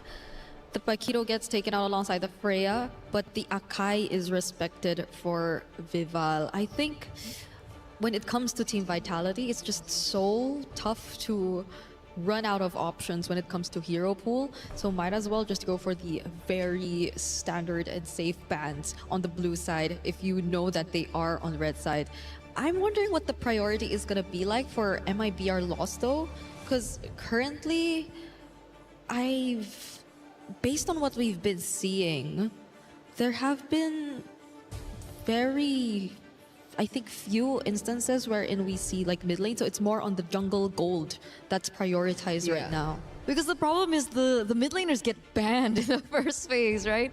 Eve, that's exactly on cue, by the way. Eve, Jushin gets no time at all. The only time we see the Jushin is 0% win rate so far, so that's only 1 out of 1. Not really sure how things are going for the Jushin, especially after the nerfs towards her range of her second skill or the Lantern Flare. So we'll see exactly how this pans out. Do we expect something along the lines of another Jushin ban, or do we think that maybe the Claude will be respected in that regard? I think Marcel was one of the heroes that we usually see being banned out, coming out in the first phase, and the Marcel does come through here. MIBR lost this time around are going to be on blue side, so now they have the chance to pick up something for themselves early on. I think a safe Claude.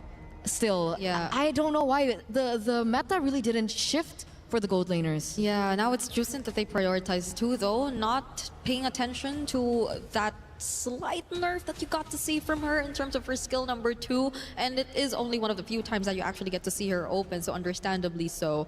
Pandina is likely also having other options still under her belt, because she's been playing MLBB since 2016, but she's very new to the professional scene, that's for sure.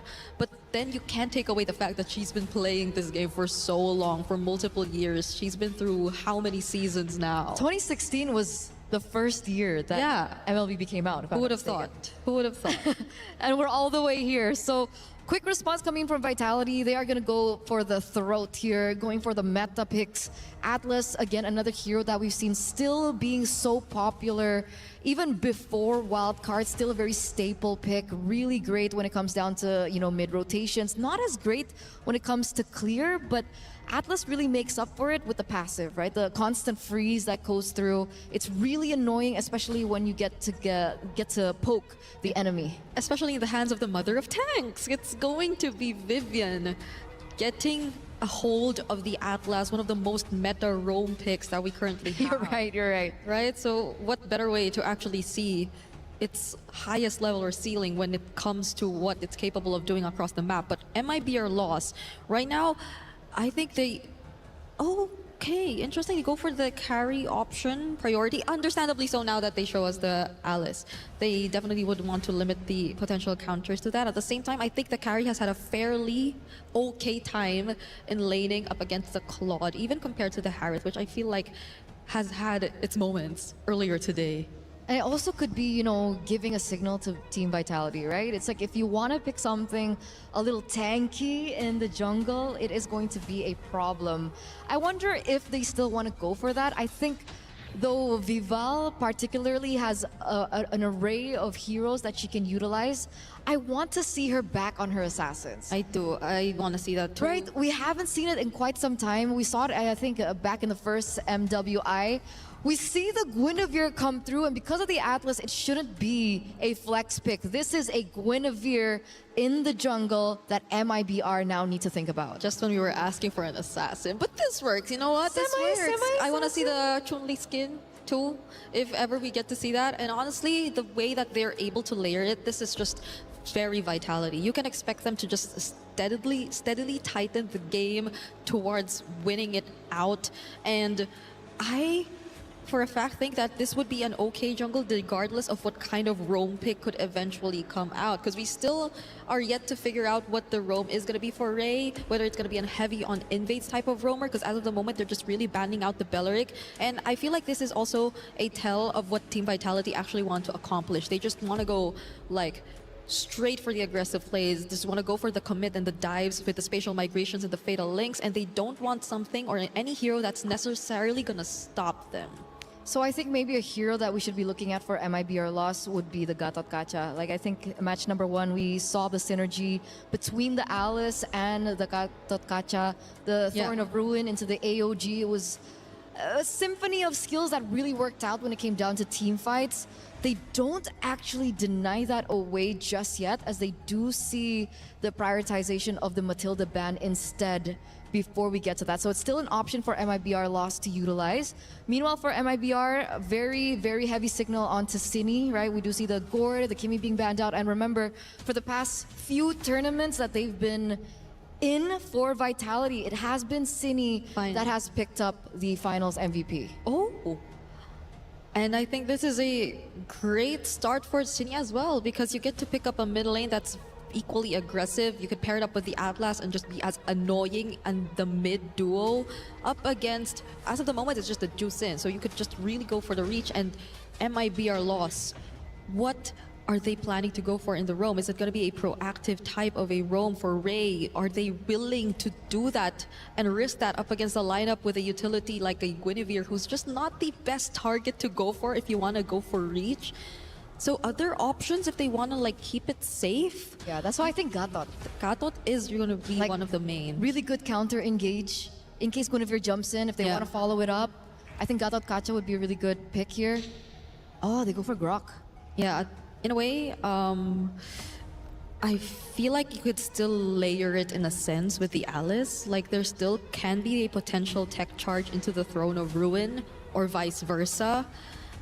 Yeah. But then you have to face a Lilia early game. But that's the thing, right? Lilia early game is going to be brutal, especially let's say Glowing Wand gets picked up. But the thing is, they needed someone to be able to clear the mid, right? Jushin against Lilia, it's really difficult because of the lack of range now for the Jushin. So with the Grok being there, it should help facilitate if they want to go for early rotations. Suyo into Lilia, however, is also something that we do need to consider. Again, Suyo in the early game especially, not as great against magic damage. So that's another thing that we need to consider, but they top it off with the Lapu Lapu pick. Yeah, for the first time, I think we're not seeing an Esmeralda in this game, even though it was left open, and even though there have been instances wherein, well, fairly enough, they've been safe enough to not pick direct heroes that could just get countered out by the Esmeralda overall. So I think this is going to be a switch up for the series between Team Vitality and MIBR loss, but early game presence and threat is definitely looking to favor Team Vitality this time around. Well, it seems like it's time for our game to get started. It's Vitality versus MIBR loss. A matchup of two titans from two different regions representing themselves on the world stage. Let's get it started for game number 1 with Mirko and Gideon. Thank you so much. We're already jumping into our third series of the day here at the Esports World Cup X MWI. And so far, the games have been great. The compositions are starting to get a little bit more interesting. Right now, we're already seeing Vitality coming up with really good composition. Looking at team fight, great zone control, and especially those neutral objectives is where we're going to see a lot of fun. Dude, we were expecting, some more damage maybe coming out. Maybe an Arlet early. Mid-control City. Gonna go for first blood. Flicker out already for Ray. So exactly as expected. La La Land, though, Ree doesn't want to give it for free. Hey, we're talking about free stuff here at Cine. The fact that she is coming in hot with, especially the sprint as well, really goes to show that she is expecting her movement to be top-notch. I'm not going to get hit by any of the big abilities. I'm going to kite everybody, and everybody's going to suffer for it. When we start looking at the emblems as well, nothing too out of the ordinary. However, a lot of wilderness blessings from both sides. That's true. They really are just trying to play around that movement. But it comes down to the mid lane again. La La Land already using the Purify. Cine could not walk up, a bit too low. These matchups, though. The thing about Vitality is sometimes they'll be put on bad matchups, but they'll still win out anyways. And I think that's the case in the gold lane. Chell and the Claude, it shouldn't be a winning matchup against the carry. I mean, it's doing well. At least now they can play the traditional strong side, weak side, right? We were already talking about the fact that Lapu wasn't going to get much done in the lane itself. Maybe at level 4, that's where they're going to take advantage of it. But they also need Vivian to be level 4 too. But we look at that top side once again. Again, Chell going to be the main way to be able to kind of scale later down the line. I am a little curious how this Grok is going to kind of compensate for this, right? Yes, you can cut off people's angles, but more importantly, if you were looking for something to counter-engage, I was thinking Gatot What about you? Do you think that coming with this Grok is going to be enough, especially on neutral takes, or is this purely for later? I think it's purely for later. They're just going to play the late game later on. I mean, maybe the mid game. They know they're going to lose out on tempo anyways after seeing the Lilia. There's no real reason for them to force out these neutral objectives, especially considering they were thinking about the Suyo. So you're already going to have to delay the skirmishes from happening. Fumieko with great zoning. Oh, even the flicker baited out high up. Gets away in time against Counter. The perfect match. Now it's an all-in. First blood for Fumieko. The Throne Ruin lands on 3. Vivo able to get away just in time as La La Land pops in Crimson Beacon, and the rest of the team now corralling over Ray. It's a Lantern Flare to get Vivo low down by La La Land. Ray getting away just in time as Vivian is forced away with a perfect match. And that's going to be 2 junglers traded out for each other and no neutral take for either side. The score is still 1-1 as Shell already put down low. We've seen a lot of upsets today. We saw just one earlier, a Titan falling in their opening match against a newer region. Could it be the same here? Vitality. Usually with a lead like that in tempo, when they're winning these lanes, when they get to the neutral objective first, it usually just ends up with them steamrolling through. Unfortunate. Hit with the first tech pause already, but hey, I will say that Stream A so far, all the games have been going 2-0 all the way through, and these are not like, overwhelming victories. Some maybe, but most of the time, it's pretty even, and I like the ideas these women are coming up with. Great picks overall, with solid ideas. Some may say that they've got maybe more progressive ideas than some of the main events. I concur. You concur. I concur. That's all you got to say about that. That's all I got to say about that, right? I respect that. I respect that. But overall, I do think that right now, as we are, waiting for the games to continue, it's a good time to start talking about the mid lanes here, because Lilia has been shown up more times than I would have liked to see, and even looking over at Stream B, it seems to be the same case. Yeah, the mid lane is just all about Juice and Eve. Even after the nerfs, dude, like, how long has Juicin been meta? 2 years? A whole 2 years. No, it can't be 2 years at this point. Did she come out last year? Oh, she did. You're right. It is 2 years. It's about to be 2 years of a whole, like, Juicin Prio meta. It was always first picked at M6. It was always first picked at MSC 2025. It's always first pick even now or banned, which is crazy. Even after the nerf to her range, which I thought was really going to hurt her. Eve's a good old, though. She's been meta for like 4 years. So at this point, the mid lane's getting a little bit stale. Just want to say, just a little bit stale, because it's just the same picks all over. It's either you get the Juicin, the Eve, then you have the Kimmies, or then it's finally an open mid lane. An open mid lane? I don't think we're ever going to get to that. Mid lane's just way too important, especially in the meta now, connecting every single lane into one. All roads lead back into the mid, and so far, based on the jungle pathing that we are seeing, they will end up on the correct sides of the map if they want to contest for this. Lost have the opportunity to maybe, give up this neutral and maybe attack the top side, but it looks like after what happened on the first initiation, they want to get some revenge and get that turtle now. Fumieko with walk-up Vivian. Perfect match onto Ray, just a bit of freeze. Ray's holding the Tectonic Charge. The combo is going to be massive. Tech Charge! And a flicker onto Vivo. That's a Spatial Migration landing with a Battle Requiem as well as they go for the Retribution, and City, who secures it. Now with the Black Shoes coming out as Mikiari is able to get the kill. Vivian caught all alone. Fatal Links on 3, but there's no one to follow it up. It's just Vivian with the flicker out and the perfect match as Vitality traded Turtle for kill. Really nicely played by Fumieko, right? Making sure to just zone out the enemy jungler. Make sure they don't come remotely close. And I think Ray also had a pretty good idea as well. However, they didn't synchronize the attack. The Throne Ruin came just a little bit later and didn't get the priority targets that they were looking for. And unfortunately, they weren't able to control that space well enough. For the upcoming initiations, it's about that timing, synchronization to make sure that there are no more openings. And especially when you're playing up against Vitality, they will take advantage of those openings. And we could see that it could have been a mistake had it not been for Cine. Every single one of those openings usually will be punished out, but so far I feel like it's Vitality leaving those openings for MIBR loss. They've been the one capitalizing around a lot of these mistakes from Vitality. Maybe overconfidence coming into this. Maybe, again, them feeling like, hey, this is home turf. We got the crowd supporting us. We can go all in, all out, even with a semi-late game composition. That would be a bad idea if we saw them actually aggress. And that's what I want to see, right? Vitality, despite the fact that they were able to get at least one turtle, they're still technically, when we're coming down to the gold, a little bit behind, right? My guess for their main force of attack, they're just going to keep on, hey, we don't need the lanes. We don't need to affect them. We're already winning them from all across the board, right? We just need to get these neutrals, and by mid-game, this should be done. You really got to be careful of Mikiari, though. Those Throne of Ruins have been massive, especially with a tech charge. Great steal with the Queller on the XP Crab. Now, We were already talking about this all the way from match number 1 where we saw the Suyo. It ain't that good of a pick against a lot of the magic damage that Vitality has. But so far, a level ahead of Vival despite not even getting the neutral objective. Probably the best scenario, especially since he's got a pretty good clear in comparison to the Guinevere. But now they are starting to take the space, and I like seeing this because Vitality initiate. Fatal Links, Tectonic Charge. Oh, it's the all-in. Vival takes the kill. Now Cini, no black shoes, able to cut away with a sprint already as they go all in again. Those raging slashes taking Pandemia down. The Blazing Duet out to La La Land under turret. Now that's the Vitality we were expecting as Vivian stays alive with a flicker out of the tier 1 in the mid lane, and Vival will snatch that purple buff away. If I were Leo, I would say that's Grand Theft Purple.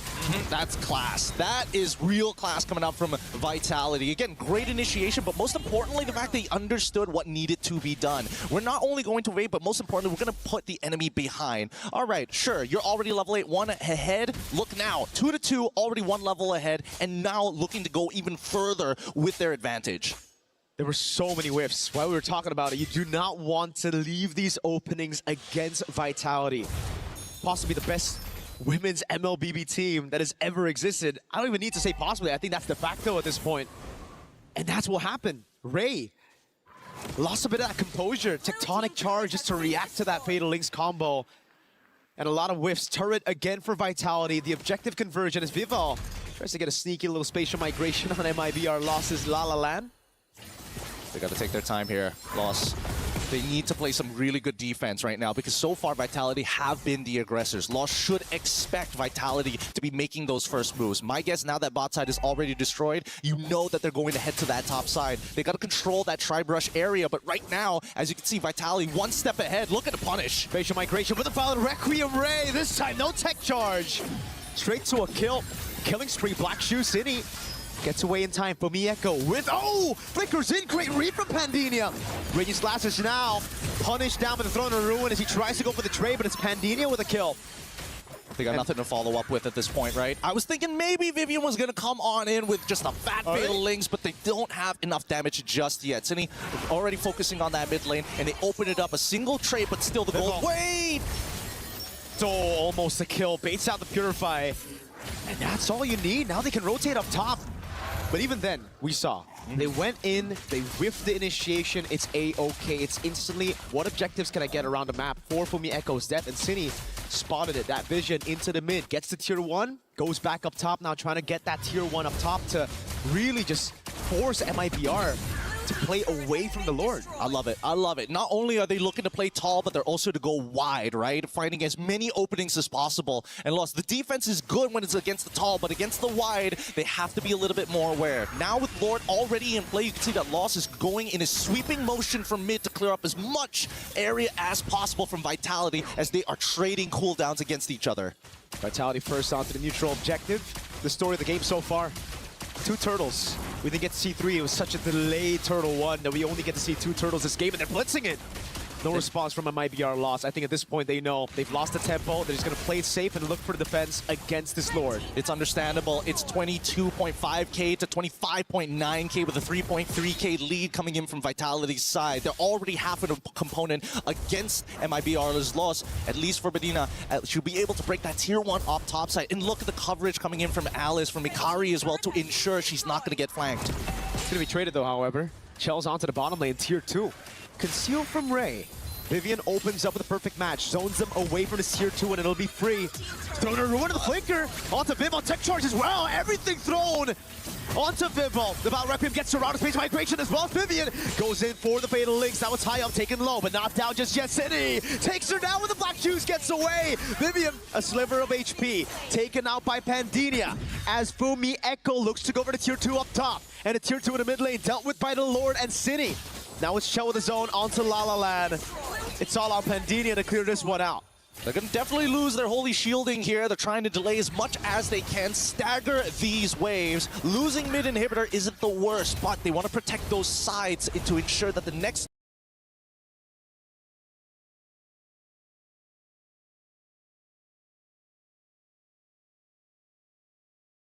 Lord is actually contestable. For now, the second Lord empowered minions are going to come in, and Vitality, they could try and force something here. I think it's just going to be the base turret and mid. That should be it. They can look for more, but also Vivian doesn't have the fatal links, is not in position. We get a quick check on the equipment again. Real nice here from Vitality's side. Now, Winter Crown already complete, as well as the concentrated energy from Vival, now looking to get into more tankier items later down the line. Suyo, however, does not have the War Axe. So again, probably why we see once Suyo gets hit, hey, I gotta back out, and I just have to say no to the fight entirely. I can't heal back up in time to re-engage. I honestly feel like the Sky Piercer is a big... it's honestly like it's a nerf. It's a nerf. A lot of times, hey, you would prefer two swords. No, it's a hey, yes. But also, this is very relatable. I do really well. I go 5-0. Then I get the Sky Piercer and I start dying. You know, not a single kill after that. And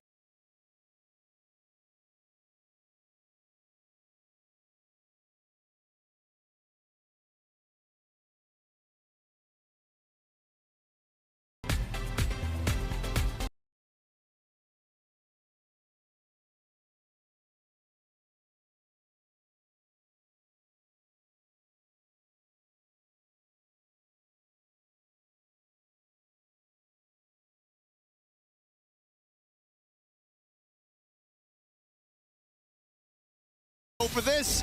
That's an all into the back.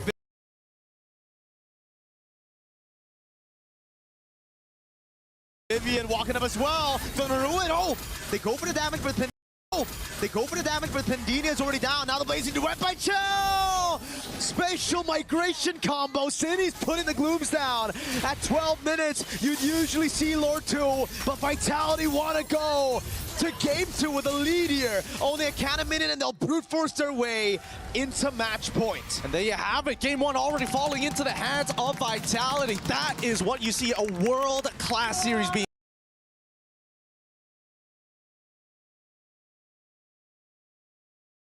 played here itself. MIBR lost. They got to work on that early game. They cannot let Vitality get back in a position like that. I think the early game was the best version of MIBR loss we've seen in this game. It was just the mid and late game converting on those objectives after getting the initial lead that was kind of questionable. Vitality, once they got into the mid game, it really felt like they were the ones taking the proactive moves, and MIBR took a step back. It was that tier 1 up top side. Once they lost and unlocked the Claude, it was going to be problem after problem after problem after that. Ideally, maybe they had a way to shut that down, but I was thinking it had to be one simple mistake. Just Lilia and Claude just standing too close to each other, and both of them getting engaged upon. That was the only way. That was the only way, and Vitality closed the doors on that opportunity straight up. They saw the vision, they knew where they were weak, and they covered it up straight away. It's kind of like that interview that we had with Vivian. She said, we learned from our mistakes. Yes, we had some vulnerable performances, but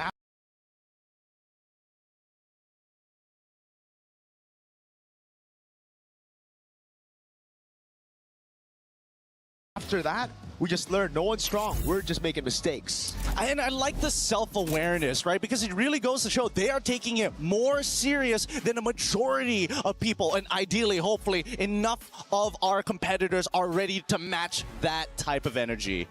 I certainly hope so, man. MWI last year was a blast. We got to see crazy upsets, and we've already opened up with a massive one today. Feels like it could continuation. With that being said, we're going to be throwing it over to our quick break. When we come back, more MLBB action. Serangan yang akan dimulakan oleh pasukan musuh. Dan sebentar tadi, terutamanya saya boleh juga katakan out positioning sebab bagaimana carry ditangkap sebagai mangsa yang pertama. Itu sememangnya satu persoalan yang cukup besar juga. Tapi Vitality dengan pembacaan map mereka cukup baik. Kita lihat bagaimana daripada awal lagi mereka seakan-akan sedar saja di manakah kedudukan musuh. Mereka punya coverage, mereka punya follow up juga cukup baik. Kita boleh tengok juga bagaimana outplay yang dilakukan. Ia tak terlihat kata 4 orang tadi. Tapi susulan daripada itu ada satu special migration dan juga Valerie Quim yang diguna pakai oleh Vival mengangkat 2 orang pemain. Itu memang satu-satu permainan yang cukup baik daripada Vitality, tapi kita akan teruskan game yang seterusnya selepas kita berehat terlebih dahulu.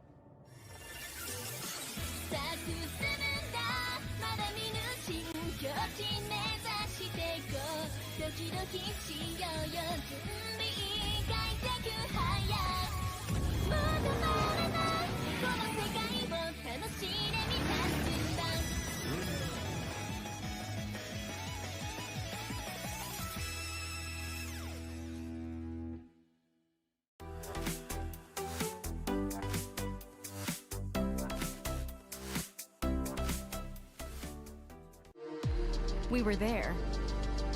For every click, every clutch, every respawn.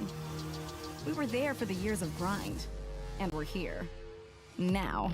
The proud founding partner of EWC. Powering the biggest event in gaming.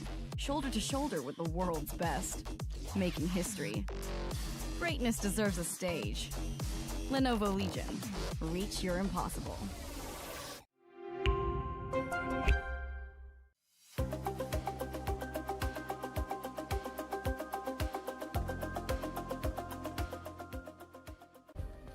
Play is in our DNA. Whenever we let it out, it becomes our superpower. Now imagine an entire city being built to supercharge it. Kadir City, powered by Play.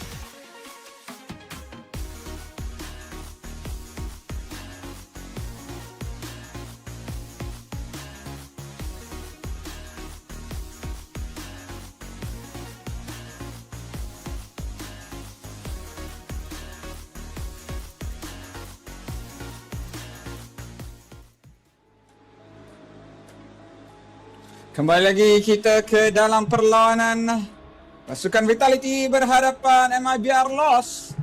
Pembuangan Freya dan juga Fovies memaksa Pakito untuk di-ban keluar. Tidak ada sebab untuk Pakito tak di-ban ni. Pakito ataupun mungkin Akai, tapi sebentar tadi tak silap saya MLBB Lost yang berada di bahagian first pick. Ya, mereka yang berada di bahagian first pick, mereka yang mengeluarkan Akai. Cuma tak pasti adakah Vitality akan melaksanakan perkara yang sama ataupun tidak apabila kali ini mereka pula yang berada di bahagian first pick.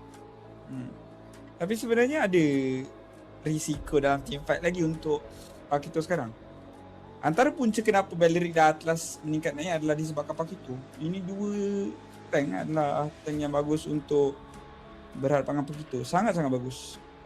Valeric itu tengok mereka ban Atlas pula. Mereka memang macam kau tak ban Pakito memang habis kau. Memang akan menjadi first pick lah harapannya dekat sini. Tetapi kena ingat juga Chusin adakah akan di-ban keluar sebentar tadi dilepaskan tak membawa impact yang ini. Kena faham juga Chusin gambarkan bersama dengan Vitality. Jadi maksimum potential tersebut bagi beberapa tak capai dengan hero Chusin dilepaskan di sejarahnya. Begitu seperti yang awak katakan sahaja dibanding keluar oleh MLBB. Ya, tapi pastinya Vitality sudah pun merancang perkara tersebut. Mereka pasti tahu bahawa Pakito akan di-ban keluar juga. Jadi mereka ada plan kedua. Adakah punya dia sebagai first ataupun mereka bercadang untuk ambil hero lain seperti Cloud Hari yang jauh lebih selamat. Tapi dalam keadaan ini pelbagai hero boleh untuk dijadikan keutamaan. Memandangkan kebanyakan hero-hero boleh kita katakan dalam kategori S+, ban or pick, kebanyakannya sudah pun di-ban keluar. Kalau perbezaan daripada tadi adalah Akai, tapi Akai sebagai first pick diambil terus oleh pasukan Vitality. Adakah itu akan jadi satu hero kunci untuk pasukan Vitality mendapatkan kemenangan? Ya, Akai sebagai jungler di patch sebelum ini adalah sangat-sangat solid, tapi sekarang dengan serba sedikit nerf daripada sudut farming mungkin akan menyukarkan keadaan buat pasukan yang menggunakan Akai untuk melakukan rotasi dan untuk mendapatkan level yang lebih tinggi. Sementara 2 pick seterusnya daripada pasukan MIBR Lost, Kimi dan Grok. Ini secara jujurnya pada saya adalah satu langkah terdesak daripada pasukan MIBR Lost. Ya, dan sebentar tadi kita dah pun menyaksikan bagaimana Ray mampu untuk menggunakan Grok dengan begitu agresif. Tapi kali ini digabung dengan Kimi, mereka tak perlu risau pun kalau Hayop jungler mereka ada ataupun tidak pada fasa awal game ditangkap dengan begitu mudah ataupun tidak. Mereka masih lagi mempunyai setup dan juga follow up yang mencukupi untuk bergerak agresif pada fasa awal game. Dan seperti yang tadi kita bincangkan sebentar tadi, di mana dalam persaingan pertama Akai di-ban keluar, kali ini Akai bebas terus menjadi first pick untuk pasukan Vitality. Okey, Valentina dibawa masuk bersama-sama dengan Cloud. Memang ingin mengekalkan satu hero yang cukup penting di patch sekarang, iaitu Cloud. Cloud sekarang saya rasa memang berada di carta tertinggi seorang marksman lah di bahagian gold lane. Kalau bukan cheese pick, tak ada yang boleh lawan Cloud. Saya kalau nak pick 3 atas marksman, cukup berat untuk lawan dengan Cloud.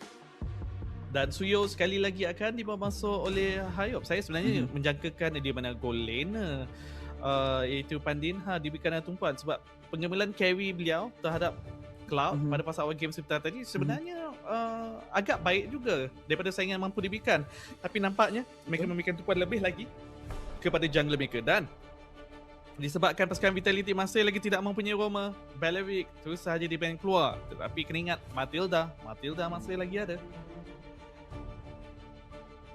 Matilda, satu pick yang cukup sesuai memandangkan mereka menggunakan Valentina selaku mid lane.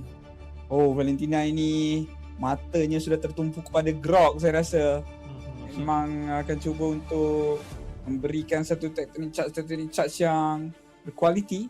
Tapi kalaulah pasukan MIBR loss menggunakan satu lagi explainer yang mungkin bersifatkan tank ataupun sedikit perlahan seperti Hero setup seperti Sora, at least mungkin berat sikit. Yang saya nak katakan mereka gunakan ni adalah akan mengakibatkan Valentina ini ke arah EXP pula. Agak menarik.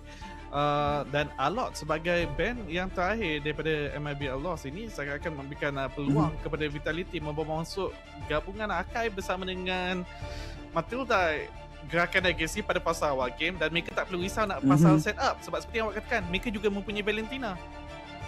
Betul. Saya rasa ianya adalah satu kombinasi yang sempurna sekiranya mereka mengambil Matilda di sini. Tapi dalam waktu yang sama, kita akan lihat di hero keempat daripada MIBR Lost. Ada ditikan-ditikan jam. Saya sangkakan itu adalah timer untuk pick. Tiba-tiba saya tengok lama lagi. Ada 40 saat lagi. Dia memberi tekanan kepada para pemain ini. Tapi kita tengok pick terakhir marksman. Oh, Uranus! Okay. Memberikan fokus lebih lagi kepada kekebalan dekat sini. Saya menjangkakan di mana ada tambah lagi bantuan daripada sudut setup, tetapi nampaknya mereka merasakan dengan Grok, dengan Kimi, Traction Pulse dan juga Technic Charge dah pun mencukupi bagi mereka. Sekarang ni juga kita melihat respon daripada pasukan Vitality pula. Adakah mereka akan mengambil Sora Matilda? Lapu-lapu dia bawa masuk, lapu-lapu Matilda. Adakah tak nak Matilda pun? Boleh je Matilda, tak perlu untuk menangkap-nangkap sangat pun ni. Tinggikan kiting.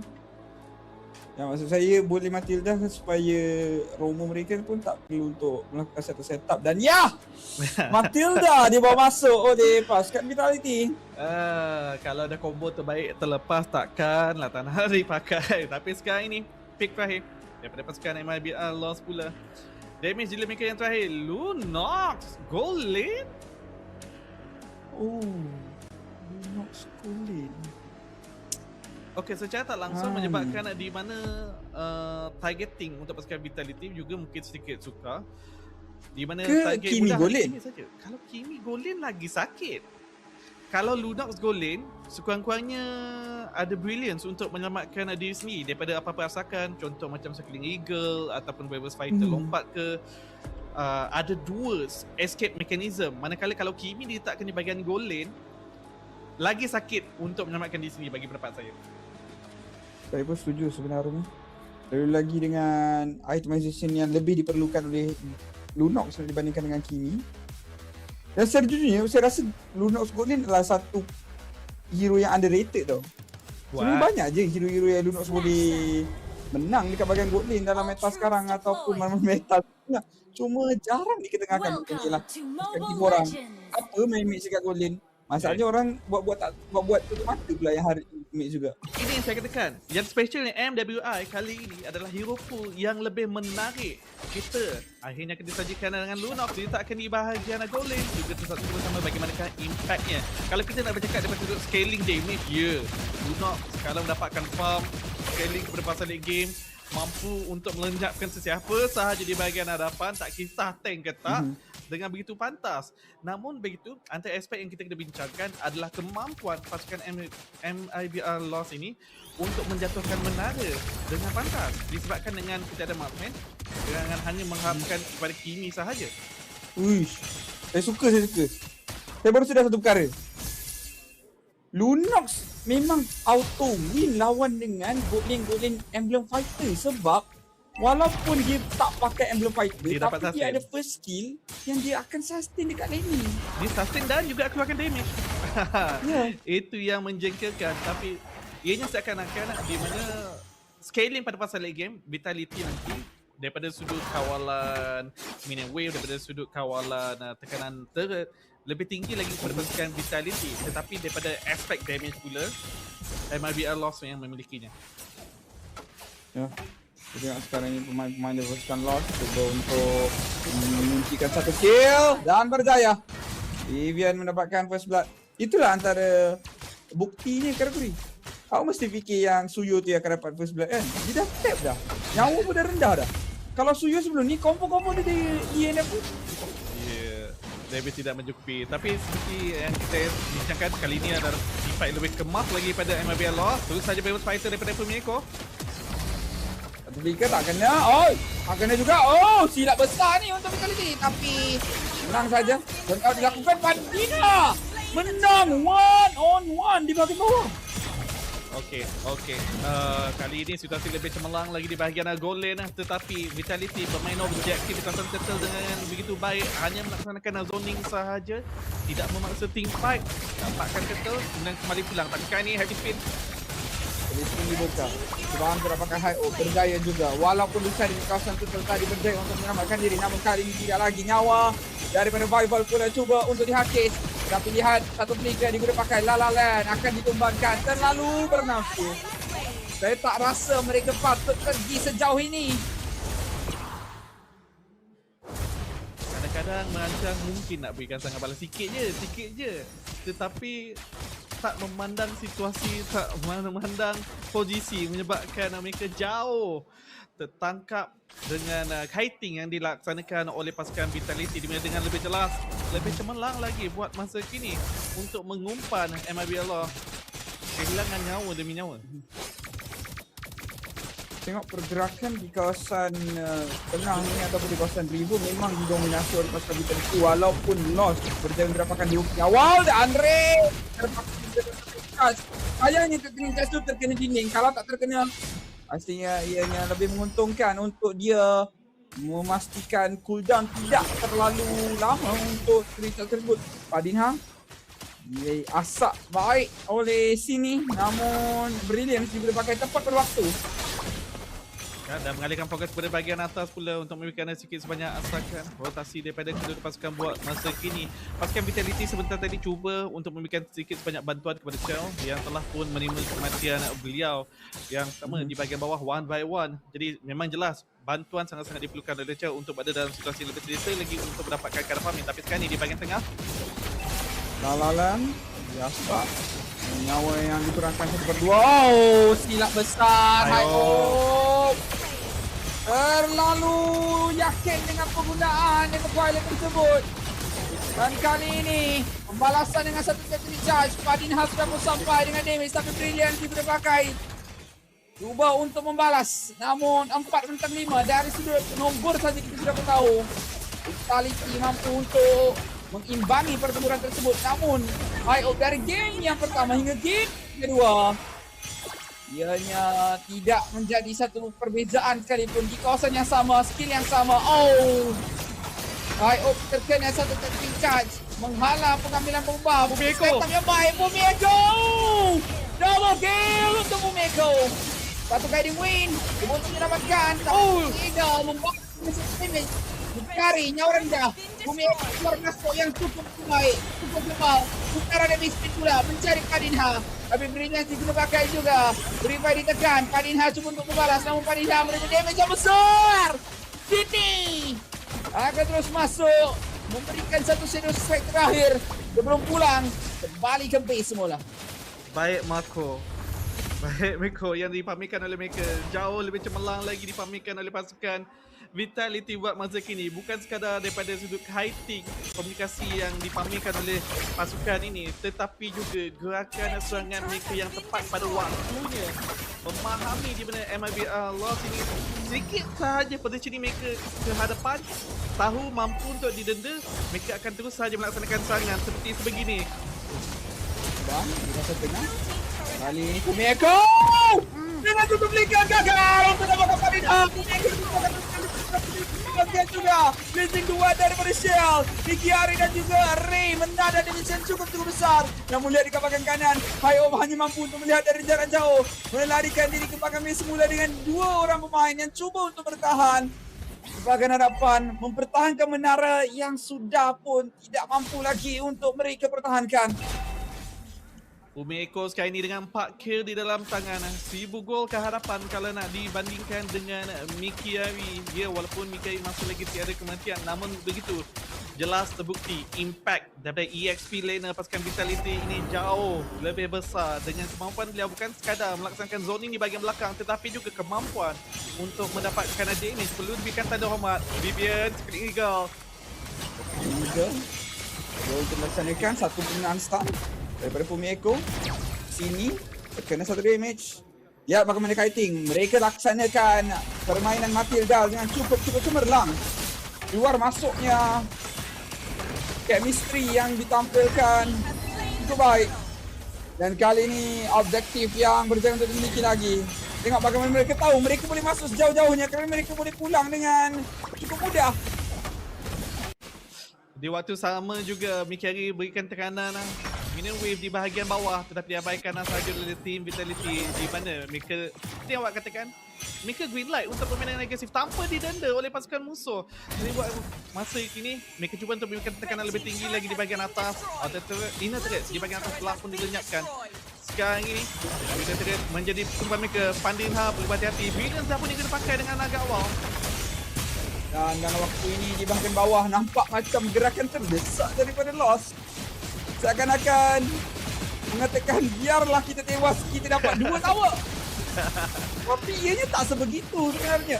Mikiari. Mikiari kenapa macam Mikiari salah buka waste ke macam mana Mikiari? Ini jauh ni Mikiari. Okey, saya faham.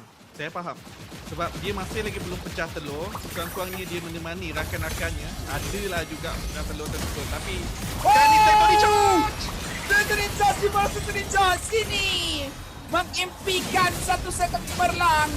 Namun setup itu membawa pada. Tapi kali ini Fumi Eko membalas semula. Double kill dimiliki player kedua. Double kill. Satu pembalasan. Triple kill untuk Hayop. Kali ini Hayop akhirnya berjaya untuk mendapatkan kill setelah 2 permainan. Satu momen memberikan beliau 30 stack biasa. Akhirnya dimiliki satu kemanisan untuk Hayop. Terima kasih. Kita usahakan buat sini tadi. Punya jauh Mat. Setup memang dah cantik. Tapi jujur cakap member tak mampu nak imbangi tadi tu. Tak bersiap sedia untuk melaksanakan perkara tersebut.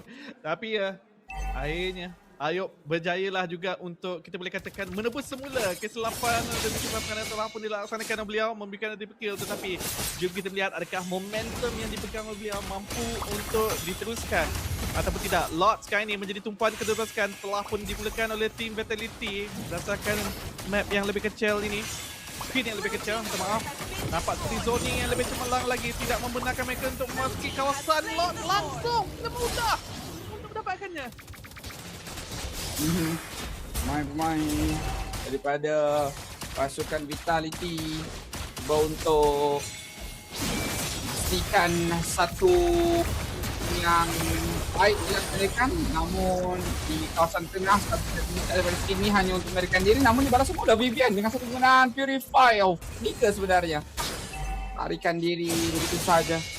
Entah mengapa satu pertempuran yang dilaksanakan di saat Lord akan muncul. Saya boleh katakan buat masa kini disebabkan perbezaan ekonomi, perbezaan kill, memberikan pasukan Vitality keyakinan yang luar biasa.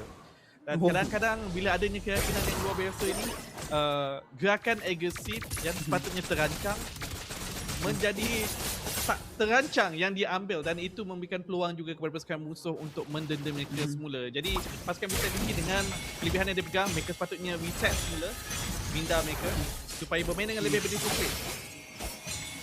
Ya, saya suka Karakuri. Karakuri dia seorang yang seringkali mengajar saya cara-cara untuk mengatakan sesuatu perkara tanpa menyinggung perasaan orang. Kalau macam saya tadi mungkin saya dah direct kata Vitality Moon Star Syndrome dan rasa macam overconfident.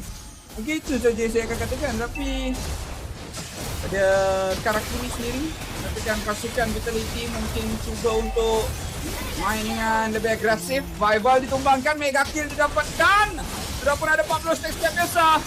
Uranus tu memang ada satu jobnya ke dekat bahagian bawah. Sini cukup. Sini macam tak baca sini Macam memang betul-betul nak JJ Tapi Pumeko meneruskan serangan secara solo. Pumeko masih lagi ada api. Dia tenang, dia nak pancing juga. Dia nak paksa brilliant segala benda dikeluarkan ke Pumeko. 1 lawan dengan 3 bukan ada masalah. Pumeko masih tertahan. Pumeko cuba untuk melarikan diri dengan ada satu dari win menyelamatkan keadaan. Tapi Mikari sudah sampai. 1 damage dia akan blazing white. Oh, cukup pada. Cukup saja 2 orang. Down Lasin. Down. Menyelamatkan keadaan. Save the day. Dengan satu tripod. Lewat pasti. Mega kill saja. Dan satu skill Beagle yang mengakhiri kill demi kill tersebut, meninggalkan Fadina saja. Terbaki untuk pasukan Lost. Ini mungkin akan menjadi penambahnya Garaguri. Mungkin Panina akan mencuba tetapi kalah daripada sudut jumlah. Sedikit tukar sebenarnya Mini Wave menjadi target. Brilliance dia pakai. Tiada lagi Mini tapi baru saja tiba bantuan supply untuk Mini Wave telah pun tiba. Namun begitu Anil libatkan MLBB telah pun hidup semula. Menandakan di mana tim Vitality sepatutnya reset semula. Kembali tenang. Jangan tunggu untuk menghabiskan game ini kerana ada lagi objektif seterusnya. Itu Lord yang baru saja hidup semula. Boleh membantu mereka untuk menutup game ini dengan lebih kemas lagi. Ya. Kita tengok pemain-pemain daripada kita melihat nampaknya MLBB juga lebih yakin untuk keluar dari space. Mereka nak memberikan saingan. Kita juga kena melihat Miki lagi. Adakah akan atau korban begitu sahaja? Kena bermain dengan lebih berhati-hati. Kebal-kebal tapi tak bermaksud anda immortal. Masih mampu untuk ditentukan kalau satu berhadapan dengan 5. Karakuri elok sikit. Takkan dia orang tak immortal lagi? Okay, jom takkanlah budak epic. Mana ada epic abang main kat tournament international tak? Mikari, Purify. Santai, lock dance yang agak lama. Kenapa? Minion kat atas all the way. Dia orang kena tunggu yang tu je. Vitality dah one step ahead dah. Lost macam fikir, oh kita boleh contact.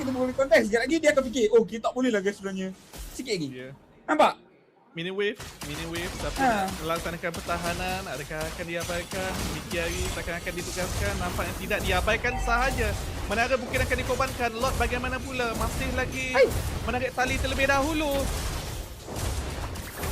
Cuba untuk menghalang daripada pulang sekarang ni. Mikiari cuba untuk jadi satu hero untuk tapi dalam waktu sama Vision. Omega! Buatan bro! Gerakannya mahal daripada Pumeko. Tapi ada 2 orang yang buat lah sebenarnya Pumeko. Lama juga Mini nak ambil tahu atas tu. Kan? Aku lebih terkejut yang menara atas tu masih lagi hidup dah. Ini benda tu masih lagi tak dijatuhkan dengan Mini Wave setelah diabaikan oleh MLBB dengan lama. Mungkin ini semua dah pun kira-kira oleh MLBB. Mereka tahu Mini Wave tu takkan mampu untuk melaksanakannya. Awal dia nak sword daripada kiri second item mungkin lebih baik kalau dia lengkapkan diri dengan kostum ataupun battery. Tapi dia menang sword sebagai item kedua. Biasanya orang gunakan dia menang sword sebagai item terakhir untuk Kimi. Kalau betul-betul diguna pakai sekalipun lah, itu pun dalam keadaan musuh sangat-sangat banyak daripada sudut tankiness ataupun HP. Tapi musuh taklah begitu banyak daripada unsur tersebut. Namun Walker ke arah Lord yang sudah bermula untuk berangsur masuk. Percubaan dengan poking ke arah Pandinha terlebih dahulu. Crystal terbuka luas. 3 inhibitor semua dihancurkan. Dan Lord masih lagi juga berdiri. Nampak seperti ini penamatnya. Pumeko perlahan-lahan cuba melakukan stun. Stun cuba terlaksanakan tapi berdiri juga dipakai. Satu cuba teknikal yang ditumbangkan. Namun dia dimiliki. Percubaan mendapatkan 3 orang pemain yang masih lagi berbakil. Sini guna je teknikal itu. Sini cuba untuk menyebabkan keadaan. Sini cuba untuk balas. Pumeko masih lagi ada nyawa yang cukup rendah. Membalas semua dengan replika. Terus Minion Crystal masih lagi cuba untuk mengejar. Satu langkah. High-Off cuba untuk bertahan. Jauh rendah High-Off. High-Off ditumbangkan juga. Outplay yang cukup cemerlang daripada sini. Sempat juga dibeli Imo tadi. Dalam aksi kita mengejar ini, pemain-pemain Lost perlu untuk sedar Minion masih lagi ada. Dan percubaan untuk Pumeko bertahan gagal. Fireball saja yang berbaki. Fireball saja tinggal. Dan terus triple kill didapatkan. Tapi Uranus tengah defend 3. Wave dekat bagian base. Tak mengapa. Misi telah tercapai. Wipe out terhadap pasukan Vitality bukanlah satu tugasan yang mudah. Namun begitu, pasukan wakil South America ini berjaya untuk melaksanakannya. Dan biasa, mungkin memang mereka pandai kira-kira tak mampu untuk bisa dijatuhkan oleh mini wave. Mereka tahu di mana ruang masa yang boleh dipakai oleh mereka ataupun dibudgetkan oleh mereka untuk mereka masih lagi mengejar dan juga melaksanakan serangan balas. Tak diberikan jugalah Mickey Harry sebentar tadi juga memberikan sikit banyak bantuan untuk melaksanakan pertahanan. Tapi lihat begitu jauh pasukan Vitality mampu untuk bermain kiting, menyelamatkan diri sendiri, membeli masa. Tapi tak lupa juga pasukan musuh yang mampu untuk commit, bermain agresif, mengejar mereka sampailah kepada lubang cacing. Oh, saya baru sedar mengapa Lost seringkali seakan-akan minion berpihak kepada mereka, kata Kuri. Kenapa? Oh, tapi kita tengok dulu Mikiari nyawa semakin rendah. Mikiari ditumbangkan juga tapi dikatakan ada pertempuran mencari lalalan. Nyawa yang cukup rendah. Bumi Eko satu Flika tapi tak terkena. Mereka ini Padina percaya untuk mengelak. Tidak satu brilliant. Laser 2 diperlukan mencari Padina. Double control shot. Shot kembali sebelum ke belakang. Mencari triple control shot. Tapi lihat bagaimana hilang di shot. Shot masih lagi ada winter drop. Dan ditumbangkan triple kill. Ayo mencari media. Ayo. Tapi ada pula foto time itulah plus of the basis menyelamatkan keadaan. Minion takkan ditumbangkan. Ada cerita dia. Ceritanya diorang ni daripada South America, Karguri. Lost ni daripada South America. South America terdiri daripada pasukan seperti Brazil, Argentina. Kalau tengok sekarang World Cup, Argentina dia macam sebenarnya favor dekat dia. Sama dengan Lost. Ada buff lah, Ada buff.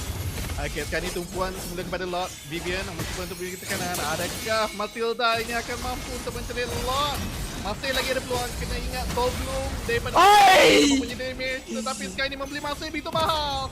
Vival telah pun hadir. Sekarang ni MLBB Lost patut reset semula. Terpaksa menantikan peluang yang seterusnya untuk mula berdiri semula di dalam pusingan yang kedua ini. Dan nampaknya Lord ini mungkin mampu dimiliki oleh pasukan Vitality. Buat sebelum didapatkan, Bible akan dapatkan Lord ya. Bible dapat Lord, okey tenang. Ini cuba untuk melarikan diri, sini masih lagi ada nyawa yang cukup rendah. Paksa untuk keluar dengan satu flicker. Tapi pemain Vitality untuk sedari damage daripada pasukan Lost sangat-sangat besar pada saat ini. Yang saya terkejutkan, Padina dalam tadi. Betapa tak paniknya dia untuk keluarkan Brilliance. Dan banyak benda dah cuba untuk memancing diri dia. Tapi walaupun orang kata tak kena, cuma kalau saya pun kata, oi! What? Macam tu je? Okay, Mat. Aku tak sempat kelip mata, dia hilang. Tiada lagi guiding win untuk memenangkan pasukan Vitality bermain kiting ataupun agresif di bahagian hadapan. Jadi sekarang ini mungkin pasukan Vitality kena bermain sedikit perlahan. Mereka tak boleh nak memasuk je, mereka masih lagi ada Lord. Mereka mencari peluang untuk melompat ke bahagian hadapan. Shell perlu lagu satu. Shell merupakan pemain yang cukup penting. Bumi Eko sedar, dia tak boleh lompat terus. Kerana sebentar tadi tu hampir dan terus saja Bumi Eko ditumbangkan. Bible juga akan menjadi bangsa. Ada motivasi. Tapi bagaimana dengan satu brilliance, Shell cuba untuk melakukan backup. Namun Adinha terus saja pulang. Ini dah berat dah. Ini dah berat. Betul lah kata awak, Vitality mula assassin tu. Saya tak sebut. Saya tak sebut kata-kata yang lebih lemah lembut lagi. Tetapi wait. Teknologi ada pemain ni sememangnya luar biasa. Daripada puting pertama lagi, walaupun tewas, tapi set up daripada beliau begitu cemerlang. Dan kali ini dilaksanakan follow up yang lebih kemas lagi daripada ahli pasukan yang lain, membenarkan mereka untuk memberikan tentangan yang begitu hebat kepada pasukan Vitality. Sekarang ini untuk pasukan Vitality, nak tak nak mereka kena memberikan tanda hormat kepada kemampuan MLBB Lost ini untuk mengeluarkan damage. Kita tengok bagaimana hilangnya Vivian sebentar tadi bagi satu bukti damage daripada pasukan Lost sangat-sangat tinggi. Adina dengan 7410 tu adalah satu karakter yang cukup menyeramkan. Mikiari yes 4-0. Tapi korang kena tahu macam mana dia mengawal dengan membisik-bisik ke arah minion milik Lost. Mikiari kenapa? Mikiari. Kau dah ada immortal. Mikiari. Dia umpan kating. Masa dia kekal tenang dalam keadaan serangan semula daripada pasukan MLBB Lost. Dia ada siapa yang tertangkap Tonic Charge, tetapi terhadap Vival saja bukan target ini. Kena ingat ini masih lagi ada di kawasan base. Perlu dilaksanakan clean wave juga. Crystal tersebut tak mampu untuk bertahan seorang diri sahaja. Lot juga masih lagi ada. MIB Alos kena memilih Allah. ke arah mana mereka ingin memberikan tumpuan sekarang ini. Dihantarnya jungle mereka di bahagian bawah. Dicari lakukan cutting dekat bahagian atas. Sempat atau tidak? Padina! Dia nak buat combo tak jadi tu. Tak jadi. Nak combo ni. Meko, saya kelalalan, nak rendah. Ada Padina, no party dah ni. Oh, tapi mega kill dimiliki juga ke arah Meko. Lot sudah pun didapatkan. Mikiari masih lagi kekal. Berkawan bersama-sama dengan minion. Bagaikan sahabat hidup semati, Mikiari bersama dengan minion ini. Ya. Seakan-akan dalam satu permainan ini saja job desk yang dimiliki oleh beliau. Nampaknya seperti ia, tapi kali ini akhirnya akan dikejar. Adakah akan mampu untuk memberikan itu? Heavy spin juga diguna pakai. Masih lagi ada immortality, tetapi sepatutnya tiada lagi jalan keluar untuk beliau. Dijatuhkan akhirnya. Lot juga menjadi tumpuan sekarang ini. Perlu dileburkan, perlu dijatuhkan oleh pasukan MLBB. Kalau tak, ini adalah saat-saat terakhir mereka untuk pusingan best of 3 ini, di mana pasukan Vitality hanya memerlukan 1 poin saja lagi untuk menutup match ini. Bahan untuk menambahkan permainan. Masih lagi ada shells, lagi itu pasukan Vitality ada peluang untuk tamatkan permainan. Kalau itu bahan, gagal. Terus saja immune, dibalas terus oleh sini. Satu in the ground, dicari Padinha menggunakan brilliance dengan cemerlang. Padinha sudah pun menggunakan brilliance. Satu penggunaan gerakan yang baik daripada High Up. Tapi kali Crystal terbuka luas. Putaran heavy spin, mencari seorang pemain terlebih dahulu. Tapi victory terlalu awal. Production. Masih awal. Kembali tenang terlebih dahulu. Turunkan gaji dia. Turunkan gaji dia. Daripada Chell sebentar tadi dah pun diguna pakai, diasah oleh Hayop, di mana memaksa winner nature tersebut diguna pakai dengan lebih awal, bermaksud tidak mampu diguna pakai untuk menghabiskan Crystal sebentar tadi. Pasukan South America ini, MIB Allah, masih lagi mampu bertahan. Tuan-tuan dan juga puan-puan, 23 minit usia untuk pusingan yang kedua ini. Mereka masih lagi cuba untuk bertahan, cuba untuk memberikan serangan yang lebih ganas lagi, dan yang lebih penting, tetap tidak mengalah. Ya. Main daripada pasukan Vitality perlu untuk pemain secara bersabar. Jangan buat silap. Hampir sahaja tadi untuk dia hilang. Tak sampai 1 saat pun lah dia terkena serangan. Nyawanya hampir saja untuk tumbangkan. Untuk ini apa tu? Pasti hanya membazakan skill set sahaja. Mikiari seperti biasa, job desk beliau, minion wave, kanan side lane, itu sahaja menjadi tumpuan. Lot sekarang ini dimulakan oleh pasukan MLBB Allah. Di bahagian atas, Rumi Eko mencari jadual laluan untuk dive ke bahagian belakang, tetapi disedari telah pun dihalang dengan begitu baik. Chell juga menunjukkan muka di bahagian bawah, jadi informasi tiada gold laner Vitality di kawasan lot ini. Tapi akhirnya kita dapat game dia datang kepada bahagian bawah, cuba untuk memberikan tekanan untuk menjatuhkan Mikiari sekeliling, tapi tak mencukupi daripada efek damage bagi pendapat saya. 2 hero ini untuk menjatuhkan Uranus. Cukup sukar kalau ada purify, tapi kalau tak purify mudah untuk Mikiari ditumbangkan. Dan waktu ini juga pemain-pemain daripada pasukan Lost nampak macam mereka dah mula ada jawapan untuk bahagian laning itu. Mereka sedar bahawa pemain-pemain daripada pasukan Vitality perlu untuk menyelesaikan Mikiari terlebih dahulu. Tapi Mikiari tinggalkan minion. Minion mid lah tu. Alamak, bye-bye. Mikiari fight. Kalau fight kena end ni, kalau fight kena end ni, masih cakap kalau fight kena end ni. Seriously? Nasib baik tu. Satu minion tu mati. Ada next kah? Saya rasa fight ni masih lagi tak penting ni. Fight ni serius tak penting. Cuba tengok gerakan daripada Cell. Saya boleh cuba end ni. Dapat lalalan, satu pemain tumbangkan, minion dah masuk, Crystal mula dengan fokus, minion menang, sikit lagi. Padina kira. Kenapa minion dalam game ni macam ni? Tak pastilah mengapa. Tetapi ialah mungkin ada buff World Cup seperti yang awak katakan. Ini pun ikut World Cup. Tapi sekarang ni masa lagi mereka meneruskan rasakan. Cubaan untuk dapatkan Padina, tapi bila dia pakai seperti teringkat. Cubaan untuk dapatkan Shell, tapi dia pakai sama Padina. Akan sabar cameraman. Apa? Cameraman macam nak di awal. Tengok Crystal berhanturkan pastinya oleh pasukan Vitality. Kemenangan 2-0 yang ditangguh-tangguh oleh pasukan Vitality. Akhirnya 2-0 berjaya juga dicapai oleh tim Vitality. Tetapi tanda hormat perlu ditebikan kepada MLBB kerana telah pun menunjukkan tentangan yang begitu hebat. Kerana pertandingan yang kedua ini bukanlah kemenangan yang mudah untuk tim Vitality. Ya, tengok pemain-pemain daripada pasukan Vitality sebenarnya cukup solid di bahagian awal permainan, tapi di bahagian tengok permainan tadi mereka banyak tersilap langkah. Untung saja mereka sedar, mereka mengetahui macam kita asalkan kita main disiplin, kita tak mati, minion akan buat kerja untuk kita. Dan kenapa saya rasa yang minion dalam ni macam tak berapa kuat?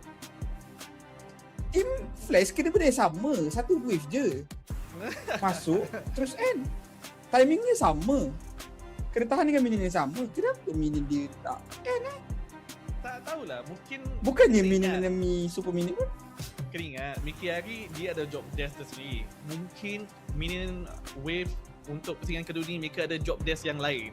Macam kita kadang-kadang melihat di mana ada minion yang job desk dia crystal je. Yang lain semua dia akan abaikan kecuali crystal. Tapi kali ini kita dapat melihat di mana disiplin daripada minion juga dipaparkan. Mereka tak tergopoh-gopoh untuk endkan game serta-merta. Mereka fokus kepada clearkan minion wave musuh pula sebelum menghabiskan crystal. Saya memang rasa macam pasukan Vitality sebentar tadi ada peluang untuk dikalahkan dengan Padina punya Lunox. Cukup cemerlang. Sayangnya early game mereka terlalu buruk saja. Kalau mereka dapatkan early game yang lebih baik, early game saya tak buruk sangat, mid game. Bila dah masuk fight turtle 2, turtle 3 tu kan, fight 5 secara lawan 5 tu mereka agak sedikit kurang baik. Tapi apapun kita akan berehat sebentar sebelum kita teruskan dengan perlawanan terakhir untuk hari ini.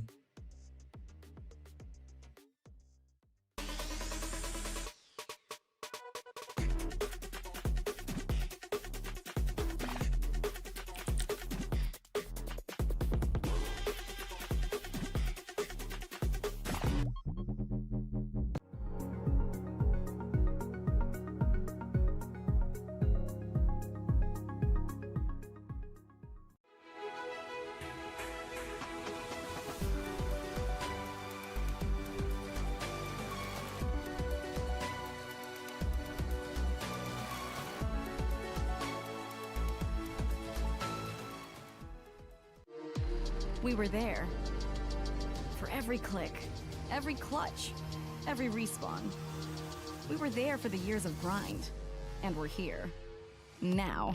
The proud founding partner of EWC, powering the biggest event in gaming, shoulder to shoulder with the world's best, making history. Greatness deserves a stage. Lenovo Legion, reach your impossible.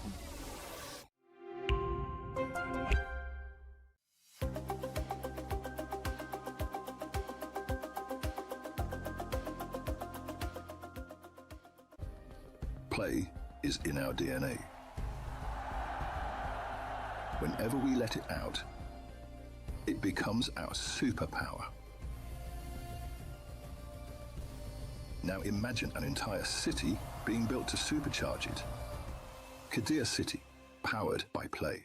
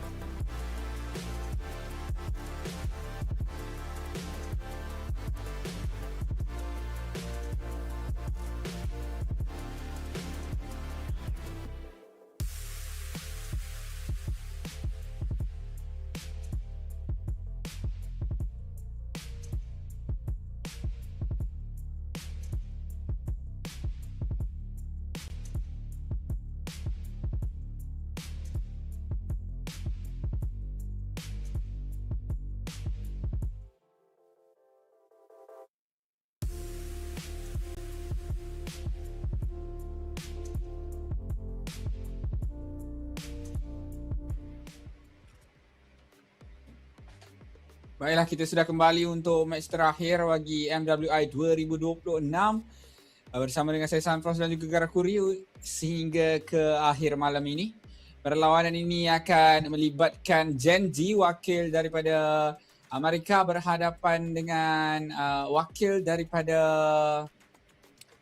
mana ya Garakuri agak? FPT Sport daripada Turki manakala Genji Ya, Sport daripada wakil Turki, daripada North America.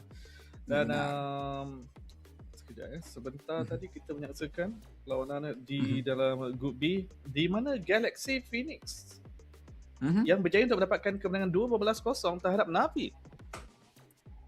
Wow, itu adalah satu perkara yang cukup mengejutkan kerana Navi merupakan juara pada MWI yang 2024. pertama di EWC. Ya. Kata silap 2024. saya. Dan sekarang ini yang saya katakan, saya tak pasti kenapa, tetapi nampak seperti MWI ini tema dia kejutan demi kejutan yang dah pun dipamerkan. Ya, sebentar tadi Team Vitality wakil daripada Indonesia berjaya untuk mendapatkan kemenangan bersih 12-0 terhadap MIBL Lost wakil daripada South America. Tetapi kena diingatkan lagi di mana ianya bukanlah kemenangan yang mudah pada pusingan yang kedua. Jadi tak heran kalau mungkin kali ini MWI perubahan daripada mungkin daripada sudut ranking wakil-wakil daripada negara yang berbeza juga akan berubah. Ya, kita tak hairan kalau pasukan daripada Kemboja ini berjaya untuk melangkah dengan cukup hebat di MWI kali ini kerana mereka punya persiapan adalah persiapan yang boleh saya katakan paling berisiko tinggi serta paling besar-besaran dilaksanakan oleh negara Kemboja sendiri. Bagaimana mereka menghantarkan pasukan ini masuk bersama-sama dengan pasukan Galaxy Legend iaitu pasukan utama mereka, pasukan lelaki mereka di MPL Kemboja. Walaupun Galaxy Phoenix hanya mendapat tempat ke-10 pastinya, tempat terakhir dan tidak berjaya untuk mendapatkan sebarang kemenangan di MPL tersebut, tetapi hari demi hari berhadapan dengan pasukan-pasukan hebat. Kita tahu bagaimana MPLK sekarang antara MPL yang boleh kita katakan cukup hebat. Mereka merupakan pasukan pertama wanita yang menjejakkan kaki di MPL. Dah lah dengan 5 pemain wanita bermain di MPL. Jadi mereka dah seakan-akan dilatih dengan satu training yang cukup keras lah saya boleh kata. Dia macam ni ya, apabila kita dalam situasi yang betul-betul kompetitif, kita tak ada pilihan untuk sentiasa mencari penambahbaikan daripada sudut gameplay kita ataupun salah komunikasi ataupun untuk menjadi pasukan yang lebih hebat lagi. Apabila kita berada di dalam posisi di mana situasi tersebut tak kompetitif, tak ada yang memberikan tekanan, tak ada yang memberikan cabaran, kita nak menjadi pasukan yang lebih baik juga sedikit susah untuk dicapai. Ya. Kalau kita lihat pasukan yang kita akan saksikan selepas ini pula akan diwakili oleh beberapa nama yang kita kenali seperti Arya yang menjadi antara pemain terbaik bagi Malaysia daripada sudut lady scene, akan bermain di Genji untuk pasukan untuk mewakili North America bersama-sama dengan Rex Vin serta coach Subway.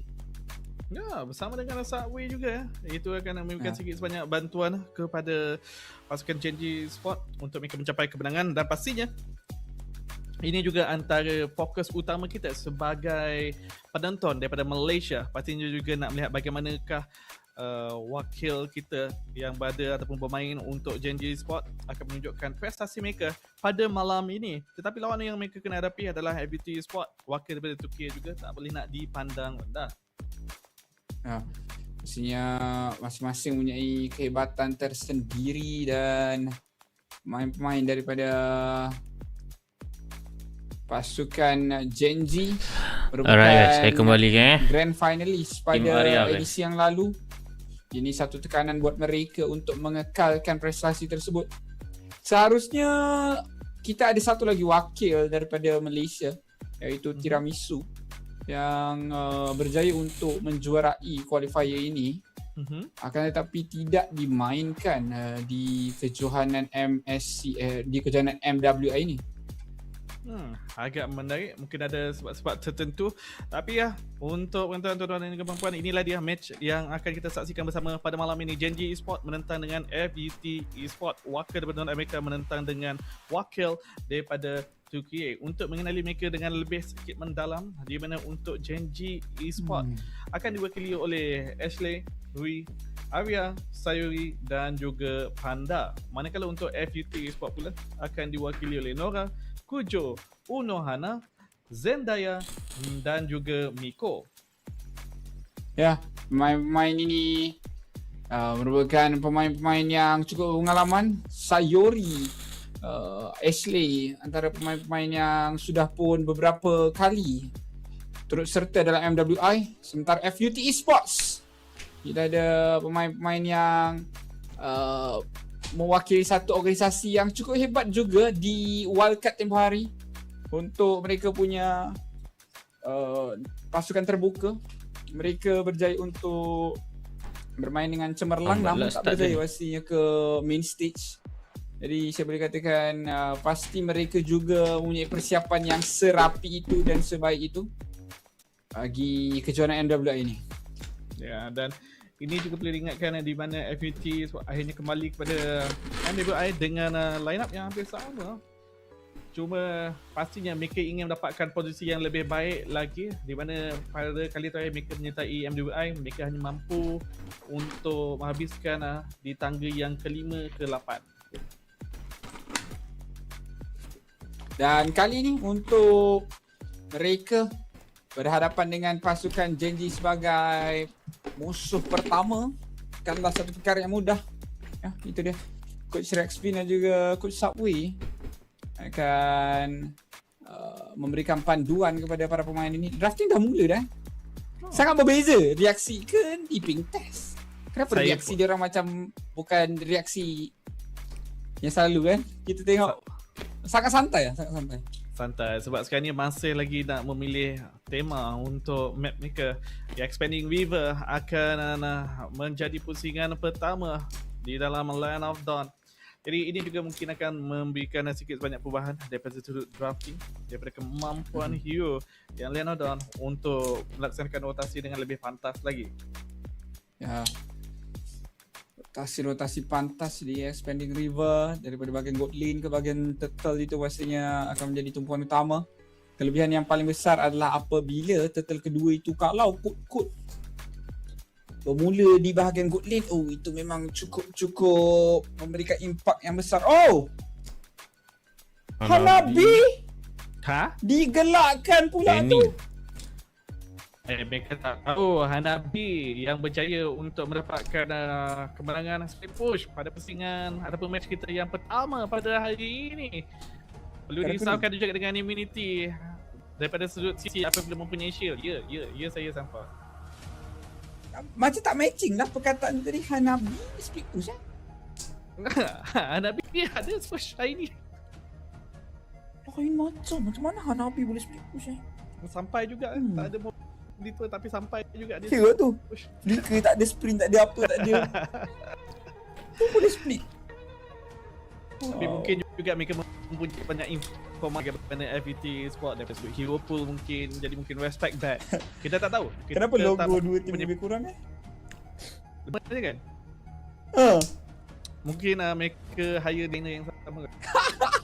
Okay, Selina juga telah peluang. Saya rasa ini lebih kepada respect band yang dilaksanakan oleh Genji Sport. Manakala untuk FUT Sport, mereka memberikan fokus lebih lagi kepada standard band berdasarkan meta dengan pengeluaran Freya, Marcel. Jadi mungkin selepas ini Chusin ataupun Hirara akan diberikan tumpuan. Tapi pagi tu nampak macam akan terlepas. Pakito akan terlepas, Phobis terlepas, Chusin Atlas, Beleri, Akai. Banyak hero-hero yang worth to ban. Tapi saya tak boleh baca lah draft yang ni sebenarnya. Memang susah lah nak dijangka. Dan sekali dengan begitu banyak yang telah boleh dibebaskan, hero yang tak di-ban tu sahaja dibawa masuk dengan bagi pendapat saya, band ketiga daripada FPT Sport adalah untuk membuka lebih banyak lagi pilihan. Jadi sekarang ni kita nak lihat apakah yang akan diutamakan oleh mereka. Adakah Atlas, adakah Cloud, ataupun mungkin Chusin juga akan menjadi tumpuan mereka. Kerana itu akan memberikan kita sikit sebanyak gambaran bagaimana FPT Sport ini ingin bermain. Atlas, mereka memberikan tumpuan kepada Roma terlebih dahulu. Atlas dibawa masuk bersama-sama dengan Gulliver. Solid juga draft dia. Daripada 3 band atas untuk Genji tu, saya punya lah fikir macam kenapa FUT tak boleh ke main hero-hero yang yalah meta sampaikan perlu untuk di-ban sebegitu rupa. Tapi terus saja mereka membawa masuk satu kombinasi yang boleh saya katakan cukup menyeramkan. Atlas Guinevere. Dan sekarang ni mungkin daripada aspek damage yang perlu dipertimbangkan untuk FPT Sport, Cloud bagi pendapat saya tak ada masalah kalau mereka nak utamakan, ataupun mungkin The Link needs no items to take down mid lane Amelia. juga tak menjadi masalah. As soon as you hit level 4, you're... Cloud tu penting sebenarnya. Kalau boleh untuk dipakai. Ni stream A, stream B kan? Kalau tak carry je direct. Carry tu sebenarnya cukup menyukarkan. Ya, mereka mempunyai frontline tak ada purify. Oh, terlupa juga dengan Phobius yang seringkali di ban keluar. Kali ini terlepas terus sahaja menjadi frontliner yang kebal di bahagian depan. Agak pelik juga ya. Phobius dia ambil selepas macam minta maaf, Esmeralda dia ambil sebelum Phobius. Ini berat untuk Phobius. Sangat berat. Matilda di ban keluar juga. Dan ini akan membuatkan pemain-pemain daripada pasukan you definitely would want a bit more burst damage to come in from Foot Esports just so you could layer Baru first game ni those setups better because you already have like what the potential combination of the spatial migration and the fatal links, but we are still looking for the damage that could complement this combo from Foot Esports so far. It's only the Phobius that's revealed to us, and at this point, if it's burst damage that you're looking for, then yes, the Lilia you mentioned might be one of the considerations. Juicin is also out there if you just want to add another layer of crowd control too. Do you feel that the Lilia's burst though? Like, especially early game, it feels like a lot less bursty than like something that you would imagine, like something like the Farsa, you know. Ini aku malas buka English cast ni guys. Heavier when it comes to hard burst. Plus, I don't know if you want to hand. Dia pandai buffering lah duk. kombokan dengan lompat tu. Tapi bila kena first skill je dengan Valerie, dah terpaksa hilang dan susah nak keluar balik. Kalau tak first skill, Ultimate Warfare Riot juga akan memaksa perkara yang sama juga. Dan itu mungkin akan menjadi masalah yang lebih besar nanti. Tapi sekarang ni pick keempat daripada FPT Sport, Waka daripada 2K terlebih dahulu.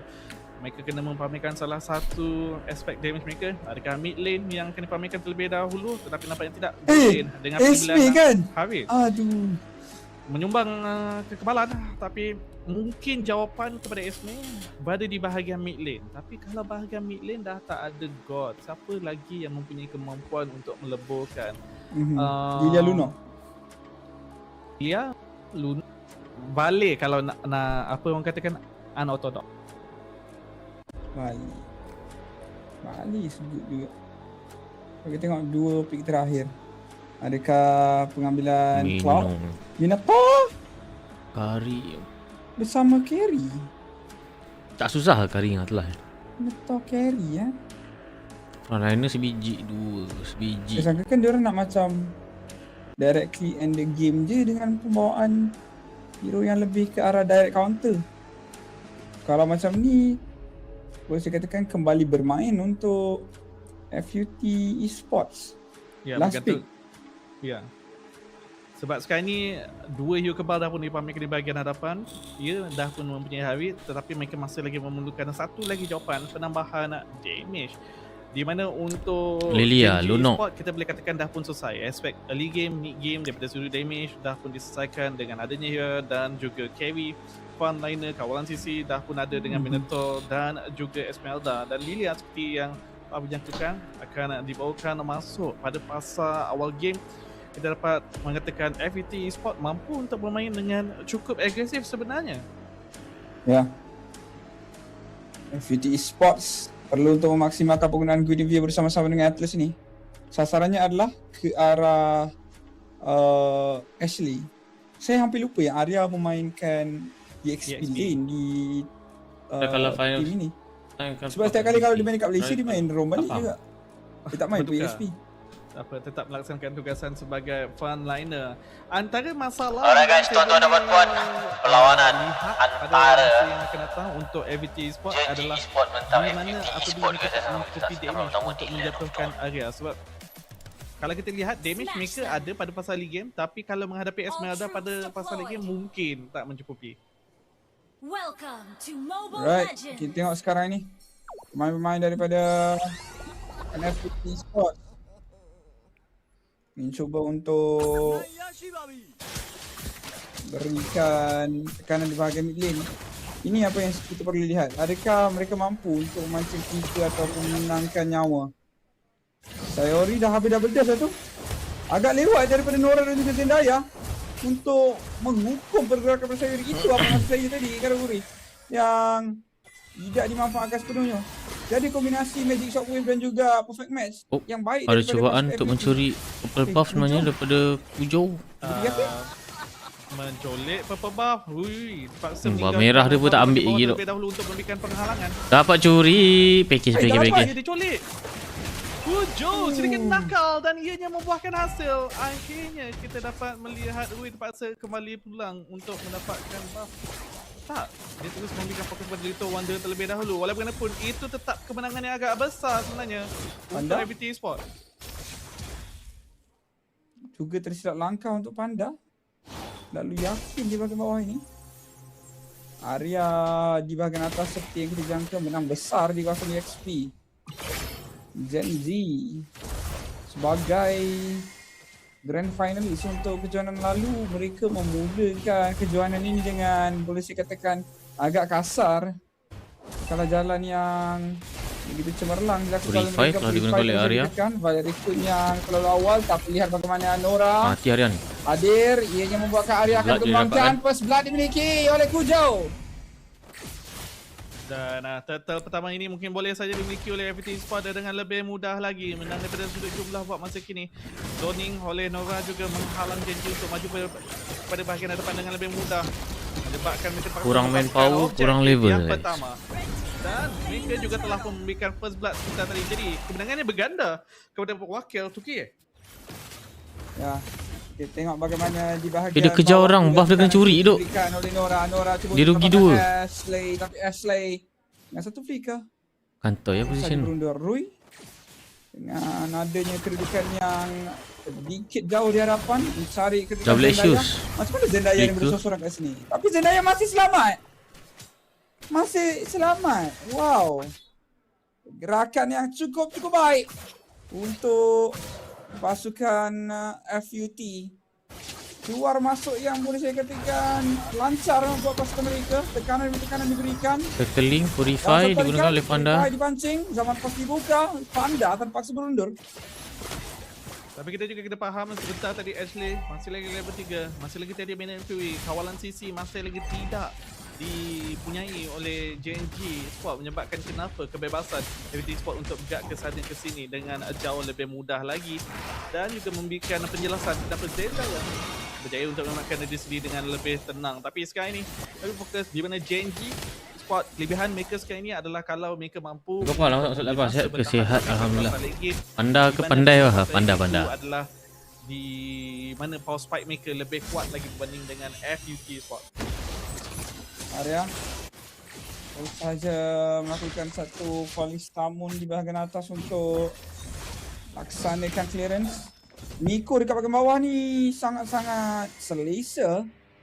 Tak pernah dikunjungi sebenarnya. Ya, walaupun ada rotas ke bawah, tapi sekadar sampai ke long bush tu saja. Tak pernah menyentuh lane pun untuk pasukan Genji. Tengok, macam tu. Dia macam total bakal ada perangan. Siapa yang di kawasan tersebut dah pun cukup untuk menghalang Genji Sport untuk melaksanakan gerakan lebih agresif lagi. Sekarang ni total yang kedua. Masih lagi bersembunyi. Arya menadah banyak damage kat sini. Ashley masuk, Minion Fury, Flicker digunakan. Minion Fury Zendaya ditumbangkan. Arya down. Tapi lihat bagaimana Teling berjaya. Panda juga boleh ditumbangkan.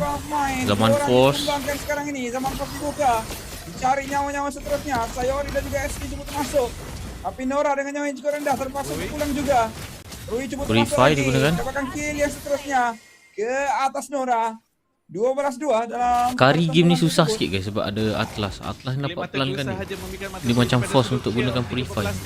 Dan Genji sibuk hadapan buat masa kini. Tentu kalau juga menjadi menangi, mereka mungkin akhirnya boleh mempunyai momentum untuk pusingan yang pertama best of few mereka. Tapi sekarang ni Turtle masih lagi Dari tadi tengah CD Rui tu. Paling Stamon. Distribution telah digunakan. Turtle jadi amankan oleh Rui. Rui berjaya untuk dapatkan Turtle dengan Kujo yang sedikit terlewat untuk hadir ke kawasan tersebut setelah dikenakan zoning oleh Arya. Genji mungkin sedikit Malaysia mana bah? Malaysia dah tak ada lah. Ini satu player Malaysia je, Arya je dekat Genji ni kan. Bagi pendapat saya tak ada masalah sebab ianya lebih kepada scaling hero yang telah pernah dibawa oleh mereka dengan adanya carry, dengan adanya Esmeralda. Cuma perlu diberikan mata Zaman sahaja Force. untuk bertahan. Wah, menara bisa didapatkan oleh Panda. Mini Fury. Kita tengok bagaimana Minion Fury cuba untuk membalas. Miko terpaksa ada bantuan mundur. Sayori dan juga Arya daripada Genji. Cubaan untuk Arya maju ke arah Miko. Nyari gerakan dengan cukup banyak. Sayori pula balas dengan serba sedikit stun di arah Unohana. Di bahagian atas ada satu menara yang cukup didapatkan oleh Kujo. Namun Rui hadir untuk melakukan pertahanan mudah. Ya, kedua-dua jungler ini mempunyai mobility yang agak tinggi. Tak menjadi masalah untuk mereka memberikan tekanan lebih tinggi lagi kepada bahagian side lane ataupun mengawal minion wave supaya kanan taklah dirasai terlampau besar bagi pasukan mereka. Saya baru sedar game ni kalau Arya buat Radiant Armor dah hampir mustahil mati dah untuk Arya. Ya, sebab tu saya katakan kalau dapat tahan sampai late game, Arya tak ada jawapan untuk menjatuhkan kekebalan beliau. Dan di mana pada waktu tersebut juga Panda Kevin sepatutnya mencapai power spike, tak punya masalah untuk meleburkan sesiapa sahaja di bahagian hadapan. Cuma kena bertahan sahaja. Betul. Nora perfect match yang sebelah sebenarnya. Tapi tak dihukum. Itu kurang pasti kenapa. Sedikit dah nak fight kat turtle ni. Gerakan daripada musuh cuba untuk memperlahankan bahagian tempo bawah. permainan. Tarik ditemani. Ada Genji. Kali ini Unohana. Oh, ada cubaan flicker digunakan. Polis tamun daripada Arya agak sedikit maksa sebenarnya. Unohana malah diberikan backup. Unohana berikan damage ke Arya. Arya dikurangkan dengan cukup banyak. Kali ini Arya masih lagi ada purify. Fatal Link belum lagi dilepaskan. Perfect match saja tak cukup untuk menggerunkan Arya. Kalau tadi Minion Fury itu terkena, mungkin Unohana boleh untuk perang duk, Harik dah tunjuk diri kat bawah duk ni. Tapi mengelak dengan cubai Polis untuk tamun. Unohana. Keterangan fixer tapi Unohana masih lagi di hadapan. Arya menzoni dua player di bahagian belakang. Arya bertahan cukup baik. Fatal Link. Focus down. Flicker dah digunakan. Tetap jadi amankan oleh Genji. Inilah punca ataupun akibatnya apabila anda bermain dengan full magic berhadapan dengan hero-hero kebal seperti Esmeralda. Oh, Black Shoes. Zendaya. Flicker telah digunakan. Datang Rui. Jaya menumbangkan Zendaya. Satu penangkap di bahagian belakang. Cari Iko pula. Zaman pas dibuka. Oh, Mini Fury bersama Flicker. Terus saja Purify dilepaskan. Ashley down Rui. Macam agak berlebihan sebenarnya dalam pergerakan tersebut. Follow up dia. Terpaksa mengubahkan diri sendiri begitu sahaja. Tapi kalau benar, situasi masih lagi di dalam kawalan Genji Esports. 3,000 gol ke hadapan pada minit yang ke-8. Mereka hanya perlu meneruskan asakan sahaja dan juga kawalan map. 2 artillery dah pun dilenyapkan di bahagian atas dan juga di bahagian bawah. Kalau di bahagian tengah ini juga dijatuhkan FP Sport.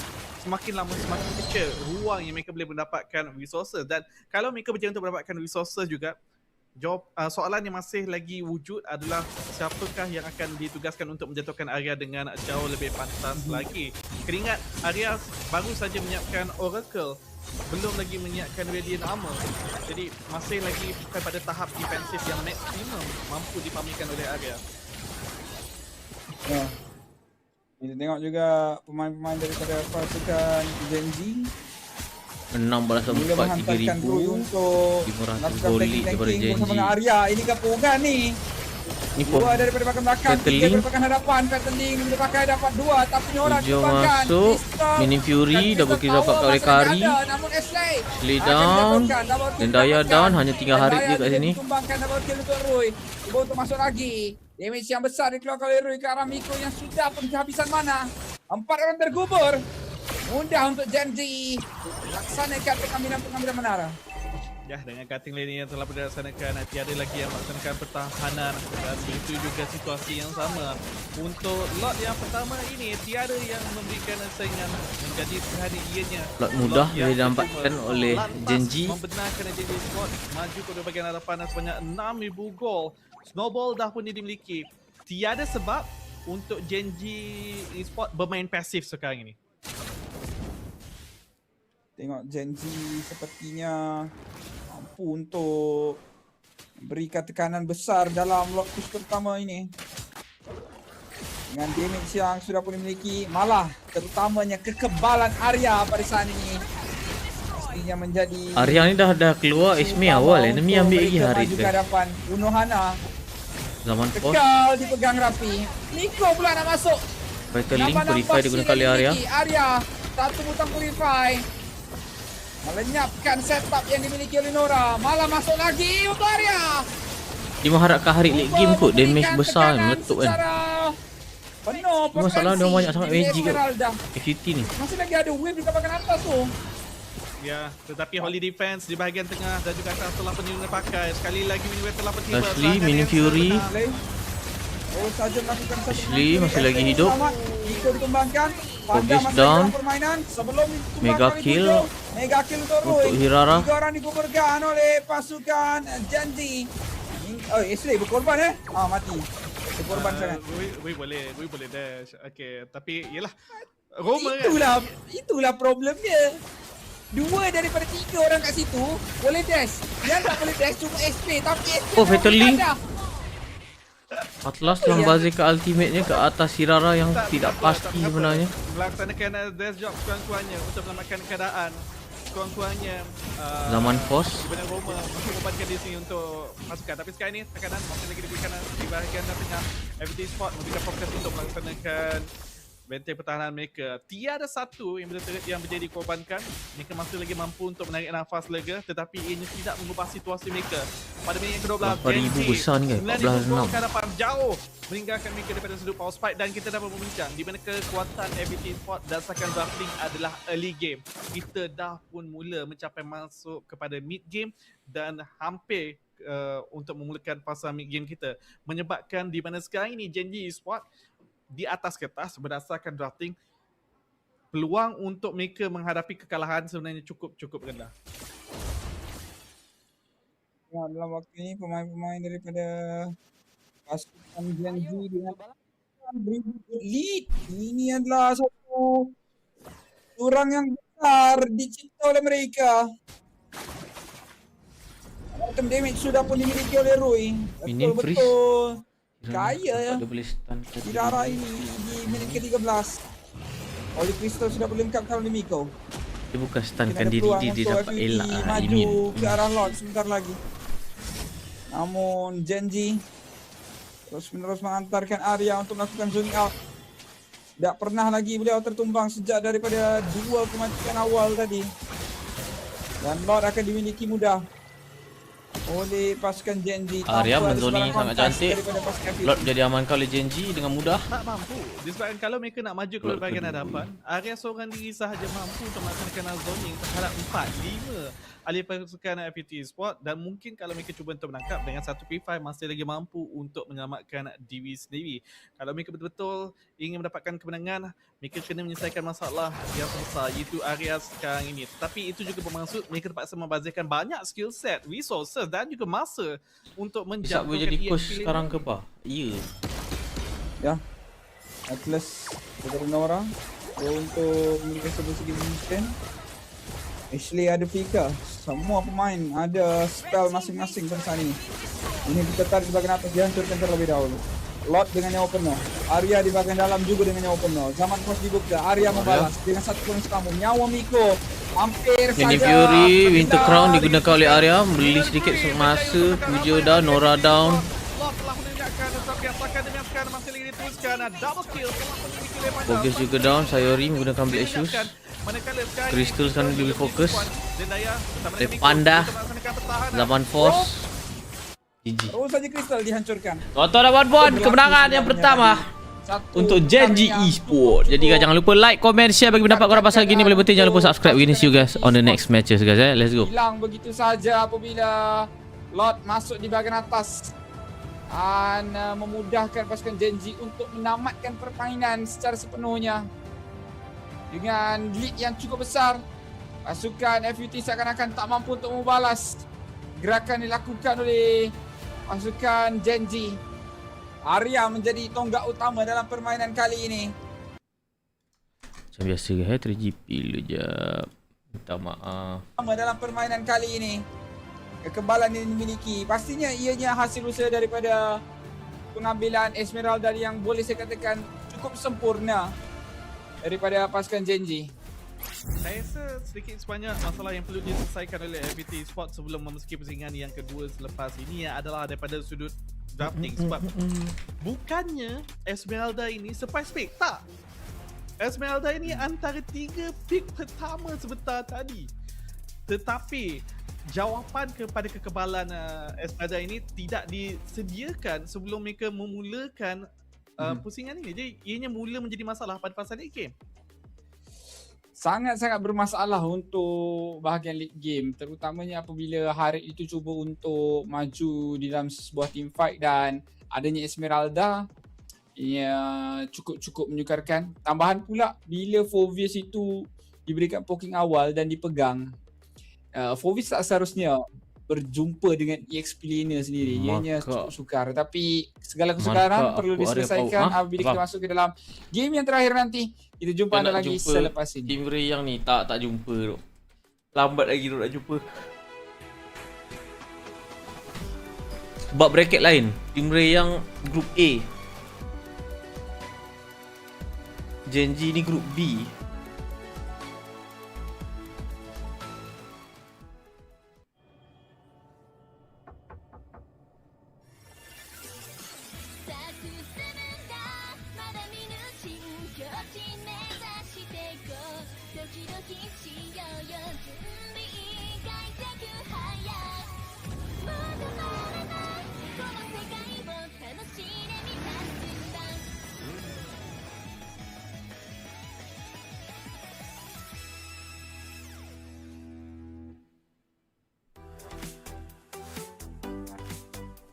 Almost bila lah.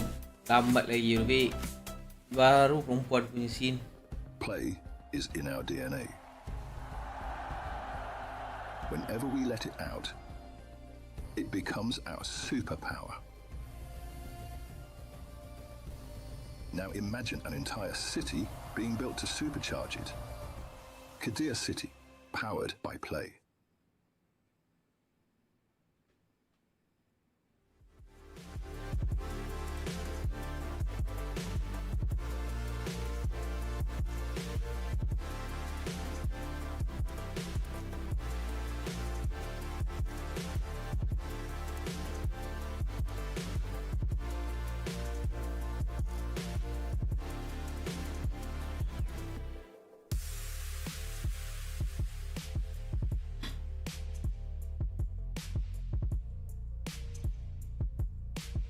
Bagi belanja. Terima kasih.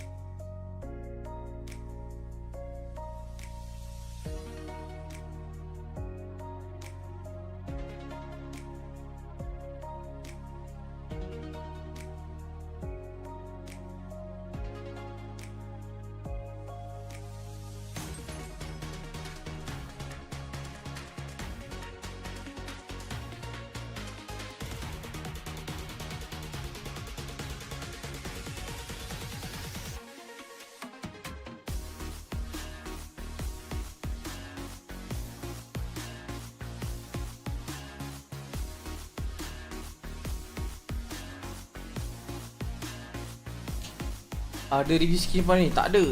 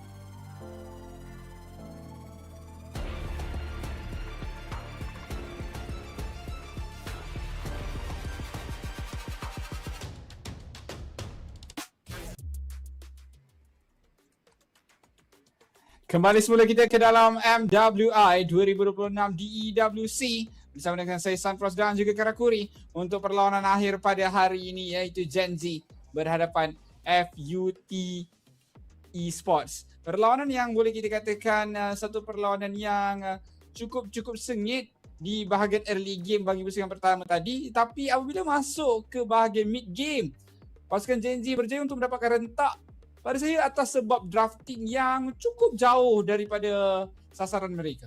Ya, saya rasa mungkin untuk pasukan FUT Sport itu adalah satu kali yang perlu mereka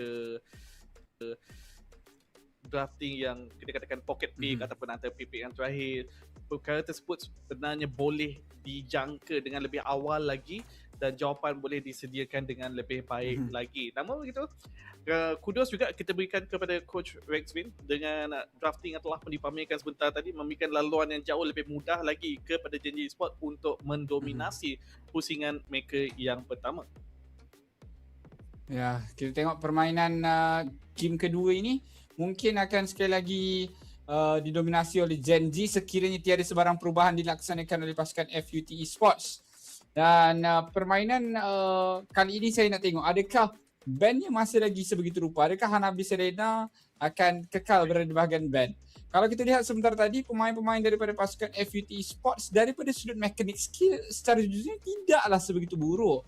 Ianya cuma lebih ke arah bagaimana drafting mereka yang boleh saya katakan jauh sangat. Mereka bermain ibarat tadi explainer tadi dalam permainan apabila sentiasa kaki Fovis tu dipegang oleh Esmeralda, tak mampu untuk mensasarkan ke arah pemain yang lain sekalipun. Malah kalau berjaya sekalipun, tidak ada sasaran yang bagi saya mudah untuk Fovis lakukan zoning out.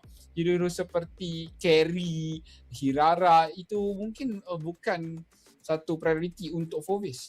Dan kita juga kena melihat pasukan manakah yang akan berada di bahagian first pick, siapakah yang akan berada di bahagian second pick. Disebabkan sebentar tadi kalau tak silap saya, FVT Sport yang membuka lebih banyak lagi ruang supaya mereka berjaya untuk mendapatkan pick yang kedua.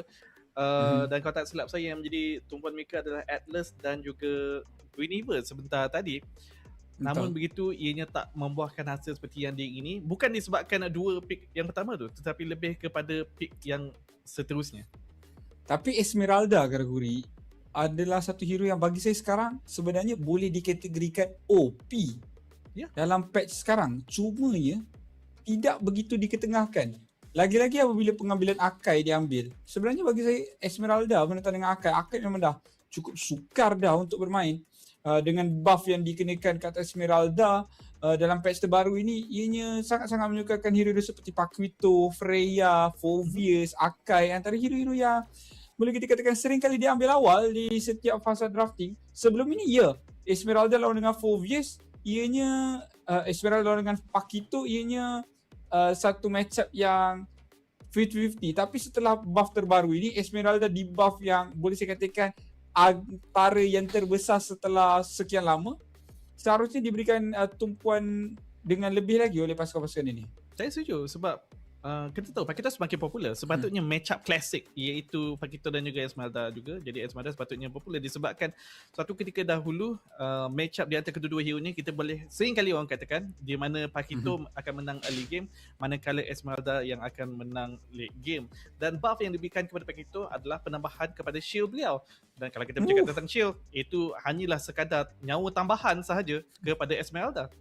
Ya, kita tengok tadi bagaimana Haris daripada Miko, nyawanya boleh kita katakan 80% adalah shield saja di bahagian base itu, dan mudah lama untuk juga break dia ni bertahan dan memberikan damage demi damage. Nampak macam penuh nyawa, tapi sekali dilibas oleh Esmeralda akan terus saja hilang. Dan pemain-pemain daripada pasukan Genji mungkin dengan panduan yang diberikan oleh Coach Rexvin mampu untuk memberikan mereka lebih mudah kemenangan itu. Dengan 9,000 gold lead sebentar tadi, antara permainan yang terpantas juga untuk hari ini, cukup kemas. Satu lot yang dua lot mereka gunakan untuk menamatkan permainan. Saya lihat bagaimana pengambilan carry itu sebagai satu pengambilan yang selamat saja. Mereka mengambil satu hero yang boleh kita katakan mudah untuk execute, dan seperti yang mereka laksanakan, sangat mudah untuk mereka laksanakan execution tersebut walaupun terpaksa menggunakan pre-fight. Dan tak lupakan juga kemampuan seorang pemain yang bernama Rui yang menggunakan hero dengan begitu cemerlang sebentar tadi. Saya tak pasti, saya tak ingat kalau ada kematian pada saat-saat yang terakhir. Tapi last saya melihat KDA beliau adalah 5 kill, 0 kematian, 5 assist. Menunjukkan dominasi pada fasa early game, berjaya dibawa sampai kepada fasa game. Sebab kita tahu Hiara sememangnya hero early game, kalau tak mampu untuk membawakan impact seawal tersebut, ini sangat-sangat merugikan. Di mana dalam situasi pusingan yang pertama tu tadi, Rui membuktikan tiada masalah untuk beliau melaksanakan tugasan. Ya, atas sebab itu tadi ada percubaan daripada Rui untuk melaksanakan sebuah rusuhan. Bukan. Tadi Kojo yang lakukan rusuhannya. Itu sebenarnya tadi gerakan yang boleh saya katakan sangat-sangat pintar dan memberikan manfaat besar kepada pemain tersebut, iaitu Kojo. Apabila Hirara kehilangan pegangan ataupun kelebihan early game, ini sangat memberikan impak besar, tapi Hirara akan di-ban bersama Lancelot dan Matilda. Wow. Bandnya bukan main Untuk Genji kan, walaupun mereka berada di bahagian second pick, tetapi tumpuan mereka masih lagi terhadap Hanabi, terhadap Selena. Jadi ini sememangnya respect band lah bagi pendapat saya. Freya menjadi pick utama. Di mana Freya pada silap saya pusingan pertama tadi diabaikan Diabaikan betul. Dan sekarang ni juga kita melihat respon daripada Genji Sport. Apakah yang mereka akan sediakan untuk menangani pergerakan agresif daripada seorang Freya? Kalau saya Atlas carry. Atlas carry third pick Esme. Atlas carry third pick Esme, pick di bawah jungler. Nampak daripada gaya FUT Sports ni lagi teratur daripada gaya Rui lah lebih lagi. Nampak macam ada hero pool yang boleh kita tekan besar. Lagi teratur dua-dua okey. Dia saja untuk ngambil jungler-jungler yang lain nanti. Tapi Valentina dia kena tengok juga lawan siapa juga kot. Tapi masalah juga masih kebal. Kalau ambil carry bergantung kepada every spot. Adakah mereka akan mengambil carry ataupun tidak? Sepatutnya ya. Sepatutnya kalau tak carry pun mereka kena jawapan menyediakan jawapan yang berbeza daripada Pakito pun tak laku Ya. Yang terus saja. Ciao sangat susah lawan Esme juga. Ciao sakit. Kita ambil contoh sebentar tadi pun Purify yang diguna pakai oleh Arya menyebabkan beliau bukan target yang mudah. Pakito tak laku, Zusin tak laku, Alice. Freya jungle, Alice jungle, mana satu jungle? Carry terus dekat sini. Alang-alang mereka dah keluar Alice Freya. Ataupun Yi Sun Shin yang mereka nakkan. Tapi kalau mereka nak bermain double fighter, ini kalau macam ni dah kan, dah keluar Alice ni guys kan, ambil Bak Zia tu. Itu persoalan menarik. Freya, Alice, Bak Zia jawapan sebenar dia. Kalau aku lah. Satu counter engage juga diperlukan seperti Gatot Kaca. Mungkin pick dekat bawah nanti. Carry perlu diambil dulu. Sangat-sangat diperlukan. Kod-kod kalau ini adalah Alice jungle sebab anda tak mampu untuk mengharapkan ke arah Valentina untuk melakukan fokus ke arah Alice tu nanti. Jadi carry terus dikuncikan. Jawapan yang selamat dekat sini sekurang-kurangnya ada jawapan untuk meleburkan Freya, ada jawapan untuk meleburkan juga Alice. Cuma carry ini perlu dilindungi sahaja dengan lebih baik lagi disebabkan dive competition yang dimiliki oleh FVT Sport mungkin tak akan membenarkan Panda bergerak dengan lebih bebas. Tapi kalau dijaga rapi, ada ruang untuk keluarkan damage, carry ini mampu untuk meleburkan. Carry akan jadi tonggak utama daripada sudut serangan ke arah bahagian frontline pasukan FUT. Ban yang keempat, pembuangan hero seperti Yi Sun Shin seperti dijangkakan. Di ban keluar nampak gayanya. Dia akan diberikan kepada Kimi pun bobong macam kena ban pasukan FUT. Dengan adanya double fighter meta yang cuba untuk dibawakan ataupun dijangkakan akan dibawa oleh pasukan FUT nanti. Saya tengah berfikir kalau kita bercakap tentang yang mampu untuk bergantikan decision untuk melaksanakan double fighter meta di bahagian jungle. Saya rasa Link sekarang ni boleh kan? Boleh? Link boleh. Disebabkan masih lagi mempunyai aspek assassin late game. Siapa lagi late game assassin? Harley pun boleh double fighter sekarang. Harley? Bagaimana dengan Hanzo? Boleh. Tapi dia cakap ada banyak benda lah yang buat Hanzo sekarang susah sebenarnya. Ada satu benda yang saya rasa menyusahkan untuk Hanzo. Hanzo dia sebenarnya kan, dia macam dah macam one-one dengan tu. Dilema. Kau nak late game. Tapi bila late game, kau taklah impact sangat. Bukan kau tak impact. Kau macam kena, kau tak boleh terlalu late game. Kalau kau terlalu late game yang level-level semua orang full item, engkau dah tak function. Macam Wawan, kalau kau dah sampai semua orang full item, orang dah boleh beli winter, kau dah tak ada guna lah. Macam Hanzo. Dia ada, apa orang kata, timing spesifik power spike dia. Betul. Macam Hanzo, kalau kau dah sampai late game sangat, lepas tu enemy dah mula kebal, engkau nak habiskan frontline atau waktu kau nak makan frontline, dia punya damage dealer tu burst kau terus mati. Lepas tu, susah sangat dah. Macam, engkau kena betul-betul laju. Padahal kau nak bunuh macam contoh macam Esmil lah kan. Okay, kau pergi dekat dia, lepas tu kau basic sampai kau, waktu kau basic attack sebelum kau first kill tu, kau kena burst dengan carry. Lepas tu kau punya bayang mati, dah susah. Ya. Tak nak Bazia jungle. Macam terlalu spesifik timing tu. Dia ada banyak win condition. Banyak win condition yang perlu diselesaikan. Sekarang ni setelah ban diselesaikan, sekarang ni pick keempat daripada Genji Esport. Adakah mereka akan mencolik Hali dekat sini, salah satu hero yang mampu membenarkan double meta digunakan? Akai. Sampai tidak Akai yang menjadi tumpuan tank utility. Tapi siapa ini nak kepit di sini? Kurang gemar saya dengan pengambilan Akai ni secara jujurnya. Kerana pengambilan yang baik, mungkin counter engage saja yang diinginkan. Saya jagakan hanya akan ambil Gatot. Kod mereka membawa masuk satu hero yang bakal dikombokan bersama dengan Chow. Sebab jarang-jarang orang nak ambil Chow dekat ladies ni. Kita tengok ni Akai sangat jarang. Hampir pertama kali pun saya lihat di peringkat international bagi ladies scene Chow dibawa masuk. Mid laner kena burst. Okay. Sekurang-kurangnya ada Kimi. Okay. Digabungkan bersama dengan Way of Dragon daripada Chow. Kalau tak tangkap, diberikan Barat mid utility, ia mungkin tak akan memberikan impact begitu besar. Banyak yang batu. Sehingga target lock dimiliki oleh FPT Esport. Adakah ini atas sebab katanya counter ke atas Akai? Kalau saya dekat sini kan Zanan, high loss ambil Novaria Room je tu. Novaria Room kalau nak pop. Tapi kalau high loss juga, bagi pendapat saya tak punya masalah untuk memperlahankan 4 frontliner di bahagian hadapan. Mungkin juga, tapi Minato terus-menerus diambil. Ini dah nampak guys seperti comfort pick untuk pasukan Genji. Ataupun mungkin mereka tak nak menunjukkan hero pool mereka terlampau besar. Kalau drafting ini tak mampu untuk diaturkan oleh pasukan musuh, mereka tak perlu nak mengubahnya. Disebabkan keringat ini masih lagi group stage.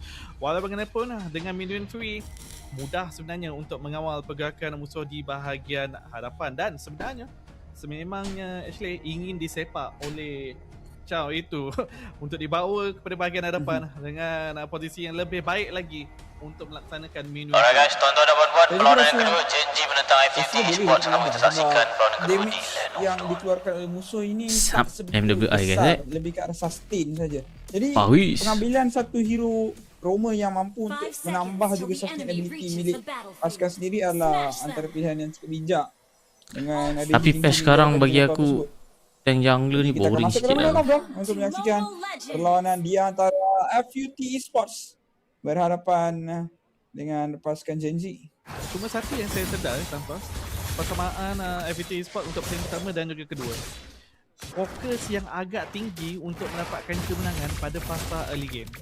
Dengan Freya yang dibawa masuk, dengan Kimi yang dibawa masuk, kalau mereka tak berjaya untuk mendapatkan snowball effect, Genji mungkin boleh mendapatkan situasi yang sama seperti pusingan pertama.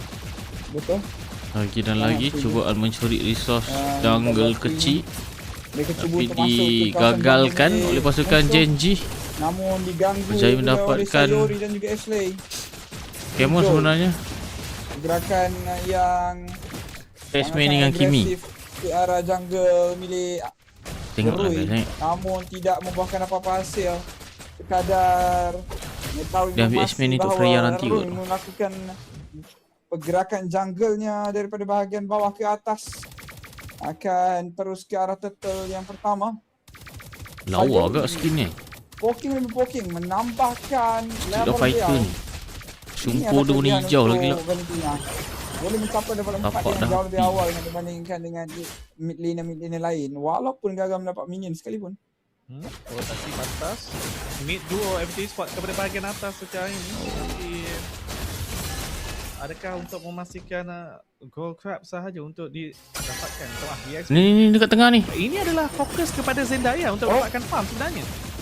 Ya, Nora berjaya untuk mengelak. Dan dalam waktu ini main pasukan Genji sudah pun mula untuk menarik turtle. Bagus Mas main ni guys. Panda ni. Dia pandai freeze minion dia. Sebab kalau dia freeze minion dia kalah. Ada heavy spin dia terus welcome. Tapi tak betul. Studio sedang mengganggu pada di bahagian Ellis menggunakan ulti. Tetap jadi amankan oleh Rui. Menggunakan heavy spin. berjaya untuk menghentikan turtle. Dan dalam waktu yang sama Kujo down. akan ditumbangkan. First blood dimiliki Arya, cuba untuk bertahan, tapi Arya masih berjaya untuk menjadi sedikit shield. Nora down. Dan berjaya untuk bertahan. Arya sempat turun shield tadi. Terus saja Flicker daripada Alice. Unohana setelah Double satu kill main dapatkan oleh dilakukan, Sayori. double kill pula untuk Sayori. Ngam-ngam tadi tu disedot shield si Chow ni. Kalau Chow tu sempat mati dulu tadi, mungkin Arya pun akan turut ditumbangkan. Saat-saat yang terakhir, tetapi ini kemenangan yang begitu besar kepada Genji Sport. 3 kill pada minit yang ketiga. Dan tak dilupakan juga dengan total pertama dimiliki oleh mereka, terus sahaja melonjakkan perbezaan ekonomi sebanyak 1,600 gol. Dan kita juga dah berbincang di mana MWI Sport fokus mereka lebih lagi kepada pasal League Game disebabkan main damage dealer mereka akan ditugaskan Purple buff, cubaan mencuri kat sini. Tetapi ini juga menyebabkan yang menjadi Sport berada dalam posisi lebih selesa lagi. Mini Fury bersama Flicker telah digunakan. Heavy spin, Barat dah ulti, Barat down. Memberikan ruang Panda down. pemain Genji yang lain. Memberikan damage, tapi lihat bagaimana Tendangan daripada Valen berjaya menumbangkan Kimi. yang cukup penting ke arah Zendaya. Ditumbangkan pemain yang mempunyai DPS damage daripada MWI Sports. Membenarkan Genji untuk maju ke hadapan.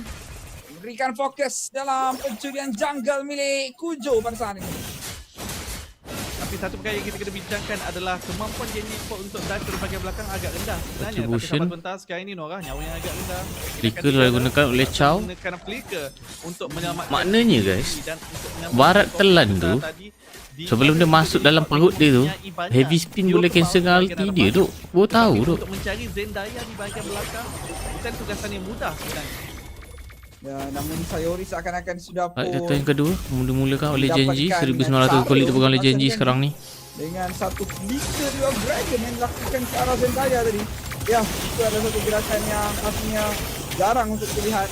Sayori terus menerus memberikan damage. Nora sangat-sangat low.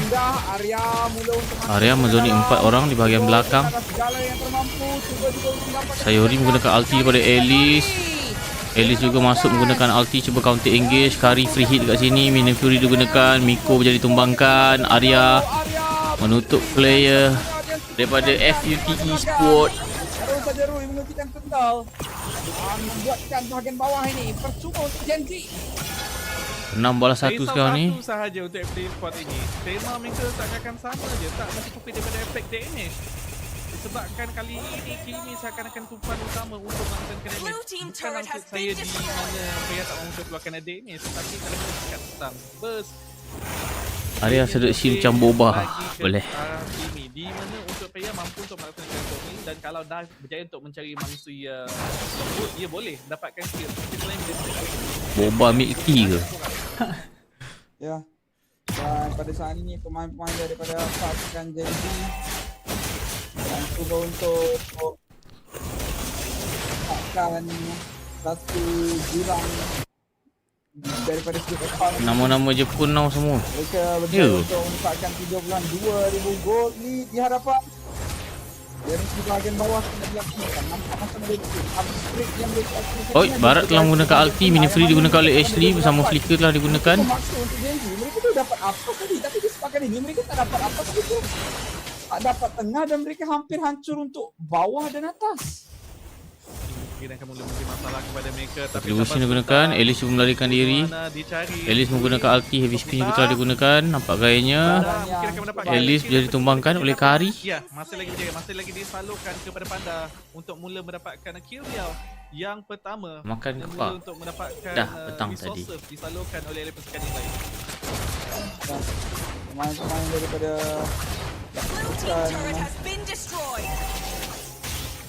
Burner staff telah disiapkan oleh Kari. Oh, Nora. Hai, sikit lagi. Tempat untuk Cikunda dilepaskan. Arya cuba mengejar. Namun pemain-pemain fokus ke arah kena Barat ni. Pulling Stamun, Arya menzoni bahagian belakang. Mid dapat. Mudah. Menara ini dihancurkan. Ya, dominasi sudah dipamikan oleh Genji Sport. Ingat sekarang ni Turtle setelah dimulakan oleh Genji, nampak gayanya mungkin bakal jadi perfect turtle untuk Genji. Miko datang, ultimate pada Alice bisa menangkap 2. Arya ditelan sekarang ni. Arya menggunakan purify, masih lagi hidup. Freya masuk, menyefuri. Counter engage dilakukan oleh Ashley. Barat down. Chow juga down. Dengan nyawa yang masih lagi mampu untuk dipertahankan. Miko dan juga Unohana terpaksa untuk pulang. Sekejap kuat, sekejap pelan sound ni guys. Heavy speed telah digunakan daripada Rui. Dan terus saja Unohana Alice bisa ditumbangkan. dikorbankan. Peluang yang cukup besar untuk Genji terus mendominasi. Ini seakan-akan Macam tak jumpa jalan. Ulangan siaran daripada pusingan yang pertama. Dominasi seakan-akan mampu dimiliki oleh Genji Esports sekali lagi. 10 kill berbalas dengan 1 pada minit yang ke-8. Hanya 1 kill saja yang mampu dicari oleh FT Esports untuk pusingan yang kedua ini. Tak dilupakan juga sekarang ini dengan ketiadaan ketiga-tiga auto turret milik FT Esports bebas. Kalau map ini mula dipegang oleh Genji Esports. 65 saat lagi sebelum Lord dimunculkan. Main tim luar. Ya. Main Every day is a develop day guys. untuk mengekalkan sahaja kawasan ini sebagai kawasan hak milik mereka. Bermain di arah Lord, sementara membiarkan Panda untuk mendapatkan farm. Rui terus menerus menjarakkan bezaan level di antara beliau dan juga Kujo. Sebenarnya kan kategori, saya sedar satu perkara tau. Dalam patch sekarang, jungle walaupun dirusuh mana pun, susah nak miskin. Memang disebabkan penambahan resources sebanyak 20% daripada sudut goal. Jadi kalau kena rusuh pun kadar farming jungle sekarang ni agak tinggi sebenarnya. Itulah sebab kenapa bagi pendapat saya. Bawah. Oh, Ashley masuk. First skill flicker. Minim Fury juga telah digunakan. Nampaknya Ashley masih lagi hidup. Sayori ditelan, Sayori dimakan. Tapi lihat backup. Sayori down. Backup yang baik daripada Roy. Satu putaran. Chow down, Barat down. Dua ditumbangkan. Double kill dimiliki. Tapi apa dibuatnya oleh Miko dekat tengah tu? Dia cuba untuk memberikan tekanan di bahagian tengah. Dia cuba untuk imbangi. Ni nampak gayanya bakal jadi lot yang percuma untuk Genji. Sebentar tadi, walau bagaimanapun Genji Esports akan berjaya mendapatkan lot ini secara percuma. Di saat hanya satu sahaja lagi inner turret yang masih lagi berdiri di kawasan luar untuk FVT Esports, iaitu di bahagian tengah. Dan pada saat ini FVT Esports sudah perlu Kari pula jadi guys. fikirkan cara untuk melaksanakan pertahanan, yang mana perlu untuk mereka laksanakan sebentar saja lagi. Kalau Lord masuk lalu bawah ni, FVT Esports akan ada masalah yang cukup besar. Ya, lalu bawah. Dan kita juga kena ingat di mana kemampuan FVT Esports untuk melaksanakan clearance wave juga bagi pendapat saya bukanlah pada tahap yang tertinggi sebenarnya berdasarkan draft mereka. Ya. Mungkin mereka mempunyai AOE CC, tetapi untuk melaksanakan clearance wave mereka terpaksa menadah damage di bahagian hadapan ataupun di kawasan yang berbahaya. Jadi Polling Stamun Arya cuba dicari sekarang ni. Dia tahu Arya seorang diri. Tendangan purify telah digunakan oleh Arya. Kurang ramai kata Arya, kurang ramai. Barat juga telah ada ulti. Kurang ramai kata Arya. Tambah lagi ahli. 5 orang tidak mencukupi untuk mengawal pergerakan Arya ini.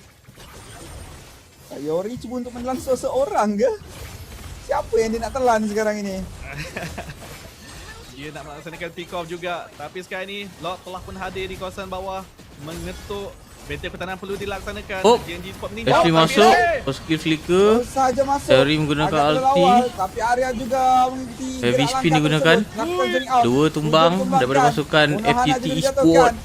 Nora down, unstoppable. Oh, Kari dah jadi kau-kau dah ni guys. Crystal diberi fokus oleh Panda. Tuan-tuan dan puan-puan, game cepat ni guys. 11 minit 27 saat. 2 kali berjaya 2-0 clean. Jadi guys, jangan lupa untuk like, komen, share bagi pendapat korang pasal performan untuk Genji Esports. Yang paling penting jangan lupa subscribe ya guys. We gonna see you guys on the next video guys. Let's go. Bagi pendapat korang guys. 2 berbalas kosong terhadap FUT. Kenapa Barat Kenapa Barat? Saya tak tahu. Kemenangan dimiliki oleh mereka dengan cukup mudah.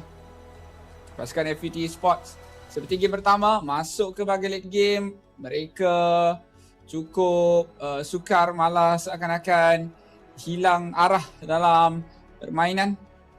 Tak mampu untuk mempertahankan menara-menara, tak mampu untuk mempertahankan menara-menara, tak mampu juga untuk mempertahankan serangan Lord. Walaupun dengan satu Lord saja di game kedua, walaupun dengan satu lane saja yang dipecahkan, mereka tak mampu untuk mencapai bahagian belakang milik pasukan daripada Gen Z. Game kedua ni lagi yang mereka ada 3 frontline. Tapi damage Zendaya takkan masuk apabila Arya melakukan zoning dengan jarak yang cukup jauh. Terus mensasarkan ke arah Zendaya. Tengok Arya memang mana Zendaya pergi, di situ dia akan terus sahaja tuju dan berjaya untuk mengekalkan prestasi cemerlang di game terakhir ini. Tetapi tak lupakannya juga terhadap Rui sebentar tadi Sunfrost, di mana pada team fight yang terakhir juga heavy spin daripada beliau lah yang berjaya untuk mengepit 2 ahli pasukan FAT Esports untuk dijatuhkan oleh Panda dengan lebih mudah Genji lagi. wakil mana pak? North Assassin, America. Baik bermain sebagai tank, utility, jungler, membuktikan pemain Genji ini berjumpa Vitality kan, betul. Tak kisahlah apa pun Tengok yang guys, diberikan kepada beliau. Hebat sekali. Permainan Seperti yang cukup korang semalam saksikan ditampilkan. dekat sini. Dan mengakhiri perlawanan kita pada hari ini. Genji akan lawan cukup Team lancar Vitality best of dengan 3 guys. Semua perlawanan Besok ke? stream bahasa Oh Melayu tak, lusa. berakhir dengan skor 2 berbalas Pada kosong. pukul Dan kalau kita lihat 9. daripada skor-skor Ini untuk perlawanan yang lain setakat ini, ini besok. nasib baik kita tidak menonton betul lah, besok lah. Falcon Daisy berhadapan dengan Falcon Vega. Besok juga. Mena. Ni pukul Dan 6, sekarang ni skornya pukul 1-9. 9. Selain daripada itu, semuanya 6 pukul 2-0. 9, Jadi, 6, sehingga kita 9. bertemu lagi di hari seterusnya. Saya Sunfrost dari Gekar Kuri mengundurkan diri. Terima kasih. Assalamualaikum. Ending lah guys. Jadi geng, saya pun minta diri jugalah guys. Thank you so much everyone for watching. Kita akan jumpa korang besok lagi guys. Bye bye semua. Assalamualaikum dan selamat berehat guys. See you guys on the next video. Assalamualaikum.